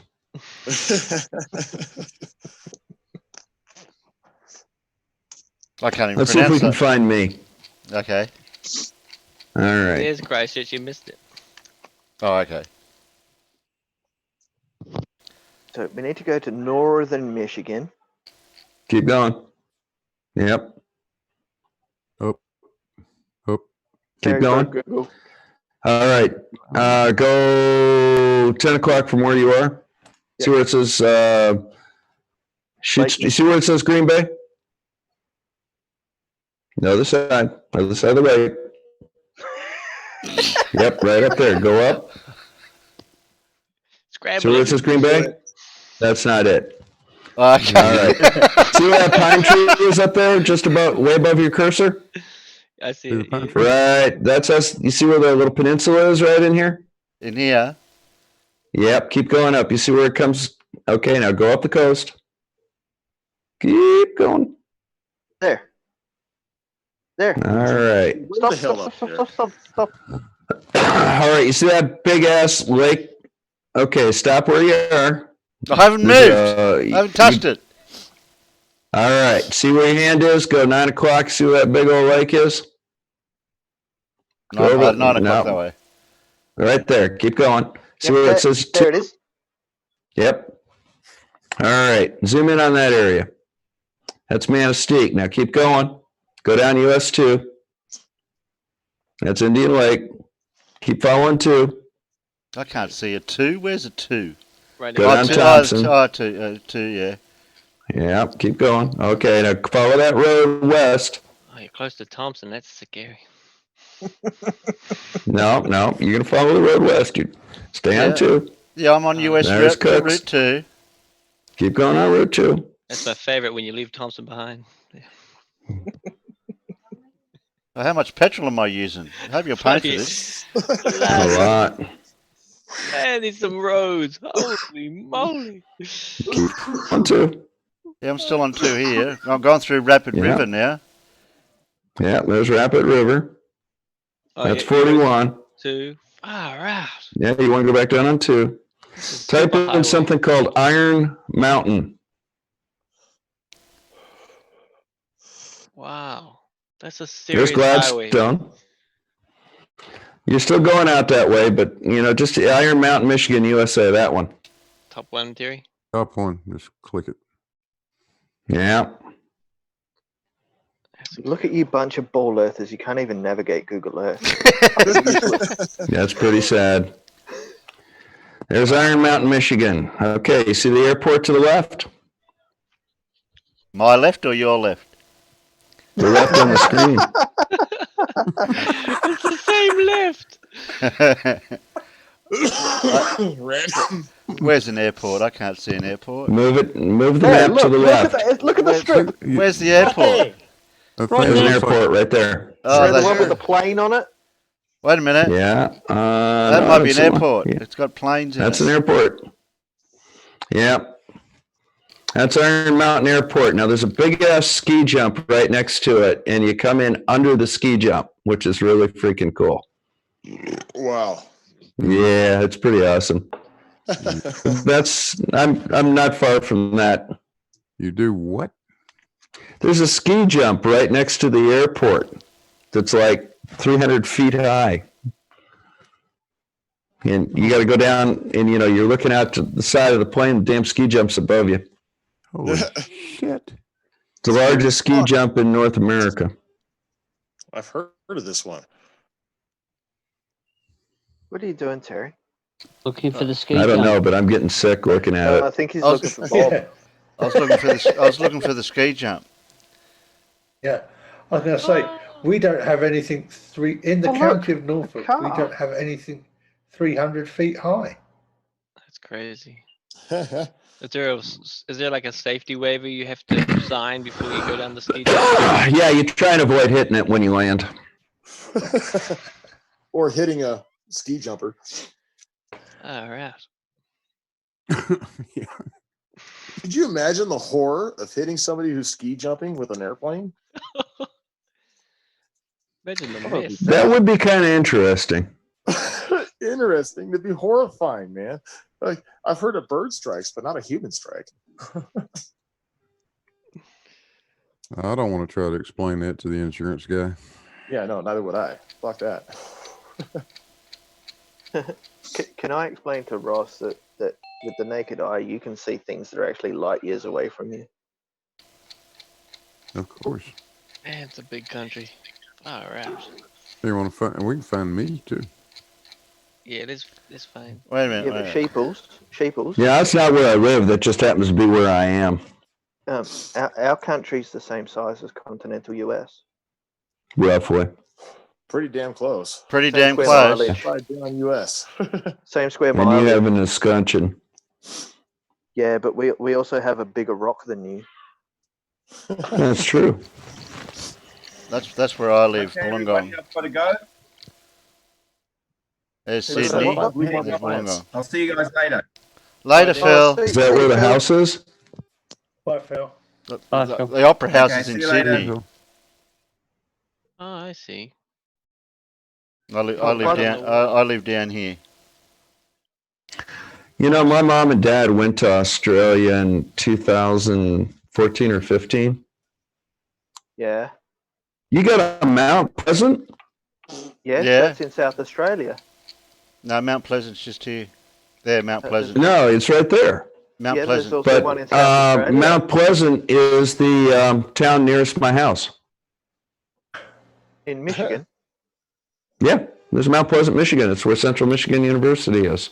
Yeah, Terry. Yeah. There's also a Mount Pleasant in South Australia. My mother used to Wow, live Australia. Why do you gotta be copying us? there. Well, I actually, my country was the first one to have an indigenous species of human. Yeah, Sure. Compared to yours. So what? Well, the Aboriginals are said to have been here from anywhere between 40,000 to 60,000 years ago. Oh, wow. What's the Native Americans' time? Oh, I have no fucking idea. Oh, that's Oh, cool. jeez. What, Native Americans? Yep. Oh, good 15,000 years. Yeah, Back when the Bering Lands, cool. they came across the Bering Land Bridge. Yeah. Yep. Plus, That is a Yeah, beautiful so- country. plus we've got Yeah, a how you go? platypus, That's right? cool. No. You know, the no. thing that my folks liked about Australia is you never heard sirens. Whatever time suits you, mate. I mean, it just seemed like a calm place. Let's try to Yeah, find Blue that Marble sounds Science. fine. Where's he at? Okay. Huh? Yeah, Look, okay. you have boats and they're upside down. All right. Okay. No worries. All right. Okay. All right, see you then. Bye bye. I'm not there. All right, let's type in Blue Marble's location. Type in Knoxville, Yeah. Tennessee. It's going to be right where the hand was, but just type in Knoxville. There you go. That'll get you in the general area. Pretty much dead center of the screen right now. Yeah, Afterwards, you it's also the first try to one find there, me. dude. Knoxville, Tennessee. Yeah. Whoa.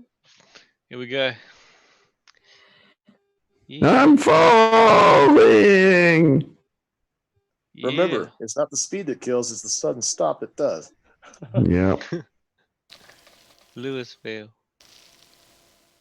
Wicked.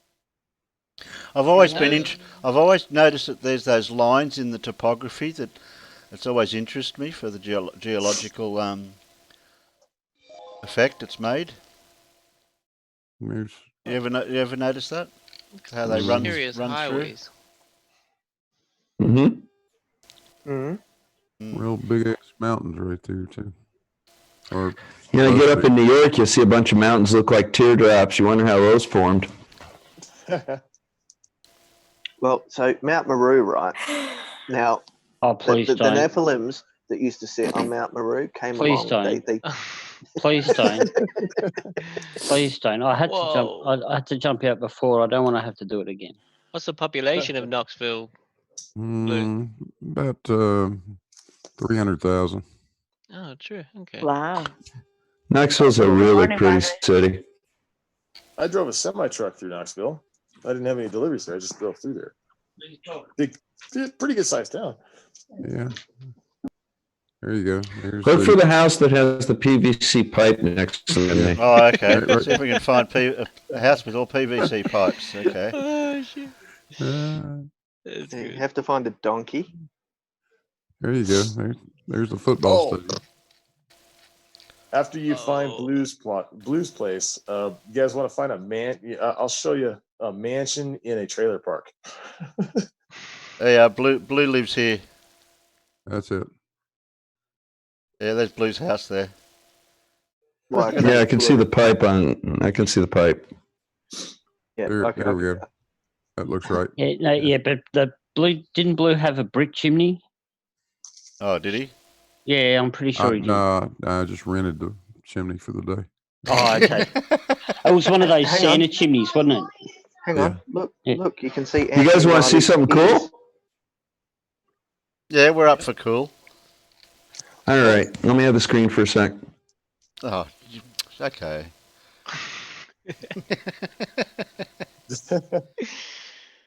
That's cool. I didn't even know. That's awesome.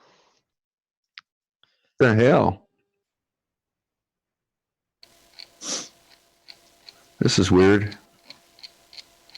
Hang on a second. Yeah, okay, that'll be fine. Go. It's got to let me record here. Hang on.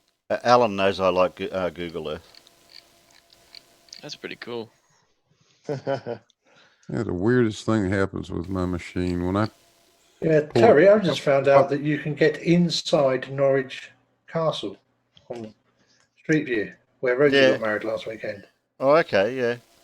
Well, we've noticed that before, haven't we? We've gone into malls and railway stations and all sorts of things. Usually, when I pull up Google Earth, I'll start roboting. Anybody figure that out? Yeah, I get that happen. Was I roboting? No. All right. Am I sharing anything? Yes. Yeah. Yes, you are. You're sharing something. Why do you have Christ the Redeemer ticked? It's a big statue. Oh, located in Rio, Brazil. Right? It's the big statue that was arms out. Yes. What's wrong with that? You can get rid of your side menu. Oh shit! It's raining right now. That would be. Hey, like that big ass triangle sitting in the middle of your P. Mm-hmm. Yeah, and It's just kind of a cool thing because it's a big white triangle next to Sault Ste. Marie. Yeah, but Bob, does it have sides 1, 1, and 1? And what are its interior angles? Hold on, let me get 60 degrees apiece, man. It's an equilateral triangle. Now tell me if you can figure out what it is. It's no longer an airport, but it was one at one time. A wasted piece of land. Drag strip. No, but have a look at it. Wasn't it? You see anything neat about it? Oh, yeah, it's a UFO landing test site by the Vril.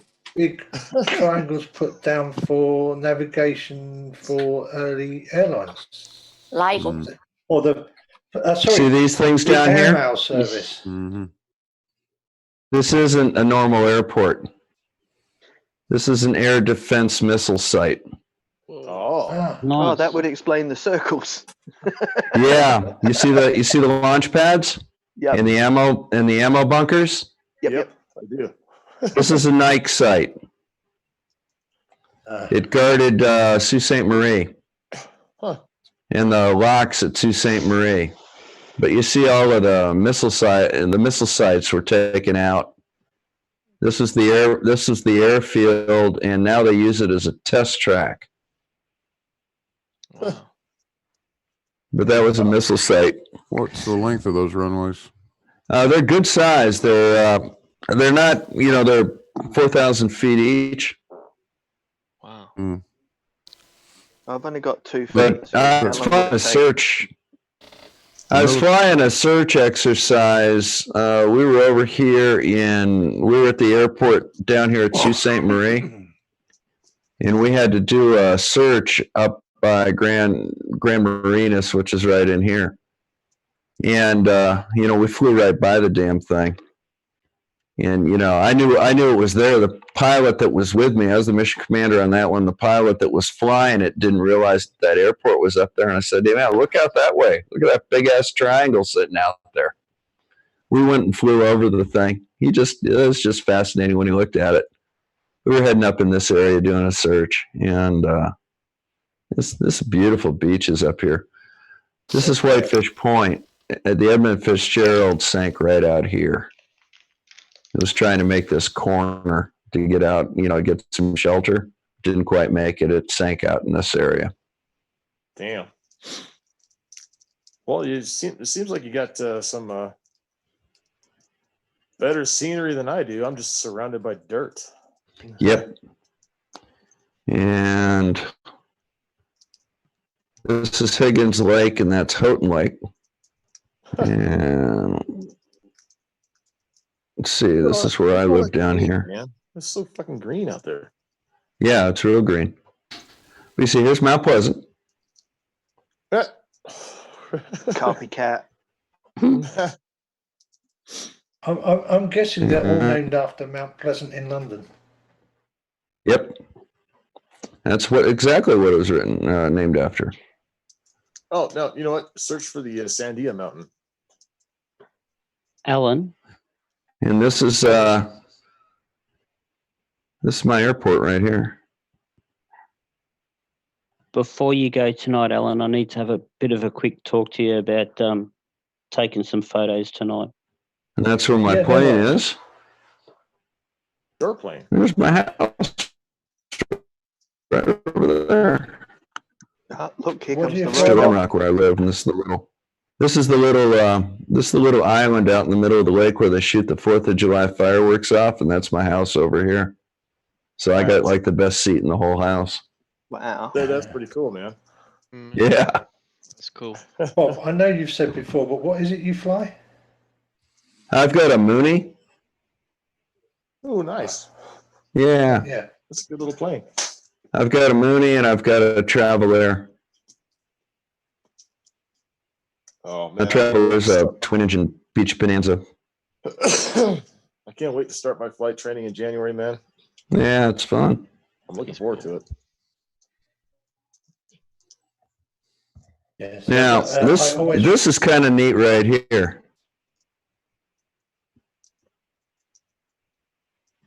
Isn't that neat? Well, that ain't it. Let's just say a bush.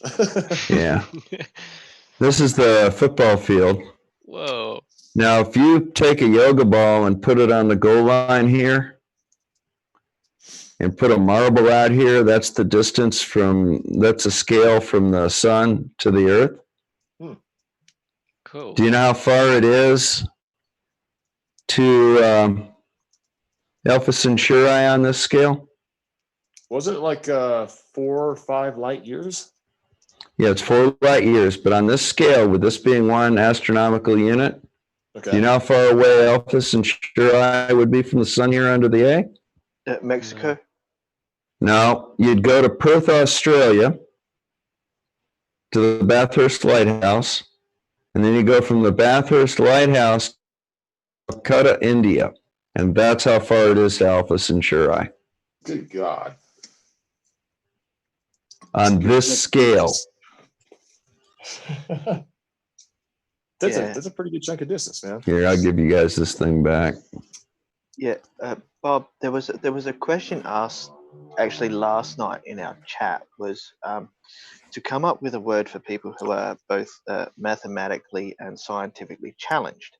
Now, the only things I could find, one was scientifically illiterate for the science side, and the other was innumerable. But we need to come up with some form of word that describes these people. And Flurfers is just not cutting it. Flarfers. No, I would, you want to go with, well, I mean, cognitively impaired would be a really good way of doing it, but it doesn't have flair.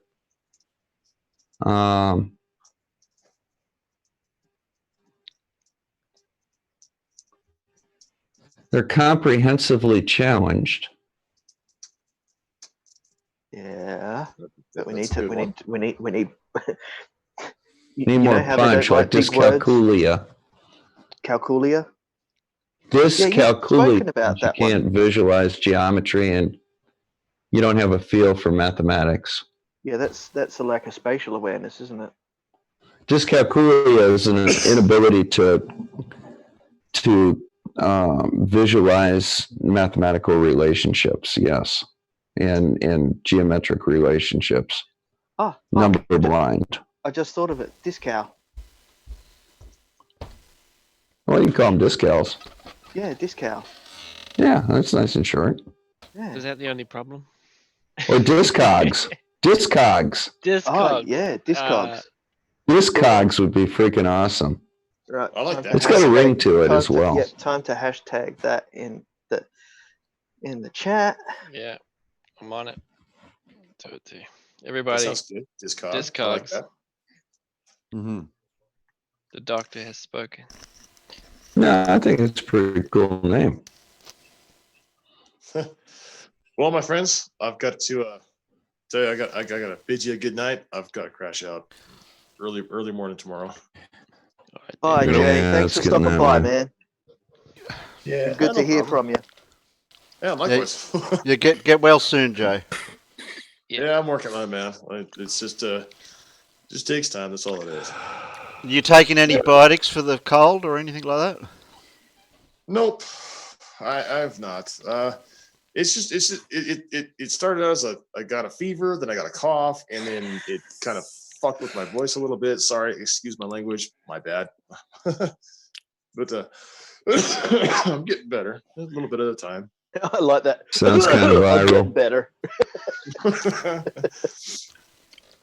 But anyway, it's good to chat with you guys and hang out for a few minutes. I do appreciate the time. Any time, Jay. You know that. Oh yeah. And Bob, hey man, it's good to hear from you. And the next time you're down here in Albuquerque, please, get a hold of me and let me know. I'll take you out to dinner for something. Oh no, I definitely will do that, man. I'd They've have got a to really nice conference in Santa Fe in October. It's got like 50 or 60 CMEs that go with it, and it's relatively reasonable. It's on the Fontenay Hotel or something. Gotcha. Big pink ass hotel up there. Yeah. And right off the main square. But yeah, I fly on in, and you get a car, and you can't get a taxi or a car from that airport into town. To give you some advice to save you a friggin' shit ton of money, do not rent a car from the airport car rental facility. It's like they got something going on down there at the when people come in from the airport, they come in at the airport there, they go to rent a car from the airport. It's extremely expensive, and if anything, like when you come into town, give me a call. I'll take you to a place outside of the airport to rent a car where it's not going to charge you, your left nut and your left leg. Well, what I may do is the next time I go to this conference, instead of flying into Santa Fe, I'm betting you there's probably cheaper flights coming into Albuquerque. Oh, and then I just rent a car there. I'll give you a call when I get in and go grab a car or something, or I'll head up to Santa Fe the next morning or something. Yeah, you know what? I'll up that, even do it even better than that. I'll let you use one of my cars. I've got two vehicles. Yeah, I'll let you use my Mustang. Oh, not the Mustang. Cool. Not the Mustang. Dude, that Mustang is a tank, man. That car is an awesome car. It's super reliable. I'm at 265,000 miles on things. Still running like it's brand new. But cool. I'll save you some money, Bob. So when you get into town, when you come out here, let me know when you're here. I'll bring you my car. You can use that for the time that you're out here. Well, that'd be kind of cool. Thank you very much. Yeah, it's a 2002. It's a V6. It's a good running car, and no rental fees, man. You can drive. Yeah, all I gotta do is get you a dinner or two over at Twisters. Twisters, hell yeah, dude, it's good stuff, man. I'll take you out to Twisters, man. But you know what? I'm serious though. When you do end up down here, yeah, we'll hook up. It'll be next October, but we'll hook up. Yeah, definitely. And I'll give you the keys to my car. You can use it for whatever you want. You're going to save yourself a ton of money on rental costs too. Well, it'll save me about $250. Yeah. It's $250 you don't got to spend when you got a car to use down here for totally free. Yeah. Well, I appreciate it, man. Hey, no problem, man. just keep me posted on when you're going to be down here, and I'll. I will. And we'll figure something out. Yeah. I'll. Well, Terry will be doing this for a long time, and I'm not going anywhere. No, I'm not I going get sick and tired of YouTube every now and then, but at least I hang out there. Yeah, same here. I'm not going anywhere either. I got so damn sick of it when I was in Phoenix that I couldn't even bring myself to make another Flat Earth video. I just couldn't do it anymore. Yeah. It took me about 3 weeks to get back into it. Yeah, I learned that from the very beginning when I first started my channel, this Flat Earth stuff. Ooh, I don't know if I want to go down. Well, the thing is, I've got the Vax and I've got Tartaria, and I've been doing some stuff on the moon landings lately. What, they landed on the moon? Yeah, they did. Okay. It was the New Zealanders, though. Yeah. We all pretend that it was us because, we're Americans and we did everything, man. Bob, have you heard Yeah. of Vril? VRIL? Hmm. You've heard of Vrilology? No. It's worth looking into because they actually have a church just north of New York. What's it called? New Hampshire. What's it called? So VRIL, Uh-huh. and then put ology, Mm-hmm. and then put church. Scientology church? No, Vrilology. No, there's no Xenu. All right. Well, I've got to roll, guys. I'll catch y'all later. Righto, Jay. Take it easy, Terry. Bob, you have yourself a good Hello, night. cheerio. Bye, Jay. See you later, Jay. Take care, Jay. Oh, be Hey, careful, take it easy, Blue. We have a delicate pip in. Yeah. Beep, beep, beep, beep. Uh-oh, has the gentler sex arrived? Hello, Well, Pip. she's got a gentler head Where? at the moment. Pip, Pip. Yeah. The hangover. Hey, Pip. Nice hearing you again. Hello. Hi. Bob, you sound weird. I am weird. It might be your head, I'm Pip. Princess Buttercup. I didn't recognize your voice. Your mic sounds weird. Well, it's a different mic. Well, there you go. That explains it. Yeah, plus we don't talk How are much. you? I'm doing great. Good. I've got a cold, Good. too. That's what it is. And it's By the late. way, Bob, Mad blue. Yeah. while you were doing your stream, you actually had Professor Phil Bell in here defending you. Who's Phil Bell? Professor Phil Professor Bell. Phil? Yeah. You don't know who Professor Phil Bell is? No. He happens. Not he yet, happens not to be. yet. He Oh. happens to be one of the professors that was on that. He was one of the scientists that was involved in the Indian. Chandra 2. Moon. Yeah, Yeah, Chandra the thingy 2. that crashed. Yeah. Well, they crashed it. Well, how He's an about we play? astrophysicist. How about we He's play a working on little it. bit? He's working on the new one. How about we play a little bit of his next video with magnetism, a teaser for Wednesday night? Yeah, Oh. let's do that. Yeah, go on. What? Okay, so did he say I was right about something?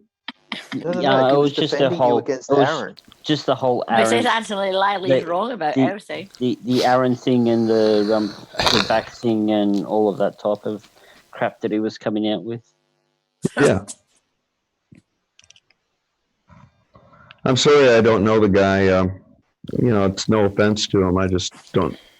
Well, No, you like him. I'll give you a Nice guy. few. familiar with I'll him. give you a few minutes of him, and then you can get an idea of what he's about. Electromagnetism that are clearly false. So let's have Morning, a look Chris. at what magnetism is for start. Yeah. If you have a look at the board behind me, I'll try to go through it bit by bit. So first of all, it's probably useful to note what does cause magnetism. and this might allay some of your ideas of flat Earth people about how magnets actually work. So, why are things magnetic and why are some Magic. things not? Is the question. God wants So, it that way. let's have a look at these two metal bars up here. So, the first one could be, say, aluminium. Or aluminum. And the structures, the aluminium. crystalline structures of aluminium are very, very, very higgledy-piggledy. In fact, you can practically see that almost with the naked eye. If you break a piece of aluminium, you can see that it fractures, and it fractures in a very rough sort of way. So have a look at it next time. If you look at it with a magnifying glass, it's very, very clear. And basically, there's crystalline structures in aluminium that just go everywhere. There's no rhyme or reason to it. It's just completely random. Okay. Now, if you have a look at a piece of metal that's magnetic, like an iron bar, for instance, you'll notice that the crystalline structures are all lined up. So they have a polarity. Now, if you make a magnet, if you make an ordinary piece of iron into a magnet, it will start off with random crystalline structure like that and end up with this kind of structure. Cool. Now, this is a very, very handy thing that we're able to do this. For instance, tape recording, floppy disks, if you remember what they are. Well, some of you might not even have been born. So floppy disks, all of those rely on this type of structure. So this structure where everything is lined up. Okay. Now, the way a recording works is that as voltage is applied, in other words, through say a microphone or a video or whatever, some digital signal, will then interrupt these particular structures in a particular way, in which you can go over it again and then pick up those parts where the structures have changed, and then basically do the reverse so that you recorded something and now you can actually hear what you recorded by going over these parts of these structures that you've changed. Okay, so in a nutshell, what have we got? We got a type of material where the structures are just higgledy-piggledy, and we've got a type of material, say a metal, where the structures are aligned, and that's the difference between something that's magnetic and something that's not. It is also the difference between something that can be magnetic and something that cannot. So we can't get aluminium to line up like this. Okay? Now, we can actually create magnets like this, again, using electricity, which is called an electromagnet. I'll get into that in a bit more detail later. And what happens is that electric field causes these structures to line up, and therefore creates a permanent magnet. Okay, so there are things that make it go backwards. So in other words, you can actually destroy the magnetism of a particular bar like that just by heating it up, and that will cause these structures to go back to their randomness. Or if they were already lined up, it'll cause them to go into a randomness like this one, and then it won't be magnetic anymore. Okay, and that brings me to one of the arguments about the from the flat Earth, who say that the Earth has a molten core. It's a certain temperature, 6,000 degrees, and therefore, because it's so hot and molten, it can't have magnetic properties. Well, we'll come to that. Okay, that's certainly not an explanation for it. But okay, so let's have a look at what we call the magnetic field. So we've got to the stage where, for instance, in this bar magnet over here, we've created a magnet.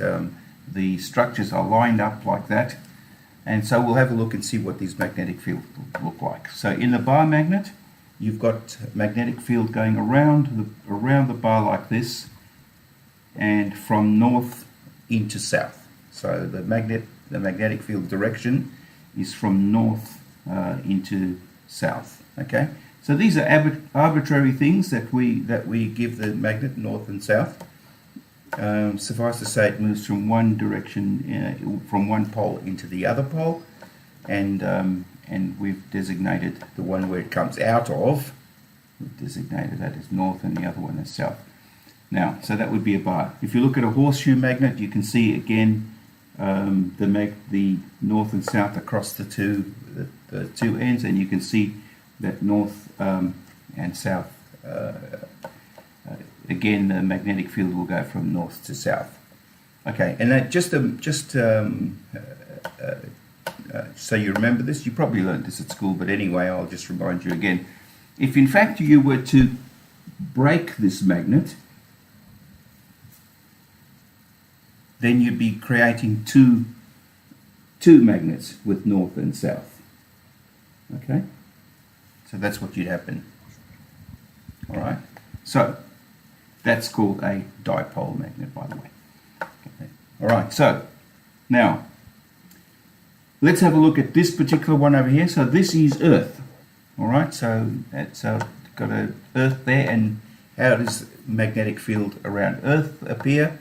Well, it's like a giant bar magnet right through the middle of it, and it's almost center, about 11 degrees or so off center.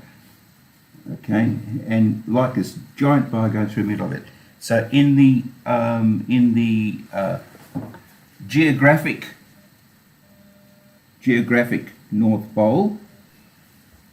I think we'll leave it there because the rest of it we'll listen to on Wednesday night. I know he sort of starts off with a little bit of an explanation for some people that might already have the knowledge of certain things that he does explain in his videos, but at least he breaks it down from the fundamentals a little bit to help people out that don't have an understanding, which I find helpful.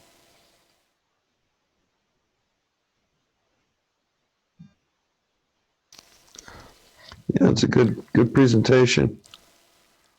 That is Professor Phil Bell. Cool. Well, thank you very much. Appreciate it, Adam. Well, guys, I gotta hit the sack. I knew that had happened. I was looking at the time and I thought, shit, I'm keeping you up for this length of time.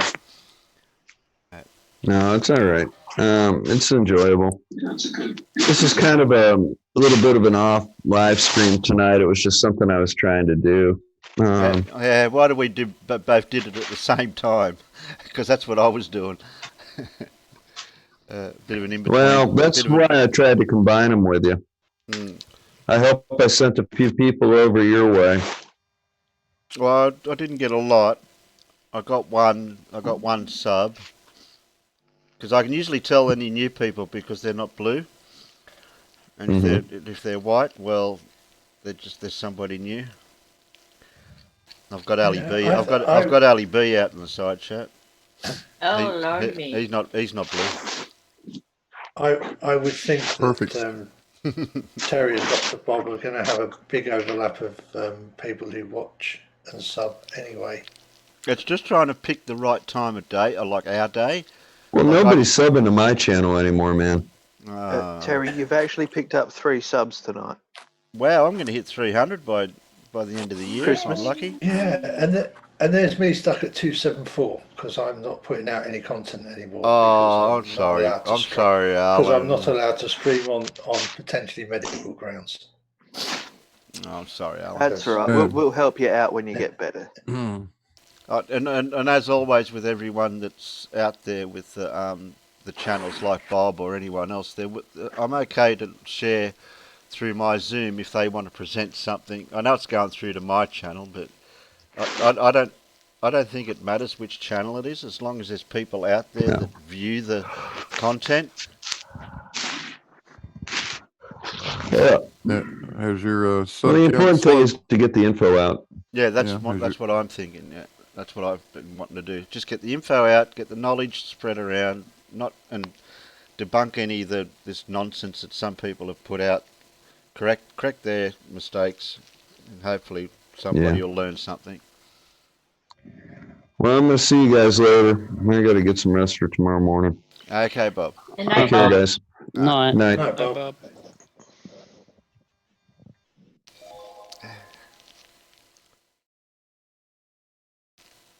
I do have this big blue science thing video that I was going to watch tonight. Yeah, I don't know if we should promote that guy. Yeah, it's Big big Blue. blue. Oh no, is it Blue Marble Science? I think it's I called. wouldn't if I were you guys. I don't know. He's got a donkey. I don't know. Is Bandy still here? Every He was every awfully time quiet. every time I watch that Blue Marble Science, the first 5 minutes is really good, and then after that, there's always an idiot turns up on the stream. Yeah, but you know the bit I like, Peter, is when you're talking. I do this. Yeah, but it didn't work this time. Oh, sorry. Now it's going to be quiet and I can't do it. Yeah, like I thought. Sorry, so I thought Gladys was a mule, not a donkey. Well, Gladys is a mule. What's the difference? Alan. It's a hybrid. Alan. Yeah, Fertile. that's a mixture of a horse and a donkey. So when you're a dumbass, is that a donkey or a mule? That would be a mule. So I guess I don't know. I suppose you could.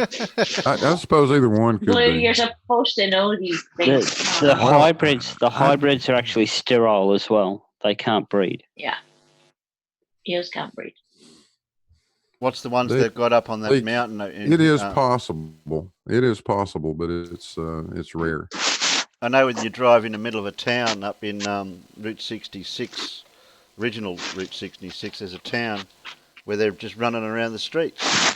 I don't know if they're donkeys or mules. Don't know. Burrows. That's what I love. Burrow. Burrow. That's what a rabbit lives in. there. Yeah. Rabbits live in burrows. What do you want about? Oh, piss off. Not in a minute.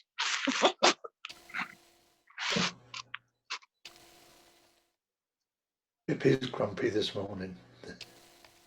No, I'm okay. Oh, you're not okay, Pip. Not really. But thank No.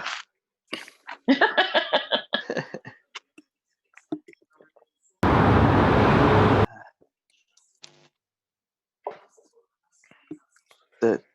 The thing I don't get is when you hear flat earthers in Discord chats going, "I've been doing this for 2 years," and then you hear someone go, "Yeah, and you still got the same bloody questions." Mm-hmm. We answered it a million times. Yeah, absolutely. That's the thing. They only have a limited amount of questions. You can only ask it so many times. Yeah. The discog of these people. Is that a hashtag now? Yeah, hashtag discogs is. Yeah. Okay. That's the new term. But that includes your antis, your flirfs, your moon landing deniers. Terry, can you share that on the inside as well? What's that? What you're sharing out on YouTube? Yeah, I know. I forgot that I had the wrong thing up. I've got a good thing of it. Just got to remember where I put it. so I'm guessing because I've just Who's just woke up. who's rubbing their Call you. mic? Pip. That's Pip. No, stop it. I'm not doing it. I'm talking. Pip, Uh-huh. every time you say it's not me and then you mute and then we find out it's you. I'm not even muted. No, it Hang sounds, it on. sounds like you're scraping the jumper or something. I haven't got a jumper on. I'm in my bed. Scraping something.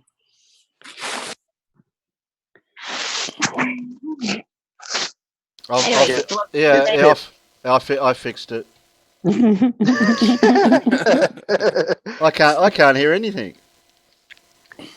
Oh, Pip. I hate you.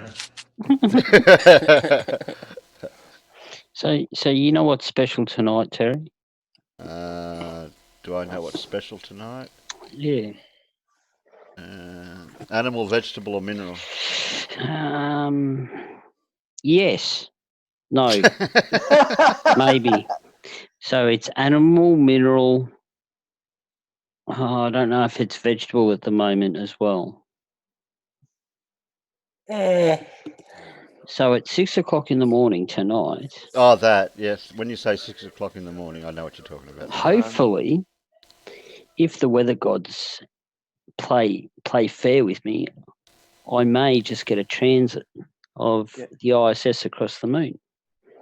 So Peter, you wanted to say yes to the middle one. Animal, mineral, vegetable. It's mineral. Okay. So hang on. What are those things inside of that tin can that's but going you're not going to get a photo of them, are you? Yeah, but it's animal, vegetable, and the moon's going to be there, so that's mineral. It's all mineral. So, is the ISS made out of vegetables? No, but they do. They did at one stage have plants growing on the inside of it as well. They still do. They have a hydroponics bay. So, like I said, but yes, you're not going to get a photo of the inside of the. It's really not the point here, because I was getting on a technicality, and technically, it's yes, it is animal. How do you know it's not empty? Well, I've seen pictures, you see. Oh, but have you been there? Have you verified it? Have you to confirm that it's not there? Yeah, I was up there last week, right? No, I was doing the trash delivery. Ask Sheppel. I got a good video for him. Peter. Yeah. I think I'm going to have to disappoint you now. Yeah. I don't think your 200mm lens is going to resolve the ISS onto your sensor. I'm going to try as hard as I can, Alan. I'm just saying, be prepared, because I tell you why. Because with my 600mm lens, I can resolve the ISS to about 60 pixels on my sensor. All right. So that's going to be, you're going to be able to resolve it to about 3 times less. So what type of angular size do you think that I'm going to need to be able to see it? I think you're going to need this thing I'm holding in my hand that I'm going to send to you once Mads sent me the microphone for you to send on to Terry. Because the only reason I ask is it's actually going to be a really good pass. It's 32.57 angular minutes, is it? Seconds. So in seconds in size. So it's somewhat fairly big, and it's a transit of 1 second and 14. So I'm hoping, I'm really going to cross my fingers. Yeah, I mean. Yeah, go for it. Have a go. You have to try. Have a go. Don't I'm listen just to Radar, saying, man. He's discouraging you. Be prepared for it to be nothing but a little dark blob. rather than any detail. I'm going to do it in video, Alan. I've set my camera up to 60 frames a second. Yeah. And look, if I get a dot that actually passes over the moon, and that's all I see, I'm not going to be upset if I see that much. I look at it from the point of view, considering how much I can actually zoom in after the images, even if I take it as, even if I go into the video afterwards and I can pull off images afterwards of just the dot of the thing going over it, I'd be happy with that. Yeah, I think that I think with video you're going to be even more disappointed, because the problem is that when you shoot stills, you've got I'm trying to think, is that a 15 or 18 megapixel sensor? It's 18. Yeah, so you've got around about 5,000 pixels horizontal across on the wide on the wide axis. Yeah. When you put you've got a lot of data. The problem when you record it as video is it's already interpolated the 5,000 pixels down to 1920 pixels.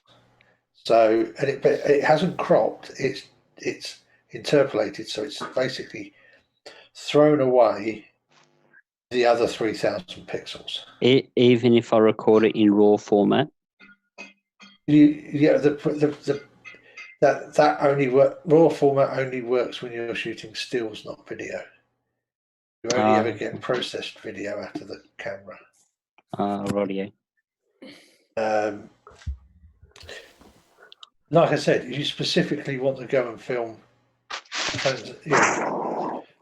transits of the ISS, things, then the P900 actually would probably be a better choice. But as a general to use nice quality camera, what you've got is much the better choice. But it does require a little bit more effort to do things like transits, because you actually need to use real focal. Because remember that the P900 does its 2000 millimeter equivalents using a 357 millimeter lens. Yeah. And a tiny, very high dense, a tiny sensor. densely populated sensor. Yep. How far away are you going to have to go to get it? Is it close by? I can do a partial transit in my backyard, or I can do a full transit if I travel about 4.5 kilometers away. Oh, that's okay. Yeah, so it's I really would definitely close. just go for it and see what you can get. I would love to try it. If you think it's, I haven't got much chance of getting it anyway, I might just do it from the backyard then, Ellen. It's going to be difficult because obviously the moon is only half a degree. Yep. And the ISS is down into the. It's very quick. It's down into the tens of seconds.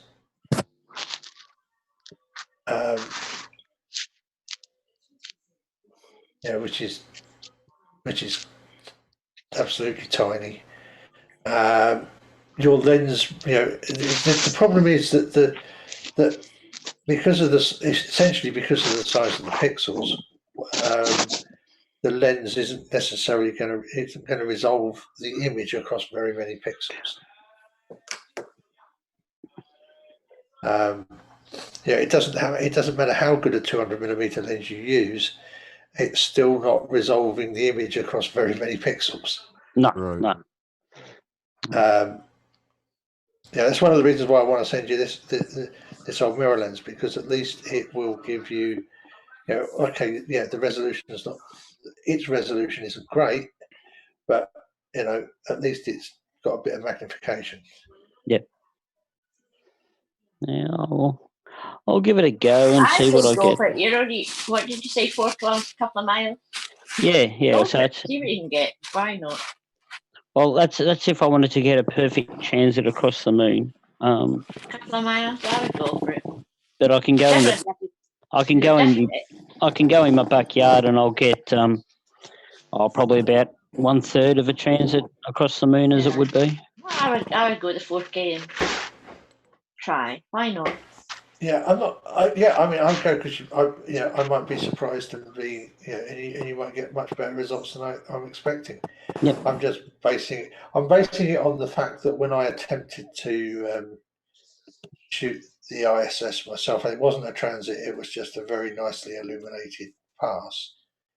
I unfortunately got it slightly out of focus, but yeah, even with my 600mm lens, I was basically cropping down to an image that was 100 pixels across, and the ISS is in the middle of it. Yeah, all right. Well, I was just the way I looked at it was it's not a full moon. But it's a fair bit of moon, and it's going to be back illuminated, so it's going to look like a nice shadow going across the surface of the moon. Yeah. So even if it is only 1 or 2 pixels of resolution, I'm going to see something over that 1.2 seconds or whatever it is going across the screen or across the moon. Oh yeah, it's most definitely worth. It's most. Sorry, it's You're right. most definitely worth trying. I would. I would certainly be out trying to shoot it. Yeah, I just don't want you to be really disappointed if you don't get results. No. Because if you realise how difficult it is to do it, and then you get good results, that's even better. Because it turns out I was being pessimistic. Well, it's all right. If this one doesn't work out, I've got another one that I might be able to get, depending on how excited I am in another 10 days. But I have to travel for that one. That one's about it's just under just on 100K away. Just thought I might as well show you how I managed to bollocks up taking photographs of the ISS. Let me just find them. Yeah, so the other one, yeah, it's about 90 odd K away, but it's conveniently at about 7:30 at night though. You don't have to get up early. I don't have to get up early. That's right. See, that's the thing I liked about being able to shoot just passes of the ISS. Is especially for us this time of the year, because the nicely illuminated ones are always at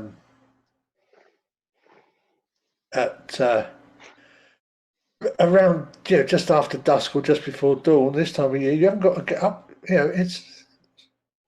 It's late afternoon and not that early morning. Well, the best thing about this time of year for down where I am is, depending on which way it's going, if it's coming down on its orbit or going back up, like magic, as it gets towards the bottom of its arc of its orbit, it gets illuminated by the sun from the other side of, as the sun's on the other side of Antarctica type area there. It for a matter of about 5 minutes or so, it actually illuminates it quite brightly. Yeah. Yeah, sun. Sun. Pretty. Yes, because the sun will be behind what? What's that magical obstruction? That bally thing, rock. Yeah, that horizon. Yeah. It's behind the ether band. That's the one. Oh, Blue. What? Ether You band. have spoken the unspeakable words of the stupid. But Blue, Aaron debunked Travis. That's funny. That's what I heard. I gotta go so listen on to Travis's stream from yesterday, right? Aaron's talking about a particular picture, and then Aaron turns around and goes, "Yeah, you can't see the bottom floor because it's obstructed."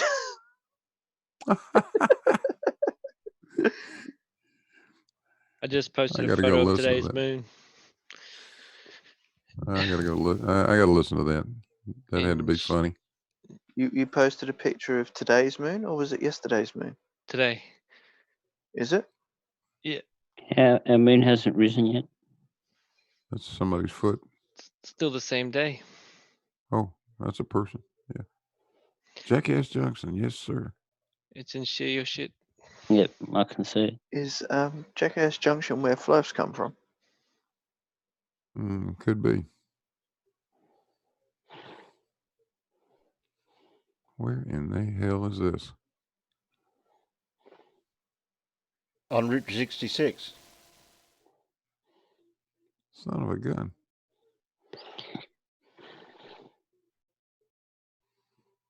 I know where to go when I need a loan now. Yeah, they're all dollar bills. I don't care. It's a lot of dollars. That's only monopoly money, American money anyway. Well, it's all At least cotton. we've got colours. Yeah, we got plastic. Ironable. And different sized notes, so the blind people can tell which note they're holding. Yes, that's correct. And now the new ones have actually got lumps and bumps on them too, Alan. Oh, what, you mean Braille? Yep. Because you can impress Braille into plastic, can't you? Yep. And a lot easier than impressing it into a paper note. Happy speaks. And where have my ISS pictures gone? Don't tread in the shit.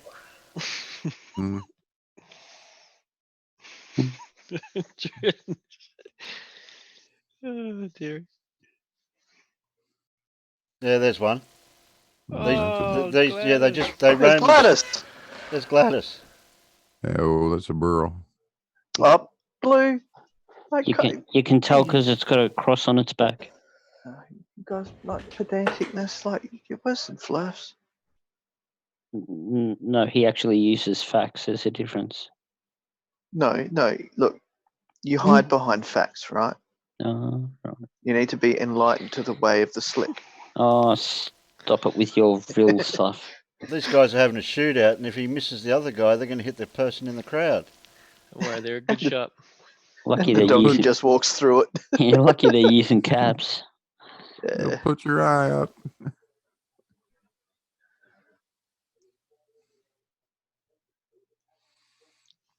Yeah, those donkeys or whatever they are that just roam the streets.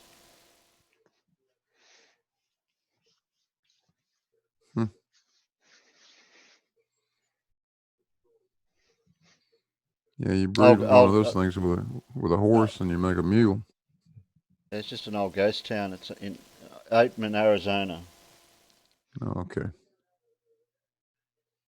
That is a long way from me.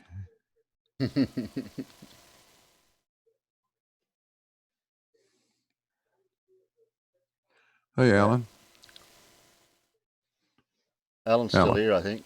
Yeah, Alan's still here. I think I might have distracted him finding ISS pictures now.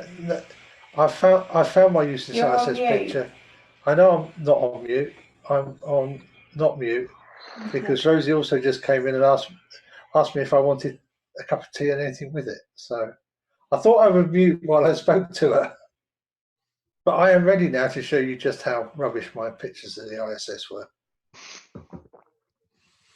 Yeah, you got the camera pointed the wrong direction. Oh no, I pointed the camera in the right sorry. direction. I thought I'd focused it though. That was the problem. Oh no. And I hadn't done terribly good job of focusing it. No, we're looking down at the earth. We got to be looking up at the sky. That's Terry's pictures. That's Terry. That's Terry showing us more Google Earth. More Oh, Google yeah, Earth. see, you're confusing poor Blue. Stop that. I think that's somewhere in Arizona. A friend of It mine is. about 5 years ago did LA to New York using lots of Route 66 and various other stuff. Bullheads. And they, with his son, and he rented a convertible Mustang to do it in. Oh, I know where that. I've been there. Yeah, the road goes through there somewhere. Well, the old, yeah, there it is. There's the road. It's the old Route 66 road. I know where Bullhead City is. I've been there. You're south of Las Vegas. A couple hours south of Las Vegas. When Terry lets me share. Yeah, Las Vegas is just to the north, and Yeah. Oatman's just to Yeah, the there south. you go. Yeah, if you go on down there, you come to trying to remember the name of the place. Well, Mojave.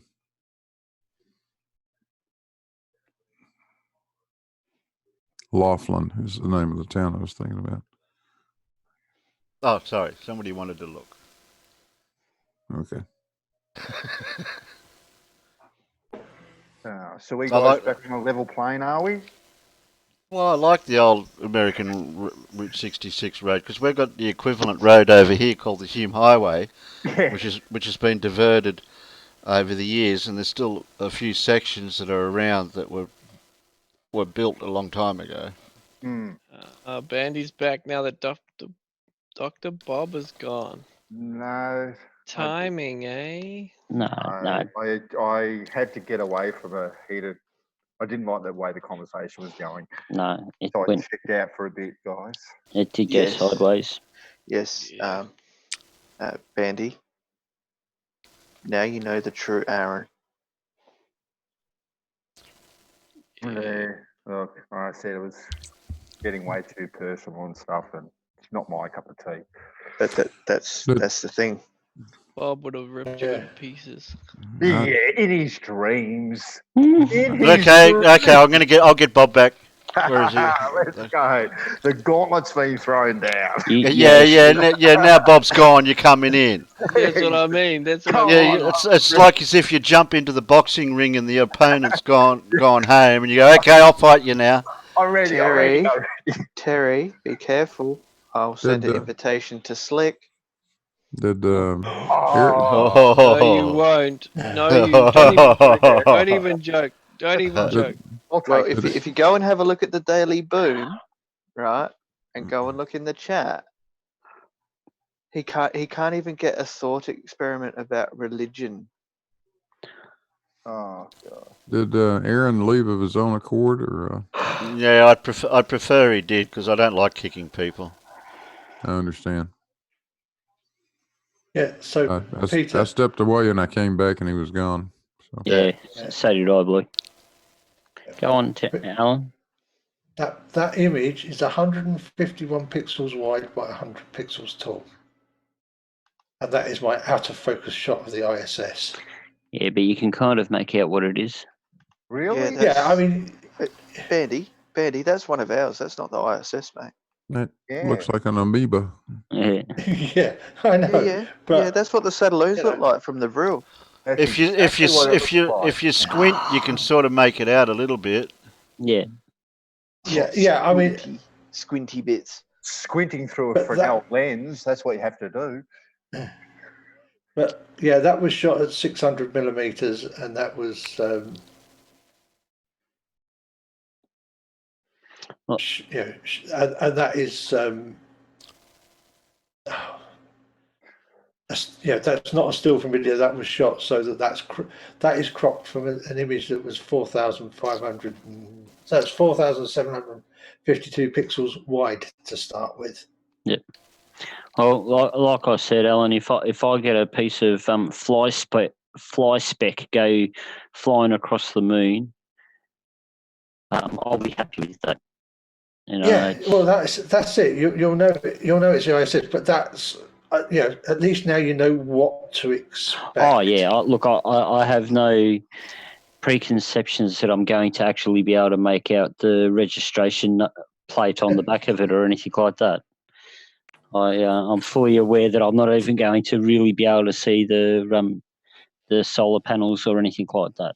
It's I will see a black dot if I'm lucky, or possibly an illuminated dot flying across it, and that's about it. That's all right. That's what the Mercury looked like. And little dot. That's the art gallery room where Rosie got married last week. Oh, lovely. That's Get cool. you ready for bed, Bubba? No. No. No. No. No. Yeah. That was. Yeah. It's that was a really nice place to have a wedding. An art gallery. Yeah, no, it's. Oh, sorry, an art gallery in a 1,000-year-old Norman in a nearly 1,000-year-old keep of a Norman castle. We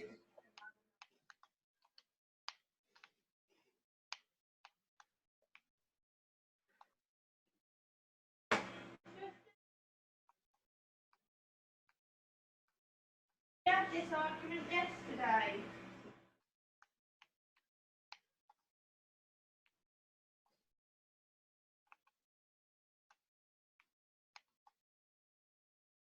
I wonder if Big Blue knows where this is. My Route 66 stuff.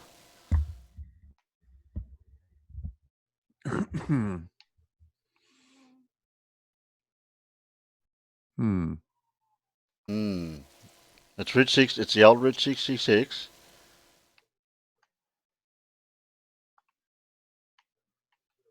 What's the length of 1943 they built this, but it's abandoned now. Do you know the length of it, Terry, or Blue? It's abandoned. It's a few miles long. It's several miles long. I can find it on Google Earth. I mean, I have looked for it. I have seen it on Google Earth. Looks like a nice bit of a racetrack for. Look at that chemtrail. You need a hint, Blue?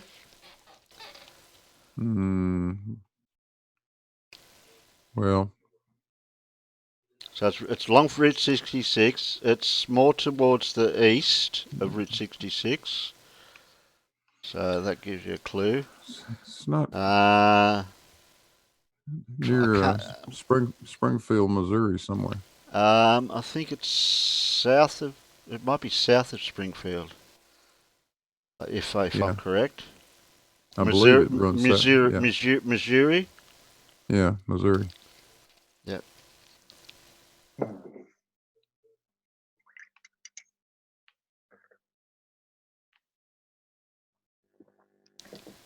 Copy. A lot of these roads over in America, they just abandoned them or bypassed them and made new ones. So they must have either had plenty of money for the governments to build new roads and new bypasses all the time over the years. Well, it's still an active highway. I mean, it's used. It's just became a different number. Yeah. Yep. Route 66 is pretty much all still intact, I think, except it gets chopped up. Yeah, it's chopped up a lot. Yeah. The actual highway part, the main one that's there now, I think it's I-40. I think it's called. Yeah. Yeah, that's just bypasses a lot of the old Route 66. Yeah, exactly. And I-40 runs a long way. Yeah, it does. Yeah, Jay was taking me along sections of it there one time when he was working on the truck. Yeah, a while ago. I live out here on the eastern end of it. Okay. I-40 goes over. I guess it starts over in Asheville, North Carolina, or maybe it goes even further. Comes through Knoxville, heads over through Nashville, Memphis, etc., etc. Ends up, I guess, going through Kansas City, St. Louis.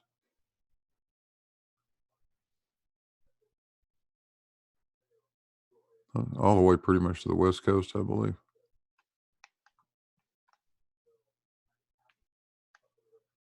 Been on parts and pieces of it. Okay. Trying to remember where it is now. It's in Missouri. Like, I wouldn't be able to find it now. That's 44, so I don't know if 44's Route 66 or not. That's Interstate 44.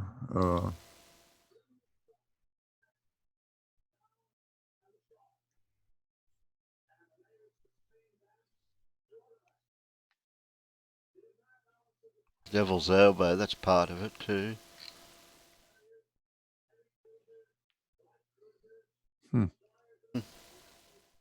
Yeah.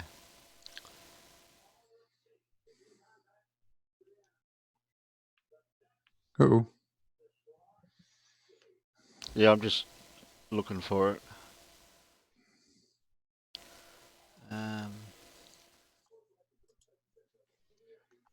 Thought it might have said it in the... Oh, here we are. I found it. Pulaski County. Hooker Cut. There we go. I'll copy that in. See if I can find it that way. I've done a lot of looking on here for it, or for that and other places like Oatman, even just bits and pieces that are around.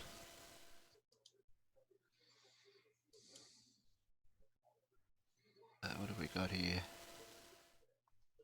Cut. Pulaski County. Oh, it's over there further.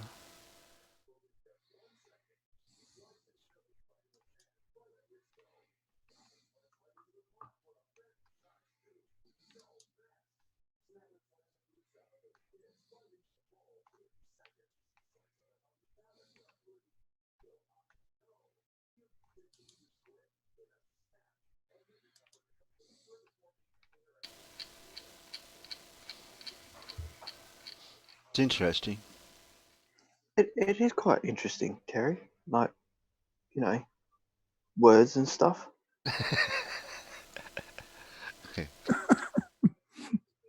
You're not hearing, right? Well, just so you know, right? Slick James thinks that facts are a sure thing, and that facts are there whether you know them or not. Just putting it out there.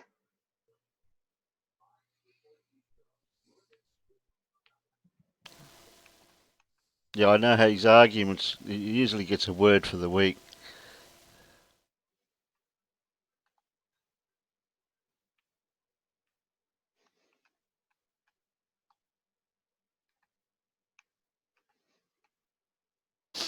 Yeah. I say Route 66 there. Yeah, that's Route 66 there, where it says. Yeah. I'm not sure if that's the Hooker Cut or not. That's it. That's the Hooker Cut, is it? I don't know. Because Devil's Elbow has also got a section of Route 66 on it as well, where there's an actual road. They call it Devil's Elbow. Goes over a bridge. There's a few alignments there.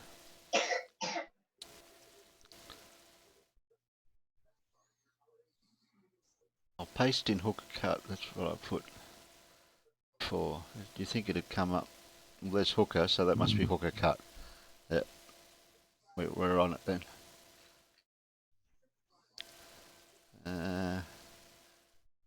There we go. Yeah, that's it.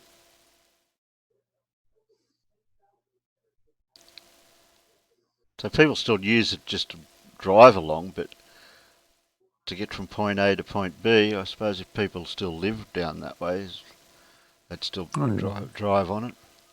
Yeah, you can see driveways going into and out of it. Yeah, that's what interests me, that sort of stuff. Old roads and alignments.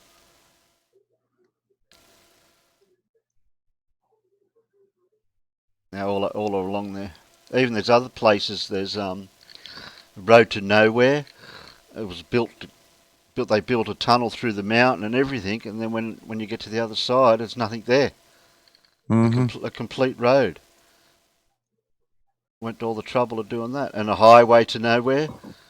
There's a dual road highway somewhere over to the northwest there somewhere. Yeah, there's a bridge to nowhere. They've these crazy political projects. Yeah. Oh, Pennsylvania. Is it Pennsylvania? The turnpike? It's all abandoned. I don't know. It may be. I mean, there's yeah. It's I think it's Pennsylvania, and it's a turnpike, whole section of turnpike. It's all abandoned, with overpasses and underpasses all in it. So you mean abandoned? Right. Yeah, abandoned. Abandoned. That's the correct way to say it. Abandoned. I've been saying it wrong my whole life. Yeah, it's weird that. JM's never going to live that one down. Yeah. It's going to be a few years before I get the word back, I reckon. To the novelty wears off. I'd rather say it the right way, otherwise I'll get confused. Let's combine the two. East abandoned. Here's a picture of the ISS made by some guy with a telescope. Yeah. At least you could make out it, that one. Yeah, the guy did it with looked like about a 7-inch telescope, something like that. I've seen a better one than this. I don't know where to find it anymore, though. Ran across it somewhere. Is it because it's moving, or is it just because you try to get the resolution for what camera you're using? I don't know. But you can see the solar panels there. And, there. And the cupola. Up here. That's the body of the station. Yeah, it's pretty cool. Live. It has the new footage. Color and... I don't know why they don't make it bigger. Or there's no reason to make it bigger. I don't know. Make what bigger? The ISS. It's already a football field. Yeah, that's the overall size, but what about the living compartment part? I don't know. No. What am I doing? I don't know. What are you doing? Trying to get out. Yeah, Trying to get out of this. Is that a UFO? No. Must be. No. Whoa. It's actually an identified flying object. Oh, okay. Well, I've got everything screwed up. Okay. Okay. You're right. Okay, you're right now. Right. Are you right? Yeah, sure? I think I got it. Yeah. You sure? No. Close. Alan, do you have any shots of the moon? Alan, what do you know about consumer grade marine radar systems, like Garmin type stuff? Earth calling Alan. I think he's Sorry. okay. Started to talk while muted yet again. Yeah. Poor excuse. I can read the specs and I can do the basics of whether or not they're actually going to do the job. The biggest thing these days about the marine radars is the fact that they seem to be really good at processing the data, the raw radar data that comes back, and turning it into a useful display. Because that was the one thing that always made using small radars on small boats really difficult, is the fact that a lot of the time you're just going to see returns off waves and all sorts of stuff, especially when the ship is bobbing around a lot. Yeah. So yeah, I mean the actual radar side of it is, it's the radar formula, it's a transmitter, it's a receiver. The really clever bit about the modern stuff is the processing, because you're not looking at a plan position indicator display going round showing you raw returns anymore. You're looking at you're looking at it synthetically. You're looking at it computer processed and turned into a useful output for a non-expert to use. I've got this wild idea in my mind that if we had a marine radar mounted at the same elevation as a P900 or P1000 or whatever, and we could get a nice visual image of the cruise ship disappearing over the horizon, we would probably see exactly the same thing happen on that damn radar, don't you think? Well, yeah, of course you would. Like I say, it would be more fun if you could actually look at the raw signals, the raw video coming out of the radar rather than the fully processed signal. Yeah, I'm trying to. What I'm getting around to is figuring out a way to shut Travis up about this ether band horse shit. Good luck, Blue. Well, if it disappears visually and then disappears on the radar at about the same time, what is that telling you? Yeah, I tell you the biggest over the curve. That's what. I tell you the biggest problem is being able to mount a marine, a portable,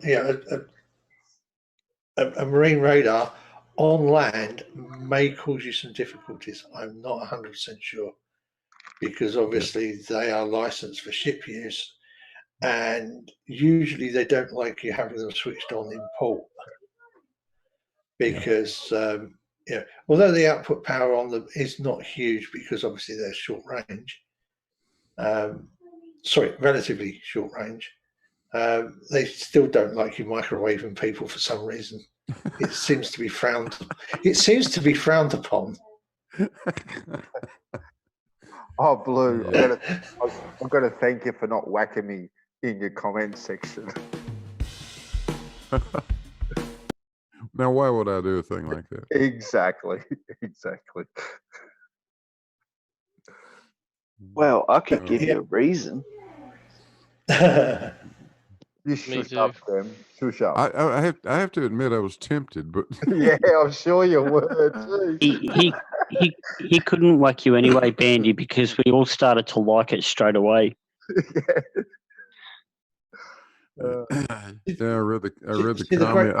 I read the comments, so I don't really necessarily read the name. I read the comment and I thought, who is this freaking idiot? Start to type a response. Oh shit, it's Bandy. I can't We'll just tone it down a bit. Yeah. I got to put on my happy face now. Yeah, pretty funny. If you could find a marine radar that still used a basically raw PPI display, if you're looking at a big ship like a cruise ship, what you would also see is as it goes away over the horizon, you would see the blip getting weaker or small. You see the blip getting smaller, because Less reflection. Because there's less of it. Yeah. Yeah, it's going to become a smaller object. Yeah. Yeah, I mean it's and then you will get some intermittent. It will get intermittent as it disappears, and you'll then eventually lose the top of the mast. Yeah. Well, I have absolutely no. Although of course they tend to have big big optimized reflectors right on top of the mast for some reason.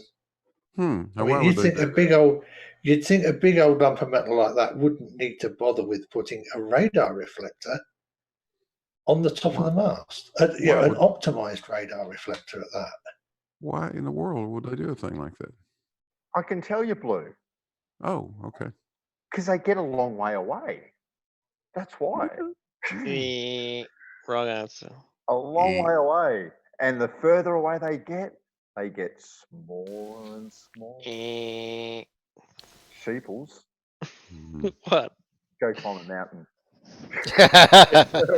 You should come with me, man. So Hey, Bandy. I'm into that. Bandy, go walk next to a ditch. I did that once. Oh. Yeah. Yeah. I was wrong, Blue. It wasn't where I said it was. That the bridge to nowhere? No, it's in. Oh, okay. Connecticut.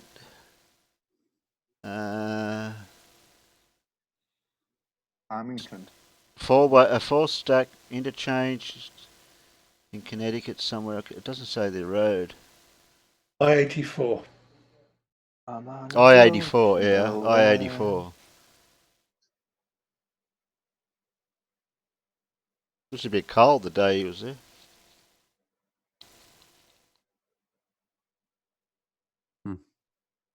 Yeah, abandoned because of lack of funding. A whole interchange. Yeah, well, that'll always do it, mate.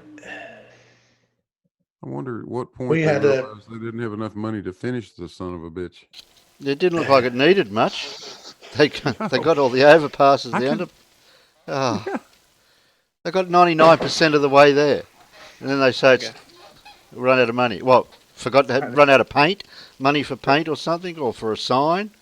Oh no, it's abandoned. We have to abandon. No, we haven't got money for the paint. But you got to understand, Terry, that they have to do future projections, and if they can't afford the future projection, then they just abandon it. Yeah. But it's usable the way it is. It's all completed. No, because if there is just one section that is incomplete, the entire thing cannot be used. Liability insurance and stuff like that won't be covered. I heard of that. Put some gravel down. Typical gravel. US I don't think gravel will fill a gap. Pork barrel bullshit. A lot of gravel. I didn't gravel.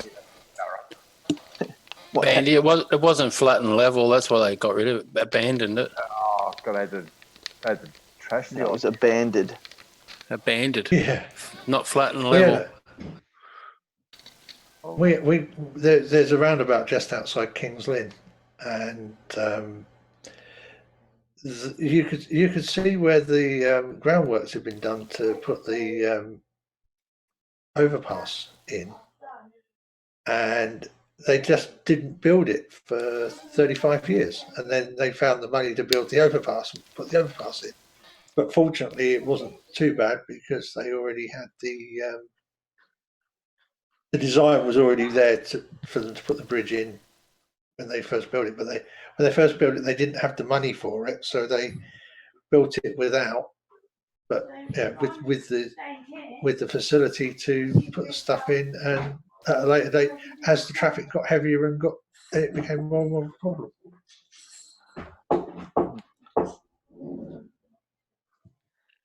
I think you should just keep debunking the videos that come out, Blue. You do such a good job at triggering them in your responses. They get kind of upset with me sometimes. Oh yeah, they just try to dismiss it and make a big joke about it. They get all their minions to laugh along with them, thinking they've got the upper hand. Blue. The fact that we are starting to expose Nathan Oakley as being a globe shill Oof. My God, they're defensive about him. Oh, every excuse under the sun to reasoning why he said this. Yeah, it's Oof. funny because it's in text. You can't take back a text, you dummies. Yeah, and the guy was all, but show me. You ain't got proof. Show me. Yeah, Show. here's the picture. Oh well, maybe that's because. We have a screenshot of said picture. What are we? Oh, your latest ranty flat Earth one. That is so funny, Blue. You know, he's like, look, you can't see the lighthouse, but when you come up here, and then you do the calculator and show exactly why you can just see the lighthouse. Don't pick on Ranty. Oh, we have to.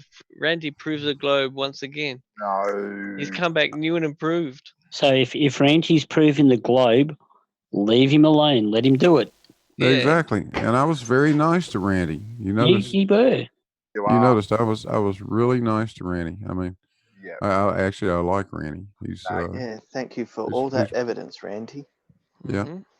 And It was. I got to tell you though, when he said that he was filming it at night while it was still dark, I had a hard time not responding to that. But I do like that.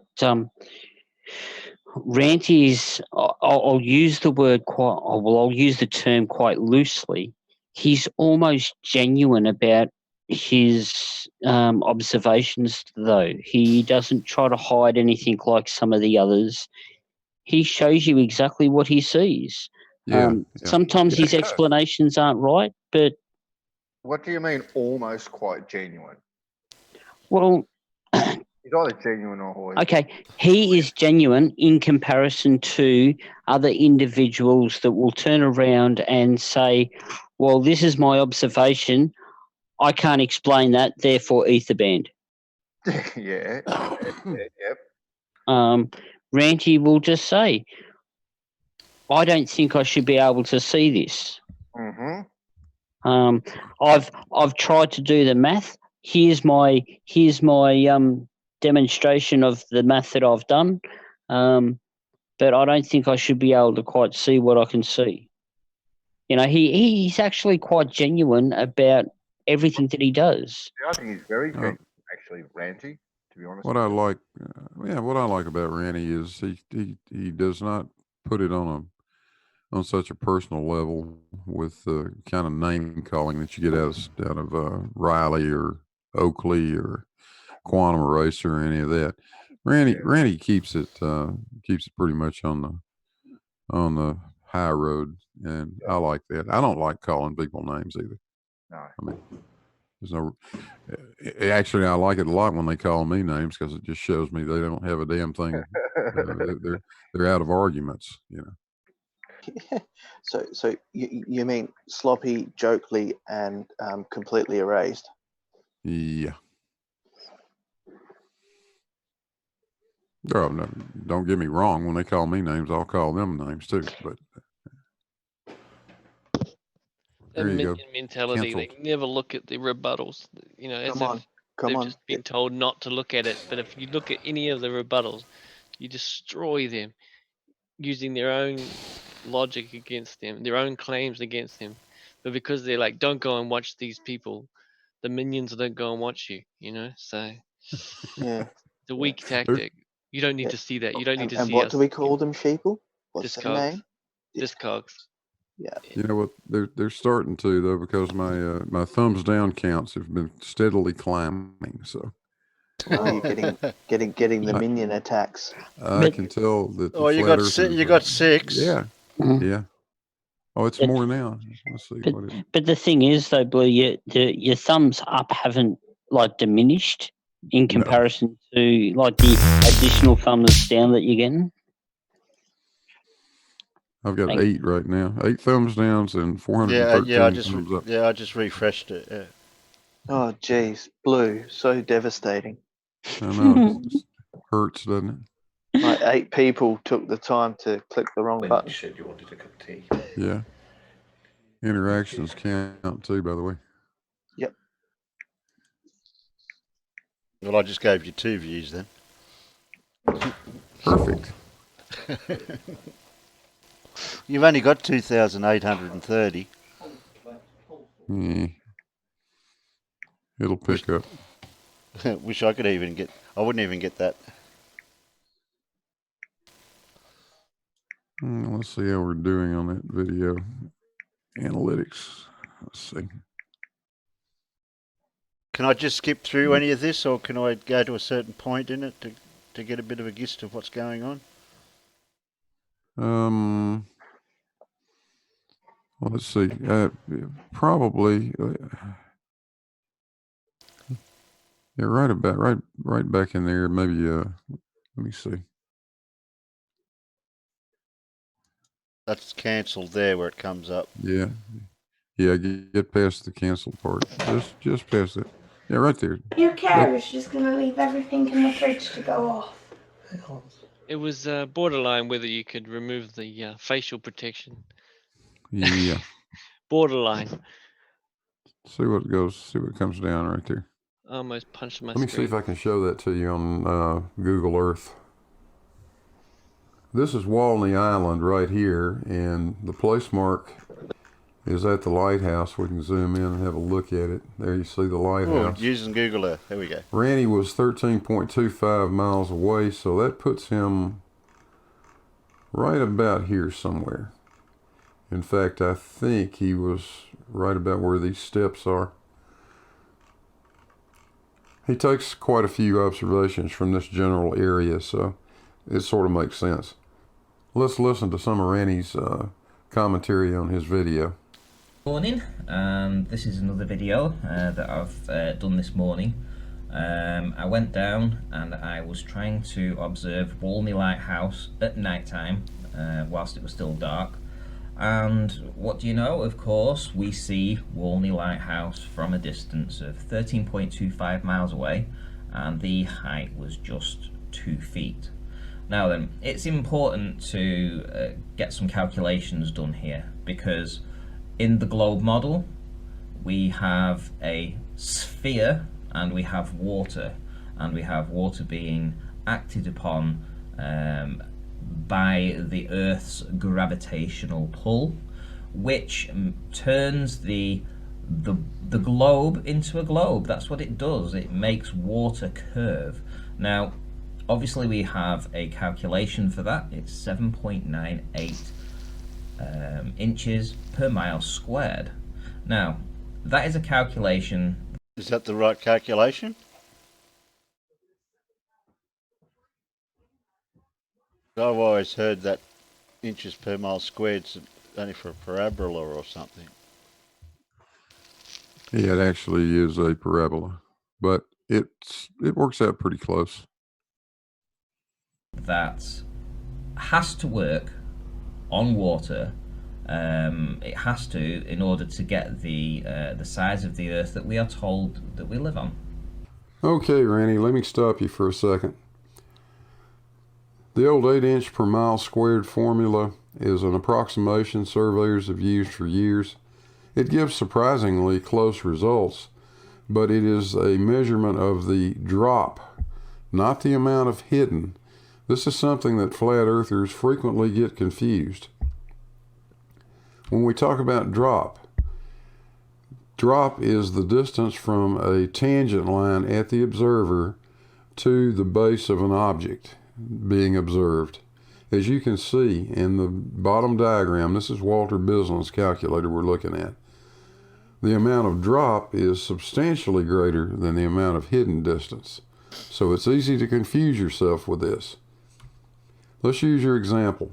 13.25 miles squared times 7.98 inches per mile squared divided by 12 inches per foot gives a result of 116.75 feet. That's really pretty close to what the calculator comes up with of 117.078 feet. Only about 3 inches off, but it's the drop. It's not hidden. It's not visible. It is the drop distance. And that number by itself doesn't do us a lot of good now, does it? Now, let's put those details into a curve calculator.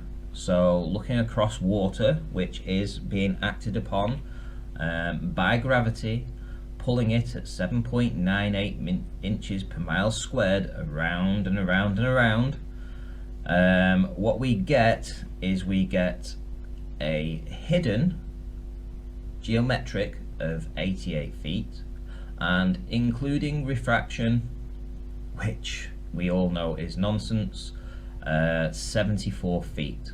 Now then, what is the height of Walney Lighthouse?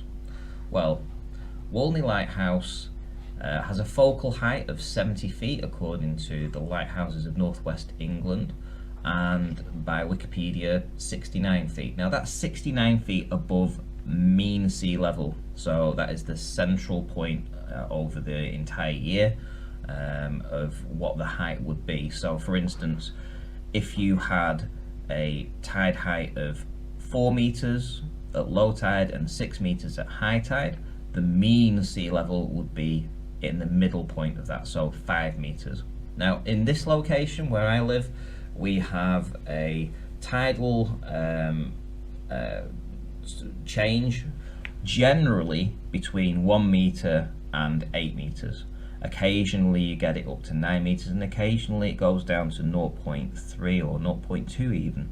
But in general it's between 1 meter and 8 meters. So that would put the mean sea level around about 4.5 meters for this location. So that's interesting to note, because today when I went down to do the filming, what we have, this is Thursday the 5th of December, and if we go to essentially 7 o'clock, 6:56, it's the nearest I can actually get to the time that I was filming, we get 5.89 meters, so that was the height of the tide. Now that is higher than mean sea level, which means that we have to account for that by subtracting the additional height of the tide at that time from the focal height of Walney Lighthouse, to be accurate. So we're looking at 1.3 meters or thereabouts, let's say 4 feet. So we're going to take 4 feet off the focal height of Walney Lighthouse. So we're looking roughly between 65 and 66 feet above actual sea level was the height of Walney Lighthouse when I was filming it this morning. The distance from Ranny to the lighthouse is 13.25 miles. The focal height of that lighthouse is 69 feet above mean sea level, but on that particular day the tide height was 4 feet. So the effective focal height is actually 65 feet. Got it. One other thing I would like to talk about today was the very strong winds that you'll see in the, well, you won't see the winds, but you'll probably hear the winds in the video, and you'll certainly see the chop and the how high these waves were today. Now this is for today. This is the forecast. Obviously, we're looking 2 to 3 feet strong chop. That's wind-driven waves, and we also have a swell. So swell is completely different. That's something that's storms that happen a long way away, hundreds if not thousands of miles away, causes a swell eventually to arrive in this location, in all locations throughout the world really. Everywhere has swell for the most part. In this particular case today we're looking at swell of between, well, swell 3.5 feet every 5 seconds, and we're looking at 2 to 3 feet of wind-driven waves on top of the primary swell. So if you look at this graph over here and you see this is the let's say this is the swell, so that is the primary swell, 3.5 feet, and above that you'd have the wind-driven waves too. So we're looking at 3.5 feet and 2 to 3 feet. So all this is blockage. Now I'm trying to film from 2 feet. I'm trying to film from 2 feet. So essentially I am lower than the peaks of these waves. That's also something interesting to take into account. Rainry says, seems Ranty's been buying surfboards. I'm just thinking, the surf report, they don't have surf over there. That's a really good point, Ranny. On this particular day, you had a combined swell plus wave height of about 6.5 feet. Now, you subtracted 4 feet from the focal height of the lighthouse because of the tide. But now when we consider the trough of a wave and swell occurring right at the horizon line along our line of sight, the focal height of the lighthouse is actually about 68.25 feet. Now, without further ado, I shall show you the footage that I captured this morning. And, well, before we go there, if we see Walney Lighthouse, that means that it doesn't conform to the 7.98 inches per mile squared. It doesn't conform to that. Hold on there, Professor. We're not trying to figure out the drop height here. We're trying to figure out the hidden height. 7.98 inches per mile squared is drop. That is nowhere close to what the hidden number actually is. We've still got some ciphering to do, buddy. What does that mean? Does that mean that we don't live on a globe? No. It means that what we are viewing in the globe model is a hologram. In fact, everything that you see below 7.98 inches per mile squared on a calculation, if you ever see that over water, ever, it is always a hologram. It isn't really there. Help me, Obi-Wan Kenobi. You're my only hope. Think about that. It doesn't matter if it's just a few feet of something that you see. Right, let's see. Whoa. A bit rough out there today. Yep, that's Blackpool. I went there in my honeymoon. Yeah, but is it always that rough? Yep. Wow.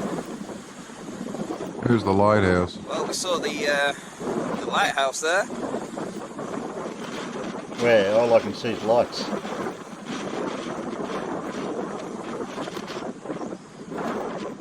See it there? There it is. Oh, yeah.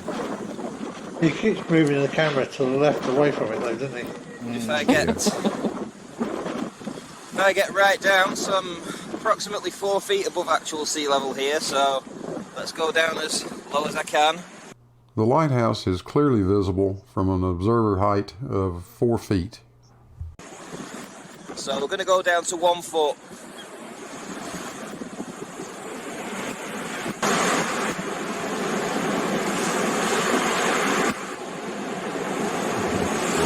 My ass. I missed it live. Ranty caught What did you one miss? brief flash visible from a height of 1 foot, but that's the only one that was seen. Essentially, 1 foot elevation is not sufficient to see the lighthouse. Bob, can you just tell me what the distance is to the lighthouse? Yeah, 13.25 miles. Okay. Wouldn't know that in nautical miles, would you? I could get it for you. My drop table is in nautical miles and meters.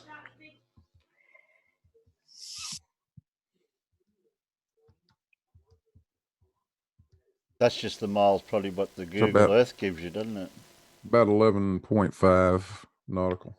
Okay, so 11.5 nautical miles. I don't know why they do all this shit at Blackpool. It's horrible. The hidden is 3.56 times 10 to the 1 meters at 0 elevation. English? Right, if you put the camera on the ground on a flat plate at our latitude, the hidden is 3.15 meters. Okay. Sorry, 31.5 meters. Right. And how tall is the lighthouse? I go through the Bislin's calculator here in a minute. Yeah, no, it's because of the radar thing. I actually did a spreadsheet for Right. drop for the radar I worked on and for DME, Yeah. assuming that DME is at 0 meters, which is kind of handy because it gives you a hidden for zero. It gives you a nice table for the hidden drop. Yep. And it's based on my own calculations rather than having to rely on somebody else. But you don't Although have to. I'm not saying that anybody else got it wrong, but I'm just saying that Oh, no. I did the math too. No, the radar is not seeing the refraction that the visible light spectrum is seeing. Yeah, that is yes, and I should say that is without refraction because Right. You wouldn't really you don't really get much in the way of refraction unless you get really anomalous propagation conditions. Yeah, you can get some really anomalous conditions, right? But not at microwave wavelengths. Those that wavelength is way too long to be affected very much by atmospheric conditions. Yeah, I have seen ground returns off Holland from our ground radar in Norfolk at 3 gigahertz. But not very often, and you've got to have just the right weather. Yeah, you've got to have just the right inversion layer and what have you to do that. But we couldn't use the radar because all you could see was like ground returns. Yeah, no, that's not normally going to happen. But no, that's definitely not normally going to happen. Yeah, if you get to 300 kilometers, it's normally got to be at 30,000 feet, 10,000 meters to see it. I checked too. I looked briefly in on this particular day. I think the sea temperature was around 10 degrees centigrade, and the air temperature was 11 degrees centigrade. So there shouldn't be anything horribly anomalous about the refraction. Standard refraction ought to be just about right. Yeah. Yeah, I was going to say it should be a good seeing day. Yeah, it's just a standard day, or it should be. Typical for Blackpool. Even in the summer. Yeah.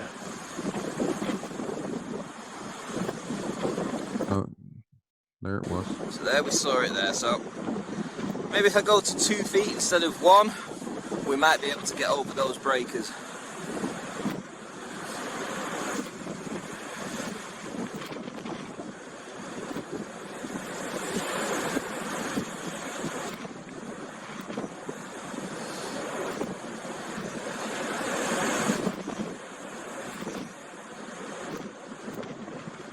Where's the damn lighthouse? It would help if I pointed it in the right direction. Oh, I can see the light, but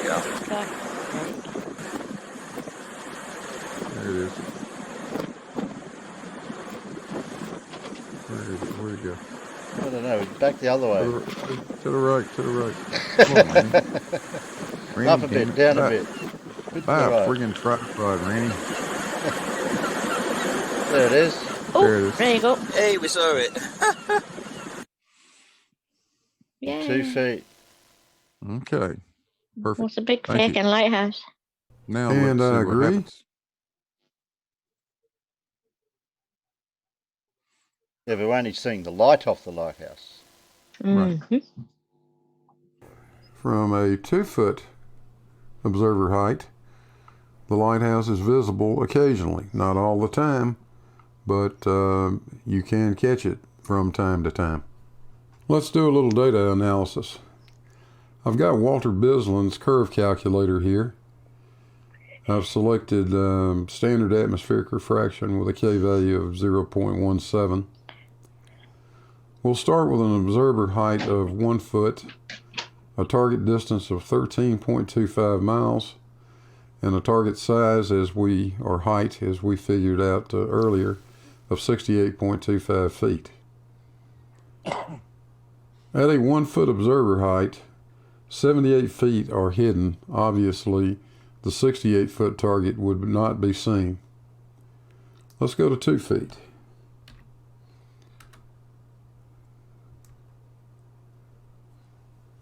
Too stupid, not 21. At 2 feet, 71 feet of the target would be hidden. And of course the target is 68 feet, so it would still be hidden at a 2-foot observer height.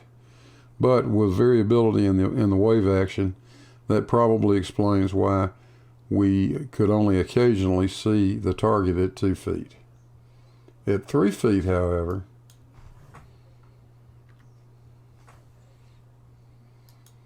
hidden height is only 66 feet, so the target should be visible at that point.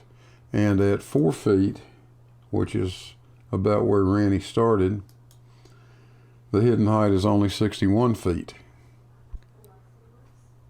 Randy saw exactly what he should have seen from a distance of 13.25 miles on a spherical Earth of the radius we say it is. The lighthouse is clearly visible from an observer height of 4 feet. You don't see the lighthouse at 1 foot, and you see it occasionally at 2 feet, depending on the wave action. So I think that pretty well sums it up. I want to thank Randy for making those observations. That's quite helpful. I want to thank you guys for watching. Hope everybody enjoyed it. If you did, don't forget to hit the like and subscribe buttons. There's a link to the Patreon. You'll find it also up in the comments section. And we'll catch you guys on the next one. Hey, Gladys. We're out of here.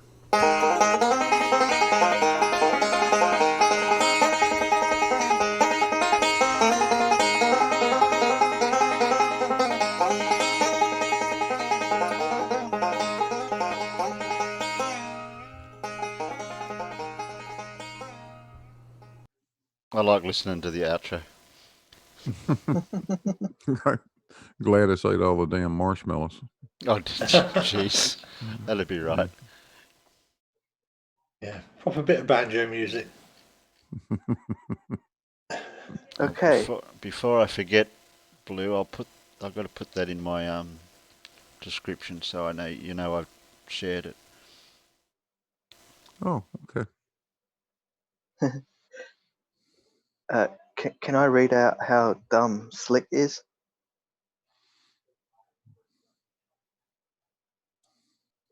I don't know. Well, I don't know. Is that a rhetorical question? Okay, so just above here, I said evidence can change a fact after the fact, right? And he goes, if evidence can change a fact, it wasn't a fact in the first place. Then why would I have called it a fact that was changed by evidence? Okay. Other tailors just entertaining him. I then said, but that is an absolute that can be changed if it is found to not be true. And then he goes, I can't make sense out of your statement. But if evidence can change a fact, that means the fact is not absolute. Therefore, it can be changed if it is found to not be true. This is philosophical. Oh, okay. Where are you?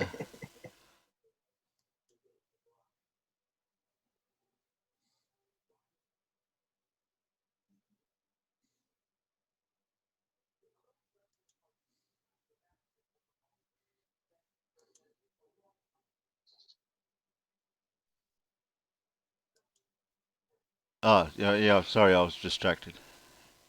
So Slick's saying if evidence can change a fact, it wasn't a fact in the first place. Yeah. Huh? That was a fact up until that point, till the evidence can change it. If you don't know any better, that's the evidence that you have to the best of your knowledge. Therefore, it's a fact at the time. Yeah. Because that's what we define facts as. Yeah, but this is how thick he is. I'm stating a belief. No, where in that sentence of, but that's an absolute that can be changed if it is found not to be true, where is that a belief system?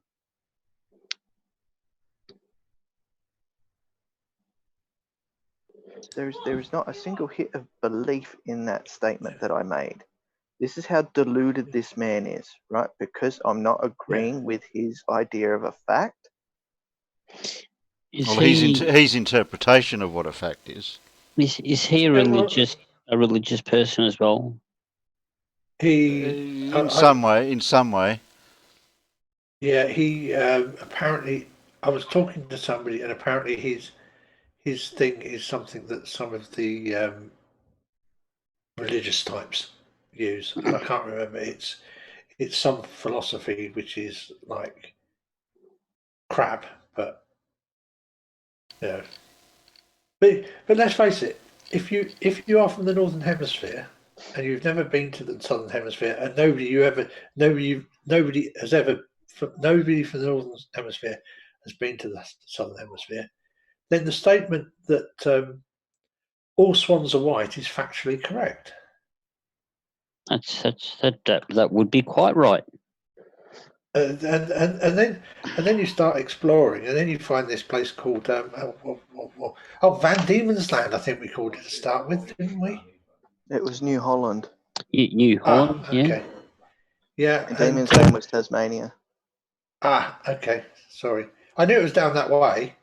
Yeah. But then they found these funny coloured birds, didn't they?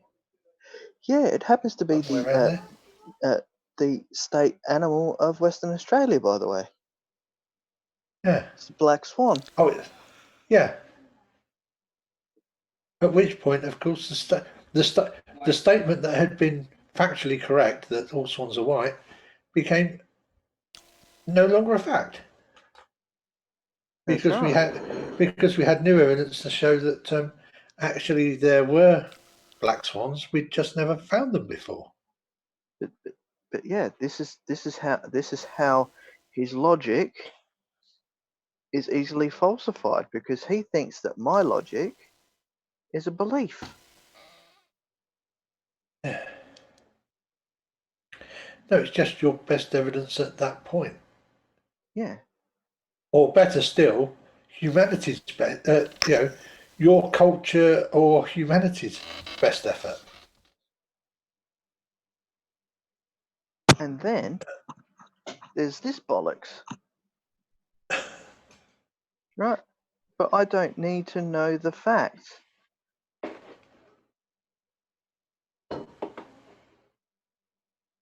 How is that? So he has to have knowledge. He has to have knowledge of the facts to know that he doesn't need to know the facts.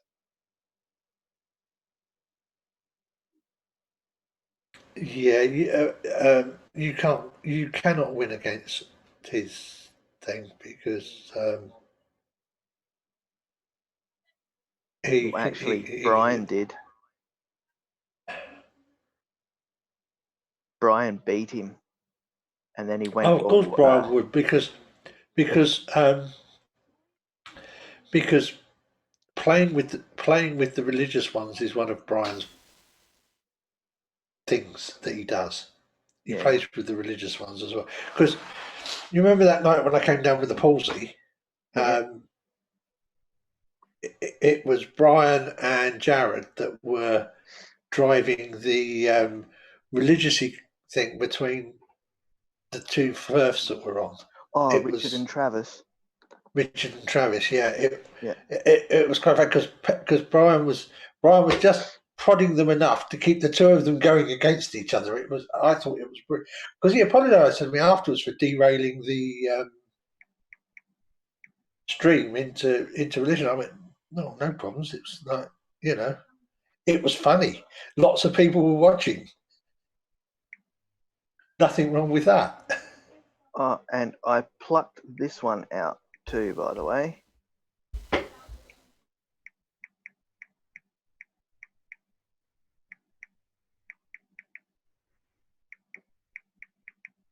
I think this is absolutely beautiful. Yeah. Especially the one about evolution. That one's going to piss Slick off. Yeah, some of them colours I'm having a bit of a job seeing at the minute. All right, I'll read them out. It's a rainbow. That'll piss him off even more. Yeah, that's right. But I like the 1 second from the bottom myself.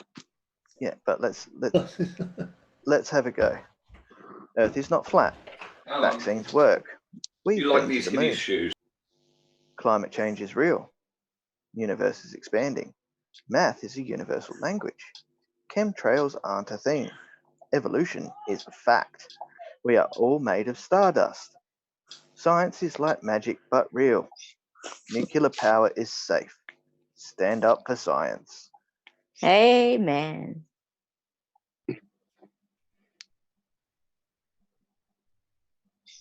Evolution. So what one did you like? Science is like magic but real, or nuclear power No. is safe? Nuclear power is safe and cheap. Mm-hmm.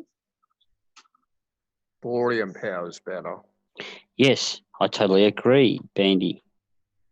But that's still technically nuclear power. Nuclear power. Oh yes, much safer though. Yeah. Well. No, well, it is. It is. It really is. Yeah. Yeah, but once you start causing a radioactive reaction with a isotope. That's where the whole thorium power generation system is totally different, because it's thorium salt. It's in a salt. So as soon as if the nuclear reaction starts getting, shall we say, down the direction of going out of control, when they dump the liquid out of it, it instantly stops it. Yeah. It just because stops. it will never hit critical mass whilst it's not. Well, no, because they put a lead plug at the bottom of the reactor. So what happens if it gets to the temperature that melts that lead plug? All of the liquid comes out of the reactor, and the reaction stops. Hmm. It just stops. It just does not proceed. It instantly stops. So it's a lot safer, a lot more efficient. They can downscale it down so that they can make the generators, well, the power units about the size of a 40-foot shipping container. The problem is actually implementing it. And the byproducts, the waste too. The waste. Yeah, the byproducts are a lot cleaner as well. Yeah. Yeah, I don't know too much about it, but the little I've read, it looks like impressive stuff. Oh dear.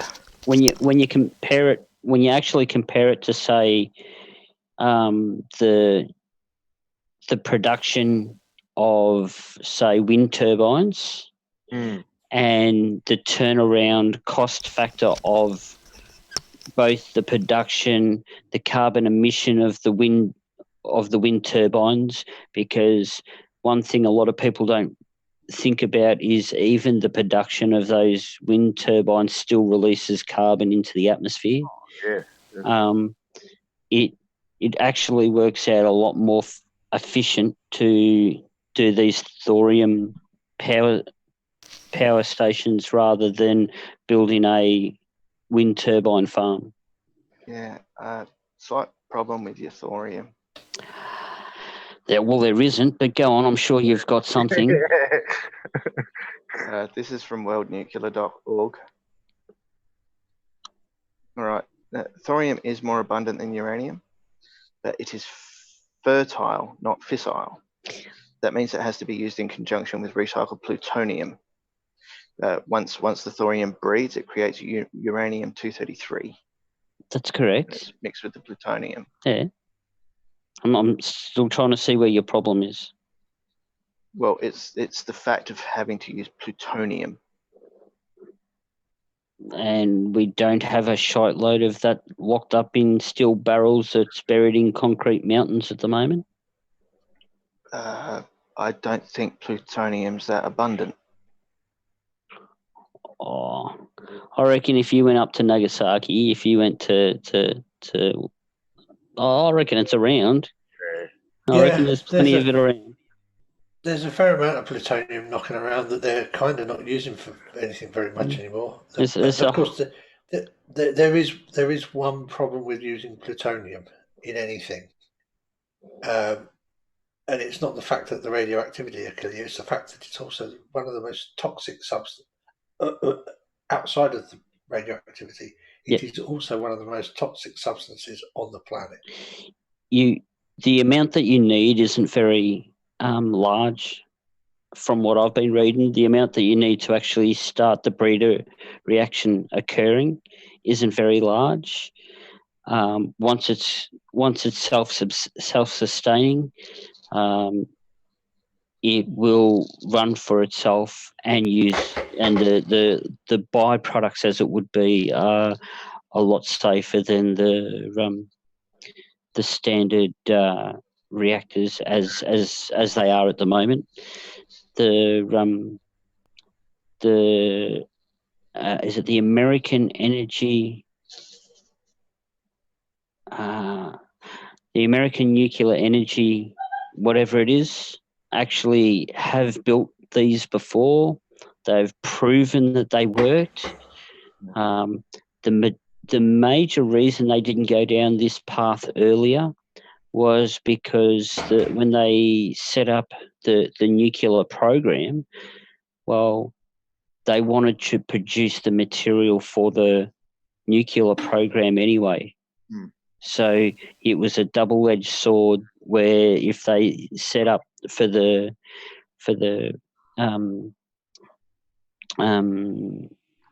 there were political reasons why you would want to use a fast breeder reactor that's knocking you out a lot of nice plutonium. Yes, yes, exactly. Because it's a nice amount of plutonium. It's almost weapons grade already. Yeah.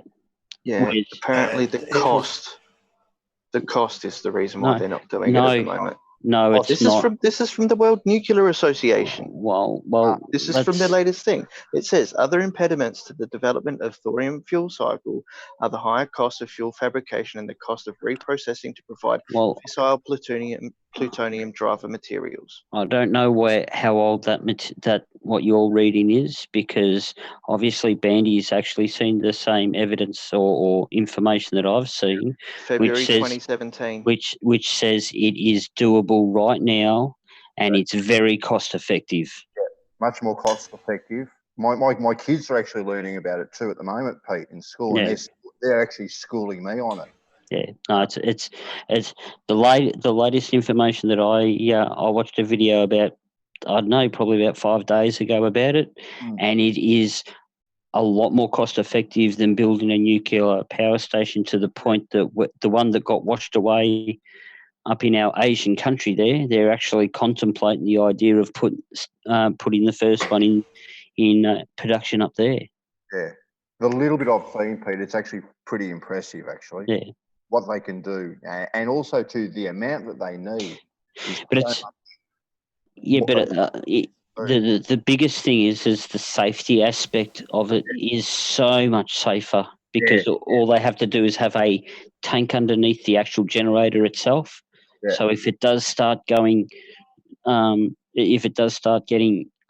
excessively hot, the plug melts, the liquid falls out of it, and the salts in the thorium reactor just instantly stop it. It just stops. It's got like its own built-in dead man switch. That's right. Exactly. Yeah, my kids are all over it, and they think it's fantastic at the moment. They're learning a lot about it. It's actually that's awesome. It doesn't irradiate 238. Yeah. No, yeah. It's actually pretty. Like I said, it's pretty impressive technology, actually. Yeah. The fact is, as you know, they've got all these nuclear power stations. Yeah. To then have to develop all these new ones. It's definitely a financial decision. You know, the infrastructure that they've got built in at the moment to either build and supply the nuclear power stations, they don't want to wipe that out overnight, do they? No, and they can't, considering the amount of people that are actually running on nuclear power is pretty hefty. I mean, yeah, I can understand it being a good idea, but they've been talking about the salt reactor since the 60s. The thing is that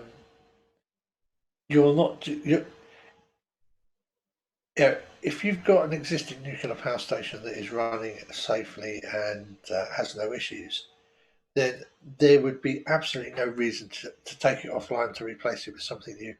just because you've got something new, because it's with a nuclear reactor, it's going to you to be cost effective, you've got to run it for its full life cycle. Yeah, but there's plenty of reason though, Alan. The carbon footprint alone is Yeah, no, but once the nuclear power station is up and running, so it's there, it's working, it's producing power. Yeah. You're not going to rip it down to replace it with a new thorium or whatever reactor. You made an investment. I agree, Alan. Yeah. You'd run it while it's there, while it's running, you're going to leave it to be. So you'll let it run through its full life cycle. At the end of its life cycle, you're going to replace it with whatever the latest technology is. I think like down in Australia, down in Victoria at the moment, Alan, a very good example of it at the moment is we've just, in the last 5 years, they've closed one of the brown coal power stations, which means during summer now we get brownouts in Melbourne. Right. And yeah. They actually had to kick in the emergency gas turbine power station just to get Victoria through last summer. I think they had to do it 5 times last year. Now that turbine is actually designed so it can only run for about 2 hours at a go. It's only an emergency backup type system. When they closed down that power station, the old brown coal power station, if they had something like this in the wings where they could have just said, well, just before we close it, we'll throw one of these in and hook it up to the grid so we can close off that other one. It'll produce about the same amount of power and we're not going to have brownouts. Everyone's going to be happy. That way they're killing 2 birds with one stone. They're getting rid of one of the old brown coal power stations, reducing the carbon into the atmosphere, and they're replacing it with something that's more efficient, somewhat cleaner, and all of that. That's the direction they need to go. They need to be looking at it from a like you were alluding to, that whole, not necessarily just closing all of them down and replacing them, but as time goes on and things hit their use-by date, replacing them with something along these lines, because we can't just run off solar and wind. Don't let politicians think ahead, Peter or Green. No. Yeah. A little bit of Peter, interesting can news. I just sorry, I was just going to ask what it was that they had replaced the brown coal station with. They didn't, Alan. Nothing. They didn't. No, They shut it down. Yeah. They shut it down, but I mean, you still got to have you still got to have that much. You still got to have some electricity supply. So what are they using instead of the brown coal? So when they closed down Hazelwood Power Station, I think Victoria lost something like 13% of its power production that day. Yeah. You've got the Latrobe Valley, don't you? Yeah, but it's nowhere near enough. Yeah. So when they closed down Hazelwood Power Station, Victoria lost 13% of its power production.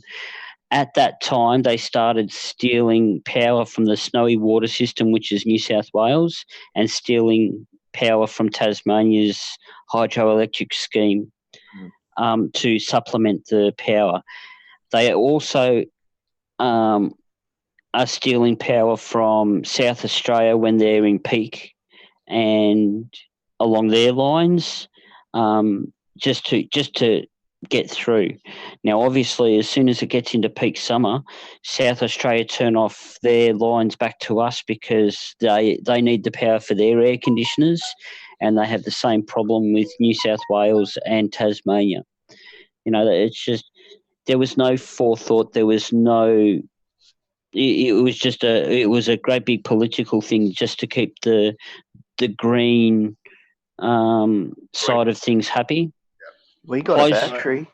Yeah, well, we didn't even get a battery. We got shafted, really. Yeah, and we're getting a 50% expansion on that. No. Just on FHRs and MSRs, the Europeans and the Japanese and the Americans and the Chinese are all working on them.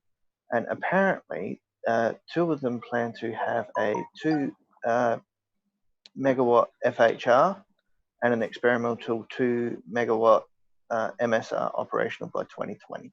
Oh, nice. Yeah. But it's experimental.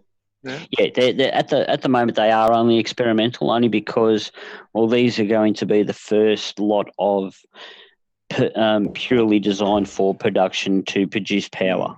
Like the ones. Actually, there's a guy in Alabama, I think it is, who is looking at making where is it? Hang on. He works for Flib Energy, targeting the development of small modular thorium MSRs. Yeah. So I was reading one article, and I'm sure you'll come across it since you're looking at all the articles now, where there was a company that was designing them to fit in like the shipping containers, the 40-foot shipping containers. And the whole idea behind it is they would be big enough to do like small towns of like 1 to 2,000, maybe 3,000 people at a time. And that way, instead of having one great big power station, they could have a fistful of these things all over the place, which instead of having a target like a power station in a time of war or natural disaster, you've got all of these little units that are fully contained, rock solid design that if and or when they get to the end of their use by date, all the power company needs to do is drive a truck up, lift it on the back of the truck, put the new one down in its place and hook it up. Job's done, keep going, take the box holus bolus away. It's like replacement Lego style power stations all over the place.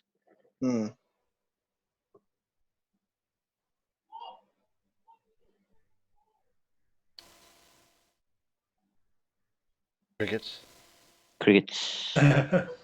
Yeah, but there's if they got them working to a point of being as efficient as they're planning, it would be really good. I just my personal attraction to them is the safety aspect. They are so much safer. The fact we don't do stuff in this country is just incredible. The nuclear thorium or whatever, it's all what is it we've got in Australia at the moment? Is it two nuclear power stations two nuclear reactors as it would be? Yep. The one at Lucas Heights and the other reported one that's out somewhere else, so we won't talk about. No, we won't talk about that one. No. The Vril might get very unhappy if you talk about that one. Something to do with pine or something. I don't know. Yeah, I don't know. There's a gap in your story. I don't know. But I can remember being a young boy hearing about Lucas Heights being built. Now, from that point in time till now, I've never heard of any incident where it was about to explode.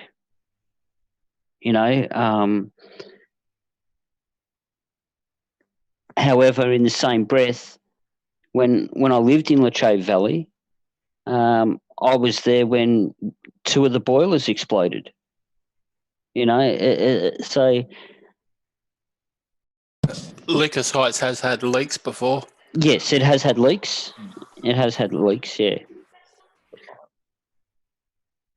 But yeah, I don't know. It's having 2 toads is okay roaming around. Yeah, I tell you what though, right? Don't piss my state off.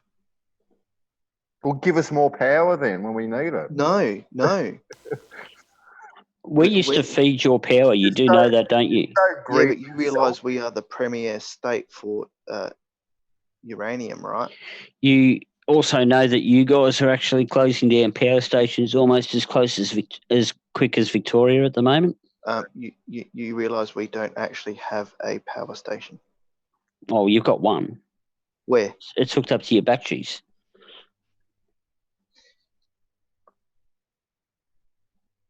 Yeah, but that's not either coal fire or steam or nuclear. Still a power station.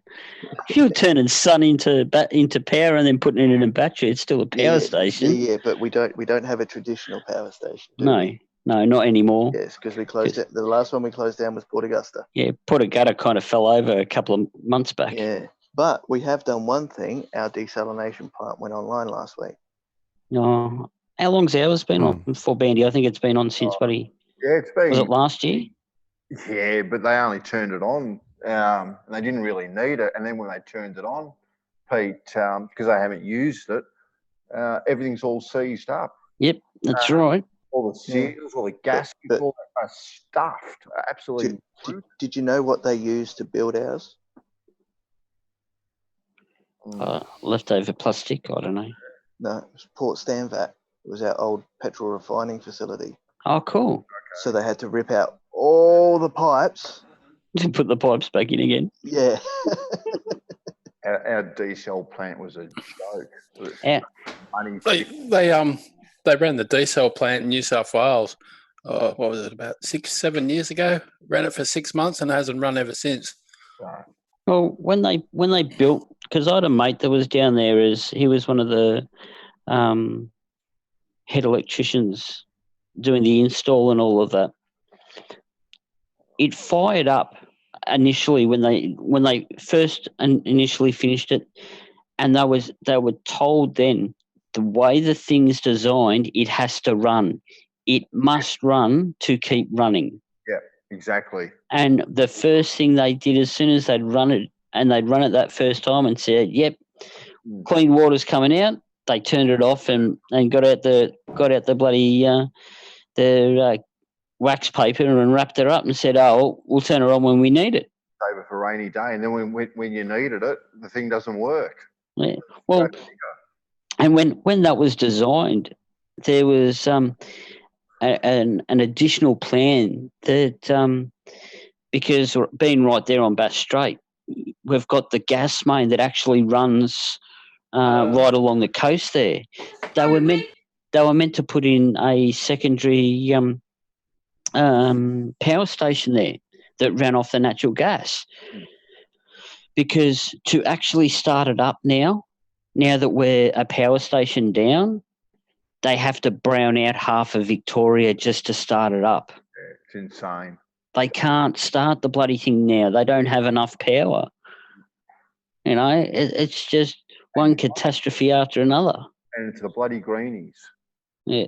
Bloody greenies that do it. So when it was originally designed, that was when Hazelwood was still running, and they worked out that if they put in this gas turbine, that would give, with the additional power from Victorian Power Grid plus this gas turbine, they'd be able to start it whenever they wanted. But now Hazelwood's gone and they didn't build the gas turbine. Victoria doesn't have enough power to start it whenever they want to now. Oh, that's all right. I've got a generator for backup, so pretty right there. It's all right. Water comes in bottles anyway. Water's in me tap. I don't need a diesel plant. How is it? People complain about the price of petrol, but they'll pay $2 a litre for water. Go figure. Guys, Australia is the only G20 country where nuclear power is banned by federal law. Yeah. Yeah. Okay. It's insane, isn't it? Makes no sense. Yeah, I know, but we are the third largest producer of uranium. Yeah, so hang on. We're allowed to sell the shit, Yeah. but we can't use it. Yeah, that's all the scaremongering. Not in my backyard. Not in my backyard. But it won't be in your backyard. It's out in the middle of nowhere. No. But it's the fine print in the contract when you sell the shit to someone else. You know, I'm sure I've read somewhere that if you sell the stuff, you've got to make sure that it's disposed of properly. Now, where's that go? You know, there was rumours that it was meant to go back to the point of purchase at one stage. Not in my backyard. Not in my backyard. Yeah. That's crazy. Good thing you can sell the uranium. Yeah.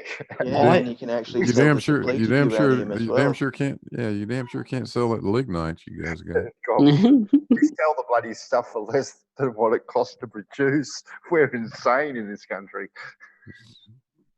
Yeah, Australia's got some of the worst coal in the world. Yeah, that stuff's awful. Which is funny because we're the biggest seller of coal to China. The Chinese. The Chinese love our coal. They turn it into briquettes and turn it into heat beads for the barbecues and send it straight back to us. Exactly. It's like our water soon. They're going to sell our own water back to us soon. It was going to be funny because we won't have any water. Well, we've sold all our rights to China. Damn. It's crazy. Oh, no. Just New South Wales. Why would you sell all of your water rights to another country? Exactly, Alan. Exactly. Yeah. Why would we? The driest continent on the face of the earth, and we sell our water rights. Why would England join the EU and then decide a few years later, oh bugger it all, we don't like this game anymore, we're leaving?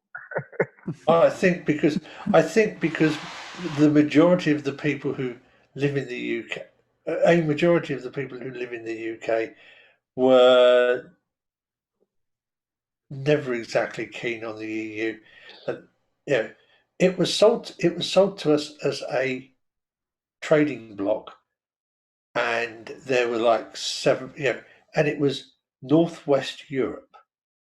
It was, France, Germany, Holland, Belgium, Italy, I think, because they've got a fair bit of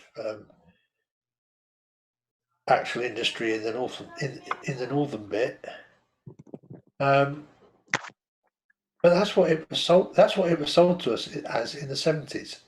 There was none of this. There was none of this political stuff. It was a trade bloc. Yeah, well, it was a trade bloc it was a trade bloc that allowed free movement. When all the people who were in the trade bloc that would want free movement, we had people who would want to go to the countries that were already in it, and they would want to come here, but not. It wasn't hugely imbalanced. It's become much more imbalanced. It's pretty much the same thing here, Alan. It was a matter of a way of making China happy about so like production of rice, cotton, and stuff like that. It was an underhanded way of doing it, but it was all government. But it was all government based. We didn't get a choice over it. God, don't talk to me about cotton and rice production. Yeah, don't talk to me about Cubby Station, mate. Yeah. That's a crime in itself. I'm getting out of here, guys. All right, Blue. Yeah, me too. Oh, okay. No, I have to stay. Good talking to you. All right, see you, Blue. Yeah, Thanks, see Blue. you, Blue. Catch you again. Bye, Blue. Bye, Pip. Yeah. Cotton and rice.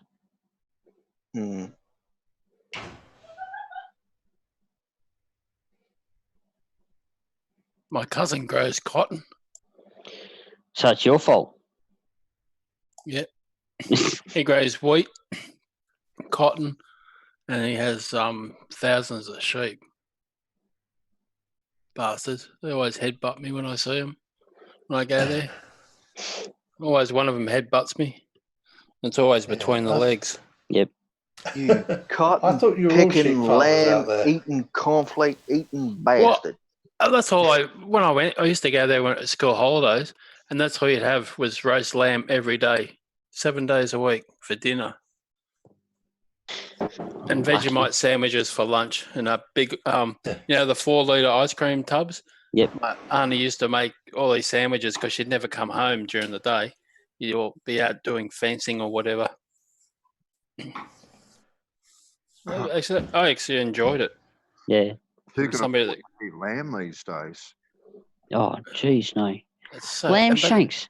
Yeah, lamb shanks used to be something that was almost thrown away from butchers. Exactly. now they're charging you $10 or more for them. Yeah. Last week, I thought I really felt like a rack of lamb. All right, go down to the supermarket, and it's like now me myself, I could easily eat 3 or 4 racks of lamb in a heartbeat, like no dramas whatsoever. And you go down there, and this pissy little rack of lamb is like $30. Yeah, it's only got 3 bones in it. I know. $30. Like that's not even entree. There's Yeah, there's and not you look enough at the meat on weight. it to fill you up. No, Yeah, you look one at the weight. bite. It's like what, 1.2 kilos? It's like $30 for that. I know, and it's majority bone. But you know what? Like we have the stock exchange, the livestock exchange here in Adelaide, right? Yeah. You go there, you can get a lamb from anywhere from $8 to $20, right? Yeah. And you can get it cut up at the butcher just down the road for 80. There you go. Yeah. There you go. It's crazy. Yeah, I have to say, a few years ago, I very nearly bought we very nearly bought a whole sheep at the livestock auction. Because, like you say, you just have it taken down to the butcher and butchered. You get your freezer full of lamb. I at one stage there, Alan, when we were living on the farm, I made my dad invest in me, and it started off with 6 sheep and a ram, a second-hand ram that was somewhat old stock, and those 6 sheep turned into 12 sheep by next year, which I sold, used the money to buy an extra 2 sheep, and I continued this process and built up to a flock of 20. And once we were up to the flock of 20, we were that's all we'd do is we'd sell the sheep or sell the new lambs, and we'd keep 2 for the freezer. And it was a great system. Didn't cost us anything really, and all they were doing was keeping the grass down. Yeah.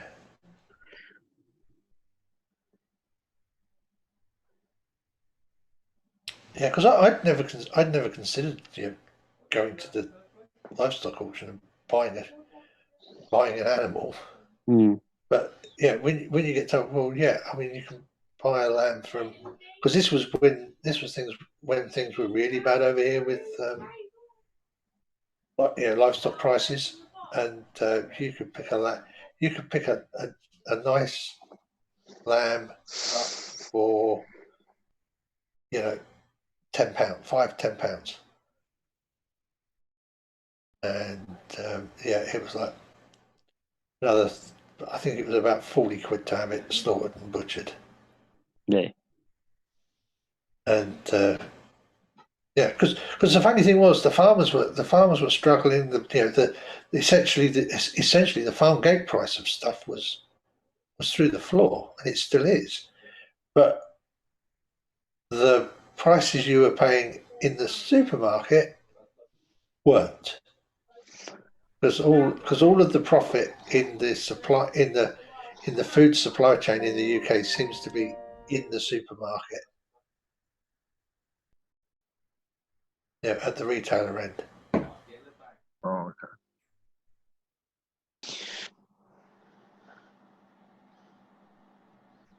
Did Pip sneak away, did she? Yeah, she's reading a book or something, I think. I think her and Robbie are watching a movie. Yep. Well, currently, Laurie, Ron Burgundy, Wolfgang, and Woz are talking to Slick. Oh, really? In 24/7. No, in Daily Boom.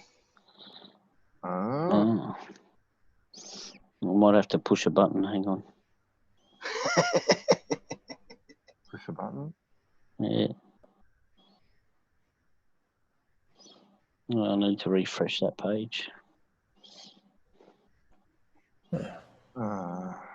I don't think I remember of Daily Boom. Oh, it's Jose's. Jose's new stuff. Yeah. It's only about a week old, though. Oh, that'll be why then. Yeah.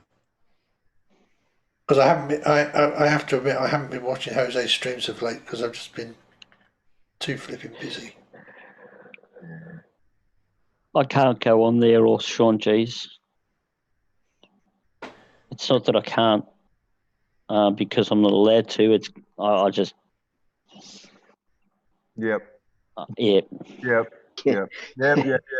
Because you're not like me. You're not like me, are you, Peter? Yeah, I've got self control and won't let myself get sucked into it. That's right. No, it's not about self control. It's about being an asshole back to the dump. Yeah, no, I'm not going to say that word. I could be, but I'm not going to let myself get caught up into that stuff. It's not good because I made a decision that the moment they say the Earth is flat, they have lied directly to my face. They do not deserve any quarter. Well, it's for me. Like even tonight, with what Aaron said about Dr. Bob, like obviously it really got on my goat. Mm-hmm. I was not going to stand by and allow him to say something like that. It's especially considering everything he was saying was from supposition. Yeah, he had no evidence. He had no evidence, no proof. He started out by saying that I'd done research and stuff like that, but, well, no, he hadn't. I called him out. No, he hadn't done any research. He hadn't done anything. We all knew that. Yeah, you did a good job there, Pete, I must say. Well, but I did check out of it. I thought, no. I know you did. I know you. I saw you drop Bandy, and I saw you mute, and I thought, yeah, well, that's Bandy gone. Yeah, I don't want to get triggered. And that's it. I was in the right frame of mind where I could be firm and aggressive enough, but I didn't want to get to the point where I was just yelling at him. I haven't typed in the internal chat here. Kind of, let's get away from this personal stuff. It's just not. Yeah. But the thing is, Bandy, he would not stop. Oh, I know. Yeah, I'm not. And how many? I tried to give him the opportunity so many times. Move away from this. This is not where you want to go. You know, stop saying that. And yeah. Anyway. Yeah, I think I'm glad. I think I'm glad I only came in on the end of what he was saying. Oh yeah. You came in right at the worst part. I'm lucky. I'm actually lucky, Alan. My computer turned around to me just after you came. Well, just before you came in, my computer turned around to me and said, "No, you've had enough. Now I'm going to shut down for you. Make you look like you've rage quit." A built-in Batman switch. Built-in rage quit. Yeah, I'm going to say at least he didn't start going with the vaccines cause autism shit. Oh yeah, no, he's lucky he didn't go there. Because that really, well, I would have just quit before we got to that point because I've learned my lesson. Which Aaron was it? Moorfield. Dipshit. But Alan, you know that my son has been diagnosed with global developmental disorder, right? No, I didn't. Well, now you know. Okay. Sorry. So it's the diagnosis you get before you get put on the autism spectrum. Yeah. Right. Yeah. Now, I know that his MMR didn't have any mercury in it. Yep. Yeah. The MMR does not cause autism or anything or any other. Yeah, I know, thing Alan. like But that. that's where this whole bullshit about anti-vax started. Was the mercury in the MMR vaccine? No, That was the actually, it was catalyst. Andrew. You know what it really was? It was Andrew Wakefield wanting to sell more of his vaccines that weren't MMR. So he wanted to discredit MMR so that he could sell more single dose vaccines. Because the and problem he was that picked out. the NHS in the UK had decided it would go with MMR only. It was stopping offering the alternatives unless there were very strong medical grounds to do them individually. And that was costing him a lot of money. Funny that his report should then come out. And that's when he picked out the mercury as the that's the thing that causes the autism, is the mercury formaldehyde that they put in these vaccines. Anyway, Anyway, let's move. Back to the firmament. Back to the firmament. Yeah. Yeah. So if a helicopter hovers. Yeah, exactly right. Oh, please. Oh, heard that today. Heard that today. Why not? Why not? If I jump, do I not land like 180 meters away? Exactly. How? If the Earth's rotating at 1,038 miles an hour at the Andy, don't make me invoke conservation relativity. of momentum. Don't make me invoke relativity on you. Relativity? Yeah, I'll even get into space time, you whiny. Oh, bendy space time. I can't do bendy No, not bendy space time. Not bendy space time. You know a fellow by the name of Gilbert Strang, Dem? Hey, Bandy.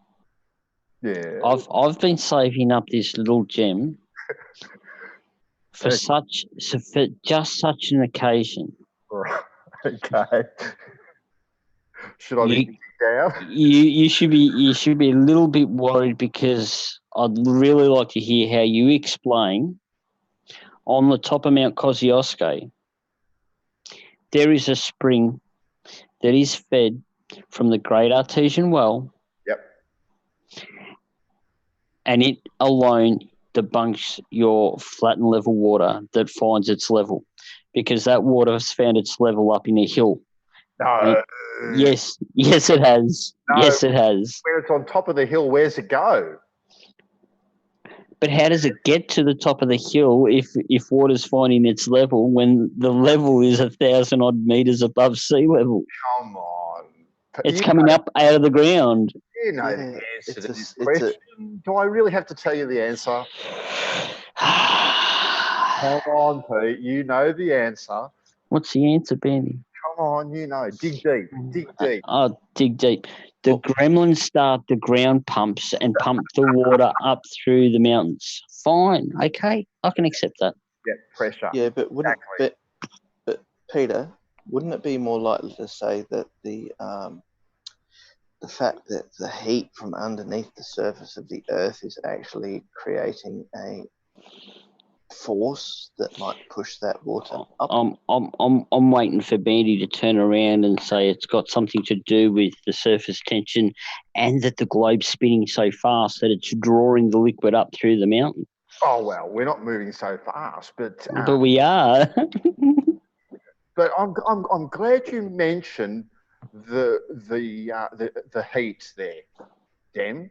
Like that 6,000 degrees at that molten core. I never said anything about the core, mate. Oh, but I'm definitely saying something about the core. I said just beneath the surface. Well, it has to come from somewhere, doesn't it?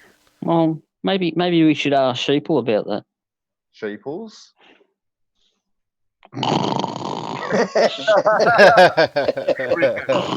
Crickets. See? I finally got Sheeples. He has no answer. Yeah, you do know it's like 12:30 where he is, right? Yeah. Well, he's usually up to like 5 a.m., that guy. Yeah, Well, but no. He goes to sleep and then wakes up at 5 a.m. So you can ask Sheeple anything at the moment and he'll agree with you. Yeah, he's climbing that mountain, I reckon. Well, actually, he will neither confirm nor deny your assertion. His silence speaks one. That was a wonderful segue. That worked so well. Yeah, segues are good. Now, how come Daily Boom's not being streamed? Oh, who cares? Pete? Who cares? Jose's not up yet. Really? Okay, that's a good reason. Well, it's only 10 o'clock. Do you but really it want won't be 8 o'clock for him until, what, 1 o'clock in the morning? in all seriousness? Was that, Bandy? I said, do you really want to listen to Slick in all seriousness? No. Oh, no, I'm preferring looking at comments. Oh, you in the chat then? He's just watching him on Discord. Yeah. You're lip reading. Well, just seeing that Ron Burgundy's got in there, and is that the Ron Burgundy? Well, no, I have not made the request on whether or not he is the Ron Burgundy, or will the real Ron Burgundy please stand up. But it was the fact that the other night he wasn't able to have a speaking role, and he was pissed off because he wanted to speak to Slick. But now he's got his speaking role, so he's happy. Yeah. Yeah, I saw that. He typed that comment when we were talking to Ali too. He wanted to jump in, but he couldn't talk. Yeah. Ali's an interesting character, and I think a lot of people haven't heard that side of him, Bandy. Yeah, no, I don't think they have. He's not too bad if you get him one-on-one. And if you just talk to him like a normal person and keep him away from the flat Earth argument. Oh, well, actually. Great bloke. Great bloke. Actually, we got into some conspiracies other than the flirtiness. Mm. Yeah, he likes conspiracies. Oh, no, he admitted he's a conspiracy theorist. No. And anything he can find that says the government's bad or that someone's lying to him, he will take that road rather than look for the actual answer of whether or not they are or are not lying. So, Dem, I want you to sell to him. I need for you to sell that Pauline Hanson is not actually a person at all. That she's an Australian bunyip. No. No, it's actually Will Smith. Will Smith. Yeah. It's Will Smith. No. According to Pete Shea, everyone's Will Smith.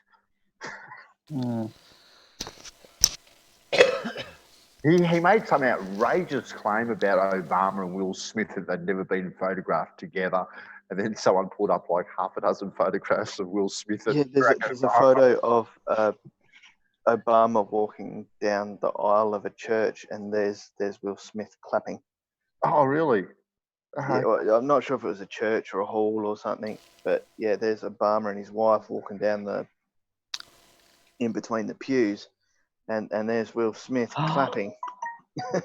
Well, there you go. Pauline Hanson is really Ginger of Gilligan's Island, and she hasn't aged. Yeah. Wow. There you go. That'll trigger him.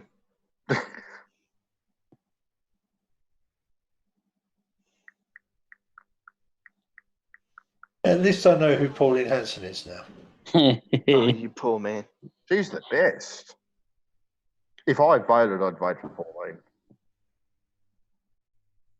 Or the Pirate Party. One of the two. I'm Victor. We actually do have a party called the Pirate Party. Or the Sex Party. Yeah. Change their mind. We do have an official monster raving loony raving monster loony party over here. Bandy, we should make a new political party. Yeah, the flat and level. Flat and level, exactly. Yeah. Get on the level. And the person who always stands for the monster raving loony party is Screaming Lord Such. Bloke's officially changed his name to that. Oh God! It stands in a lot of by-elections. Or used to. Screaming Lord Such, Monster Raven Looney, Monster Raven, 10 votes, lost deposit. You reckon Bojo's going to win your next election, Alan? I really hope it's not the other one. Oh, Corbett. The other one. The other one could pose some problems could pose a constitutional crisis in the UK, because I could see him provoking a mutiny in the armed forces. Oh, really? Oh yeah. Yep. You've got to understand, the British Armed Forces hate the bloke. Oh. Because as far as most of the British Armed Forces are concerned, he's an IRA terrorist. Oh God. And requires the appropriate treatment. Oh. Cake or death? Yeah. Let me poke him. Let me poke him with the comfy cushion. Yeah, we don't like Mr. Corbyn because when he goes, well, I had to talk to them to get the peace process going. There's one thing that he was supporting them when he invited known IRA terrorists to the House of Commons. Less than 2 weeks after the IRA blew up the hotel in Brighton that was hosting the Conservative Party conference.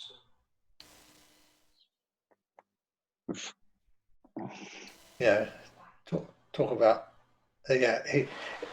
everybody could ignore him while he was a backbencher because he was a joke, But as leader of the Labour Party, as Prime Minister, no,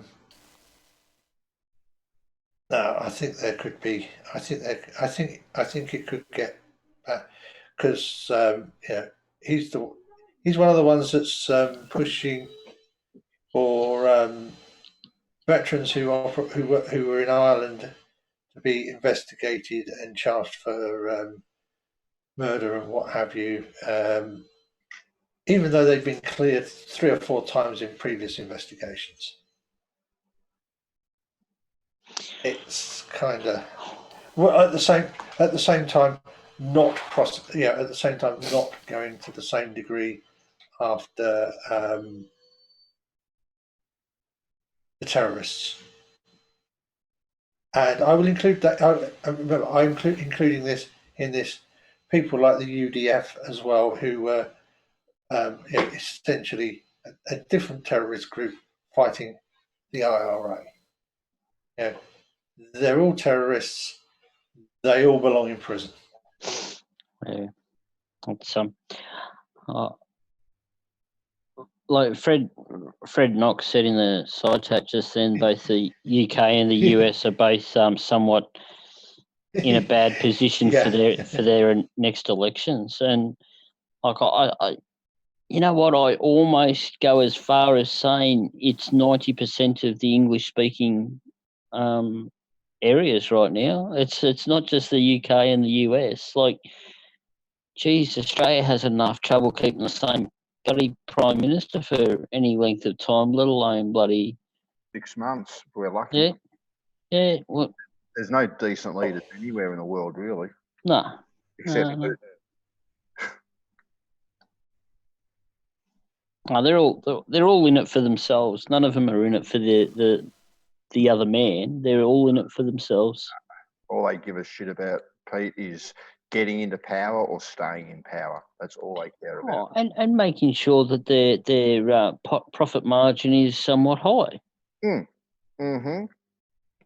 And over the last 10 years, I think the only public servants who have got a pay rise would be, a pay rise that is significant would be, let me see. Oh, yes, members of Parliament. Yeah. Isn't it funny how when it comes for a pay rise that the members never vote no? No, they never vote no. They never vote. They never vote to. No, that. How about we all just have, if you haven't got any ministerial position, how about we all get paid what, say, the same as a ward sister in an NHS hospital would get paid? Because that's a pretty responsible job, isn't it? Mm. Uh, Where's the money come from, though, Alan, to give public servants pay rises? Where's it come from? Taxes, of course. So increased taxes, is that the answer? No. Well, I've got that's this plan. That's what Corbyn would do. I've got this Corbyn plan. Sorry. You go, Alan. It's all right. I was going to say Corbyn would really like to go back to taxing the top sort of 10% of people in the UK at the rate they used to tax them in the 90s. Back in the 70s. 90%. So considering that all of our past prime ministers have been financially secure to the point that they didn't even actually need to get paid, and I almost put the good old Donald Trump in that same category. Like he had said that he didn't need to actually get paid. He was fine not getting paid to do the job. He didn't need to. So if that's the case, they should get actually paid for the amount of hours they work, for starters. All their benefits that are somewhat, I'll use the word dubious, should be removed. I don't understand why. Yes, they are doing the job for the country. However, if they're not doing the job for the country, if they break election promises, well, when it gets to the end of the election period, if they haven't fulfilled the promises they made, they should be held financially accountable, I believe. It comes down to core promises and non-core promises, Peter. Yes. Well, if they're going to use a promise to retain votes, and then they turn around after they've been voted in and said, it was just an election promise. I don't really need to keep it. Well, I think they need to be held accountable. And it seems to me that financially speaking, this is the only way that it will get through to them, that if they can't keep their election promises, they should be held financially accountable. Yeah, but see, the politicians are very clever, Pete, right? Because they throw out a lot of shiny things in front of us, right, to deflect us, right? Whether there will be a bit of a tax break here or get some money there, whatever. All these shiny things are thrown out in front of us to distract us from what's really going on. Well, look, that worked perfectly for, and I'll say this, when Rudd was Prime Minister, and he threw out that really shiny free TV that everyone was able to go out and buy. Joke when the GFC hit us. Yes. Yeah, what a joke that was. Well, but I was in Gippsland when that happened, and everyone was financially really strapped. Yeah.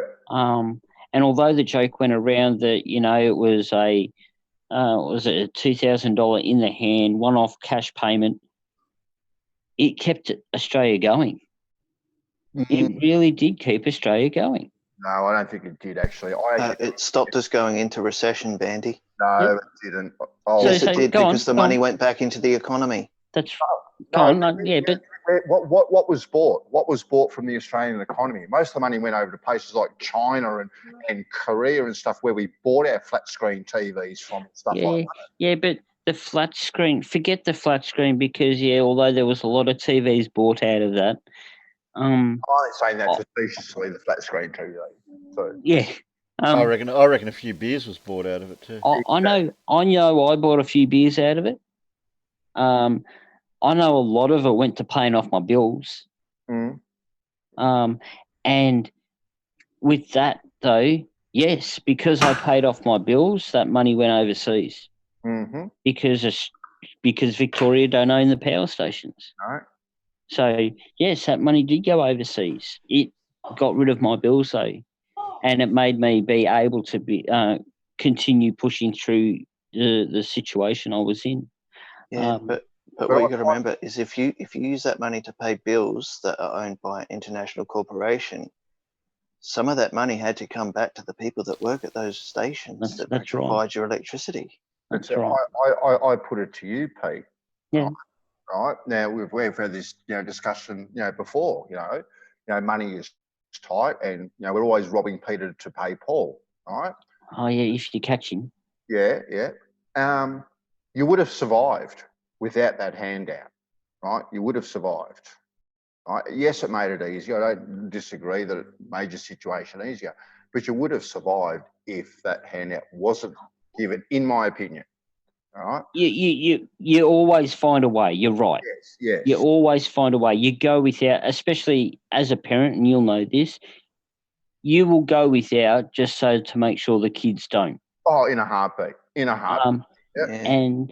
And yes, I'm certain. Even if I didn't get that payment, I would have worked out some way of. Oh, I don't know. I would have gone out into the APM pine forest, cut down a whole heap of trees, and sold them for Christmas trees. Yep. I would have found something. I would have,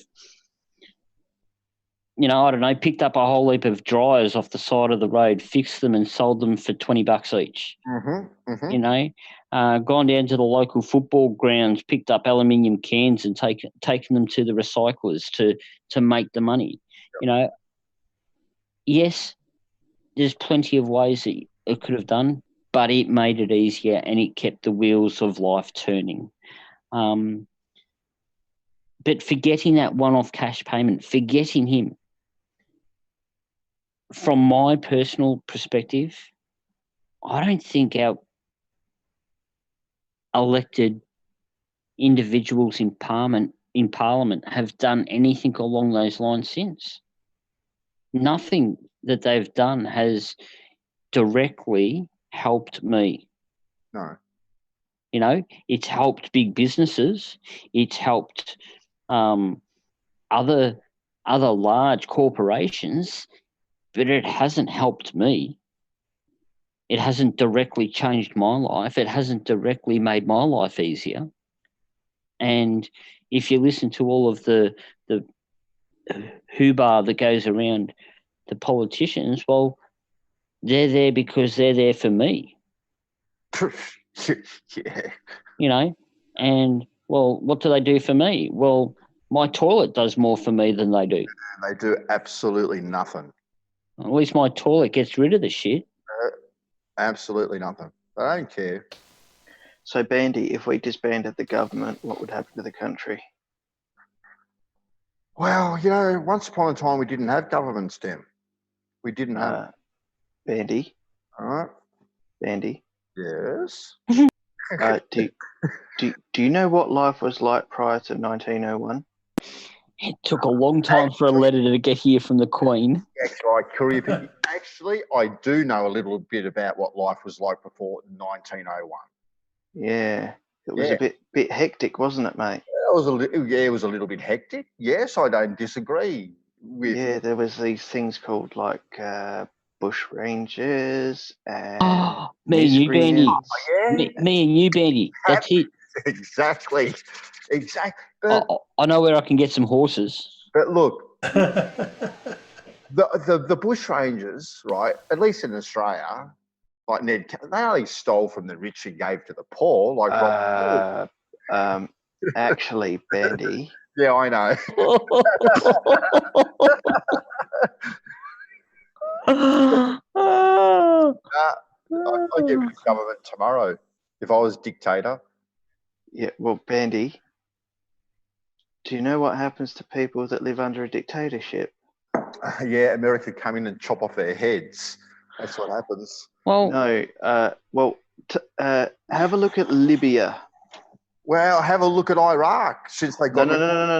No. Look at Libya. Yes, Gaddafi. Yeah, it's a bit of a different story compared to Iraq, mate. Why did they cut the head off Gaddafi? Because Gaddafi wanted to get underneath the greenback. That's why they cut his head off. No other reason. No. I'm not talking about the dictator themselves. I'm talking about the people that were under him. his Well, his citizens. yeah, So- but they may have struggled from time to time. But what? So hang on. Well, can I just bring up and let's have a look at the whole situation where our mate Goff had a bit of a holiday from being a political individual, Oh, God save the Queen, but not the Governor General. but not the Governor General. That's right. Exactly. Yeah, What happened to the Governor General? Sorry, obviously I don't see that much about. I don't follow that much about UK 1970s politics. politics in Australia. Oh yeah, and that was a CIA conspiracy, all that too as well. And if it was 70s politics, I really wouldn't have known because I was only a young'un then. Oh, prior to being a fairy. Yeah, that was prior to being a fairy. Didn't become a fairy until 1983. Well, I suppose technically I didn't properly become a fairy until the 14th of May 1985, when I was when I graduated from from number one radio school, and was awarded my Fist and Sparks badge. But anyway, back to Goff. A little bit of a prehistory about Goff. Edward Goff Whitlam was our 21st Prime Minister of Australia. You Googled that, Peter, didn't you? I'm reading directly from Wikipedia because there is no way in hell that I would remember this from school. And I am not ashamed to say that because I did not listen in school at all. He was our 21st Prime Minister. He served between 1972 through to 75, the year of my birth. Thank you very much. He was the leader of the Labor Party. And was dismissed by the Government General in Australia, Sir John Kerr at the time. Yes. Let me click the plus button. I can't stop moving the mouse. It's not there. It is plus. At the climate of the 1975 Australian constitutional crisis, Whitlam remains only Australia's Prime Minister to have the commission terminated in that manner. And how rude of them stopping right there. Yeah, they do too, don't they? They just stopped mid-sentence. You're reading the same thing I'm reading. It doesn't make sense. Let me click the bigger Goff Whitlam button. Oh, there it is. Lots more about Goff Whitlam. Whitlam served as a air navigator in the Royal Australian Air Force for 4 years during World War II. Blah blah blah blah blah. The Whitlam government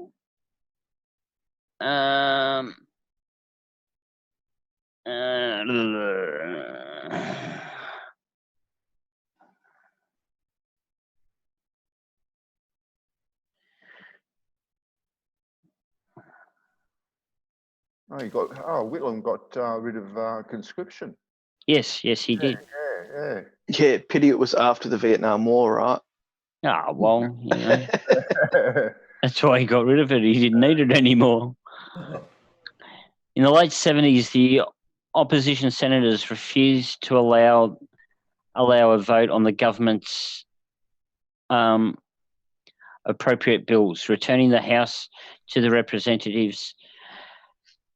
When demanded that the government go to an election, thus denying the government supply, Whitlam refused to back down, arguing that his government, which held a clear majority in the House of Representatives, was being held ransom by the Senate.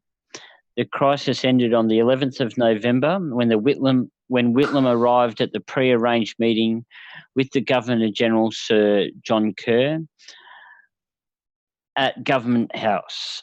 in order to call a half Senate election. Kerr dismissed him, and the commissioned the opposition leader, Malcolm Fraser, as Prime Minister. Labor lost the subsequent election by a landslide. Yeah. So in essence, they couldn't pass anything through Parliament. Yeah. Fucking cups and wine glasses on top of fucking other They glasses.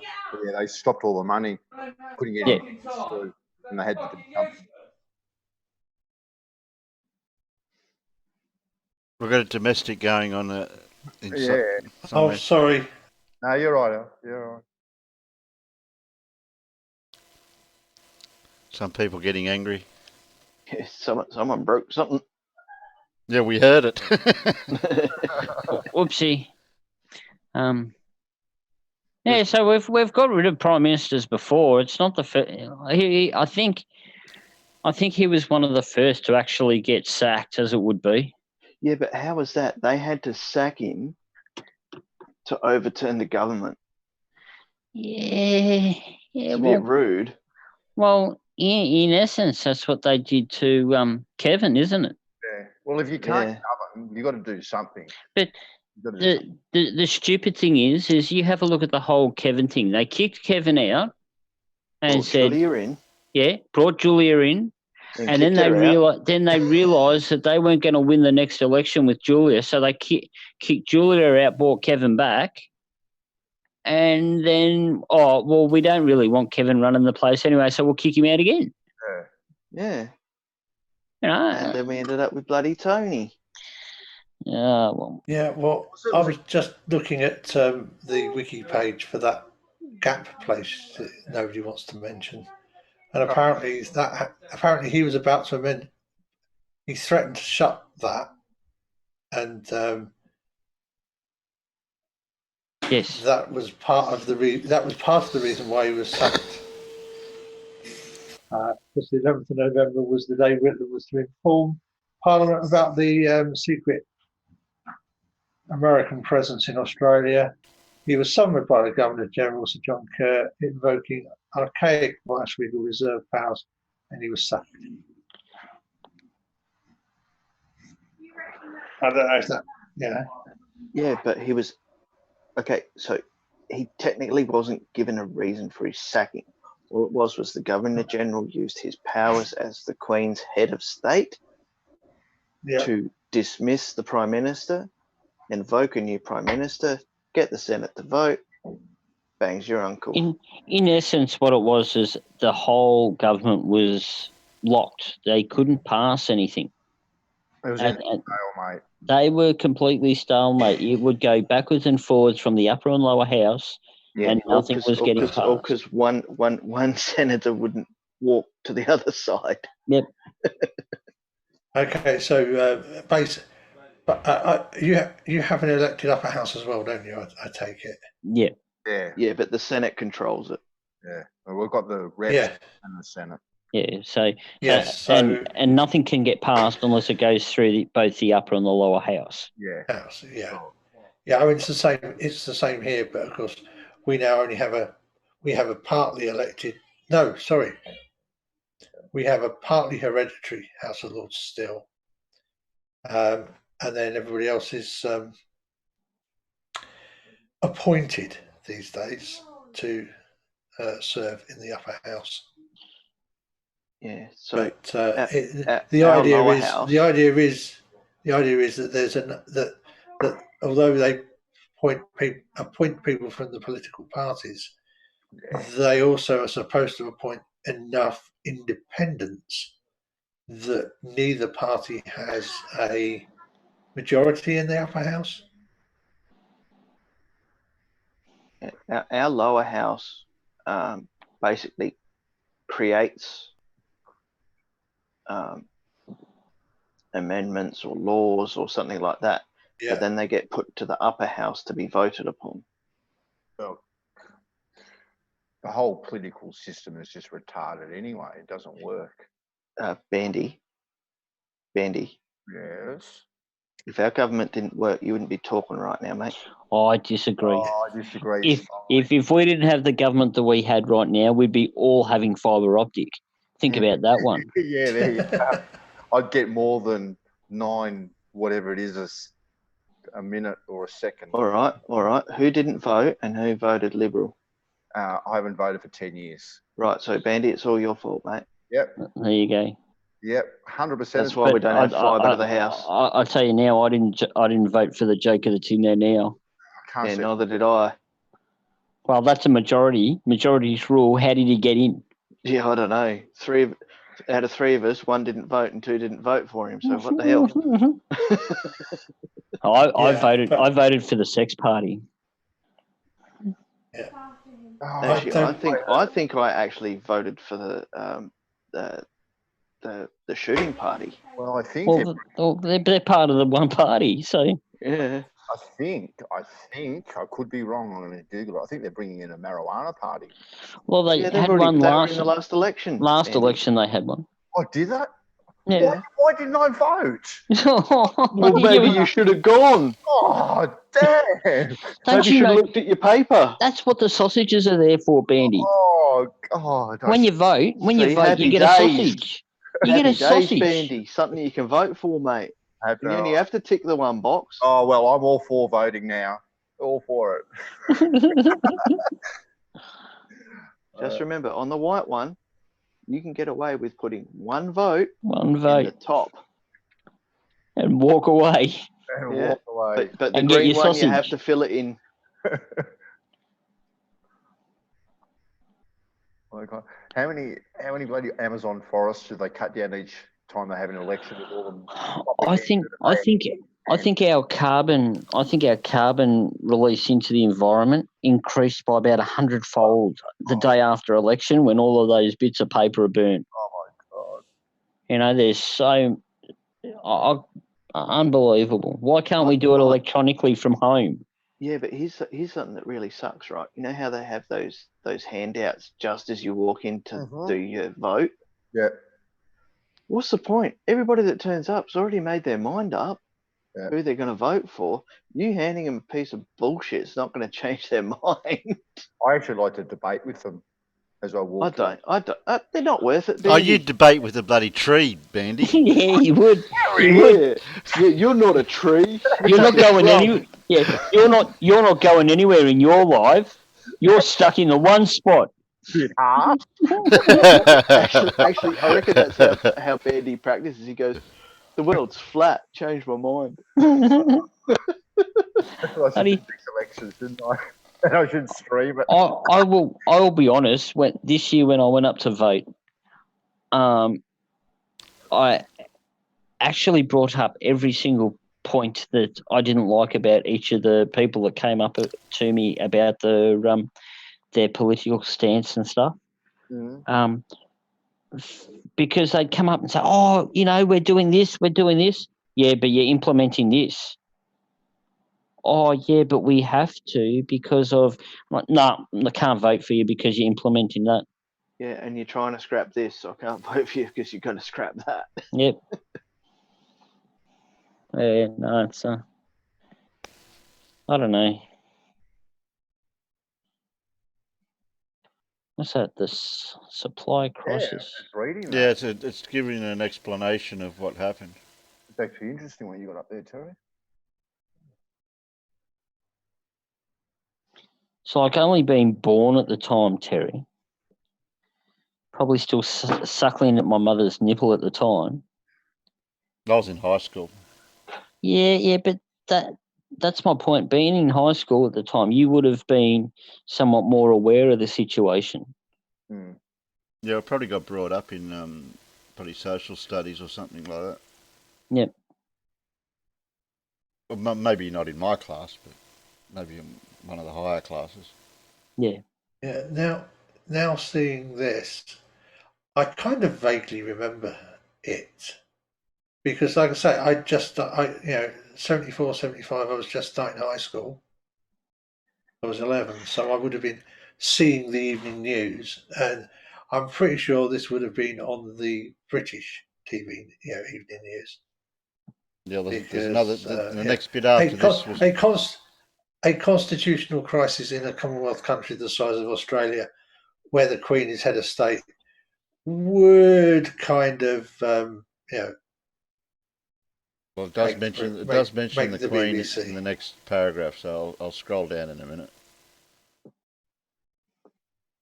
after everyone's read that. I think it would have been nice if because I know was it our last when we had what's her name after bloody after Kevin, what was her name, bloody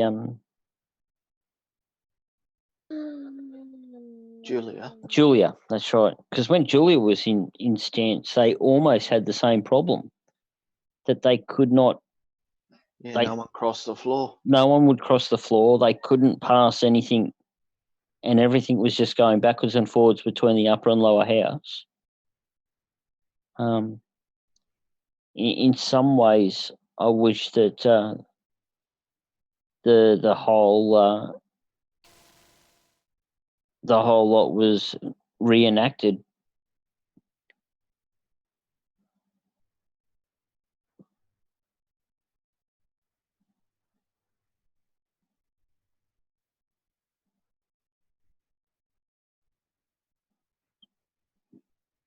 He had a nice hairstyle, didn't he?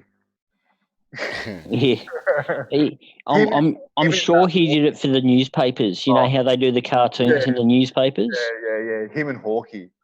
Oh yeah, Hawkeye's eyebrows. Oh, man. My old man actually he had eyebrows very similar to Bob Hawke's. Yeah.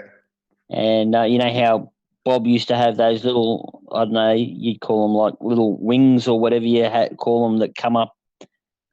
They stuck straight out. Straight out, yeah. My old man had the same thing, eh? And yeah, they're called furrows. yeah, I used to bloody hang it on him for it, you know, because Dad was a firm believer in Bob Hawke. And I'll honestly say he's probably the best thing that ever happened to Australia in my lifetime as far as politicians go. Yeah, we won the America's Cup. Yeah, and what's that famous line from the America's Cup? If your boss doesn't give you the day off, he's a mug. No, if he fires you, wasn't it? Oh, something like that. Yeah. Oh yeah. I remember actually Hawkeye singing in his green and gold tracky pants at top. Yeah. In the Commonwealth bloody the Commonwealth jacket as well. Man, he was a yobbo. Yeah. Good value. But, actually, I saw a speech he gave in US Congress, which was really powerful, actually, a few months ago. Watch that.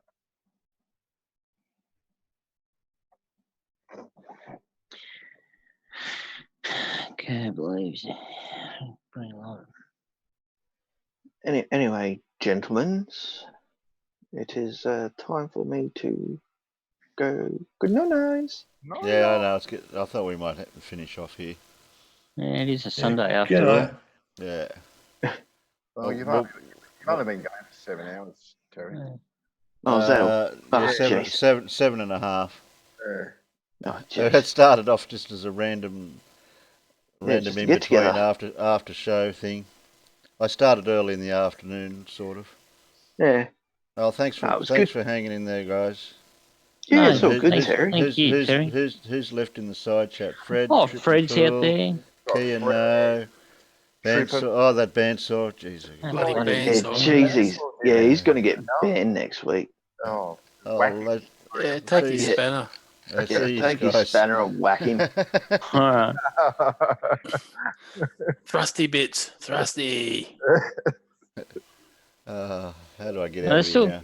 There's still 25 out there. Yeah, still quite a few. Oh, well, they can come back another day. That's right. Yeah, but they can always go over to Discord and listen to Slick. Oh, yeah. Oh, Yeah, if any of you guys out in the side chat want to join my Discord, just get in contact me through DM over there, and I can send you a Discord link. Okay. How do I end here? Press end now. all right. End stream. Thanks, YouTube. Yeah, See you later. see you Thanks, guys. YouTube. See you later. See you on Wednesday. Take Fred's. Take his spanner. He said wrench. No, He said you wrench. mean his wrench? Oh shit! Oh, he That's said it. wrench. He's got to go. Take his spanner. Don't take Fred's spanner, as he knows not what he does. Yeah. No, anyone got spanners here. Anyway, bye guys. All right. Bye. I'll see you over on Discord maybe. Bye. End.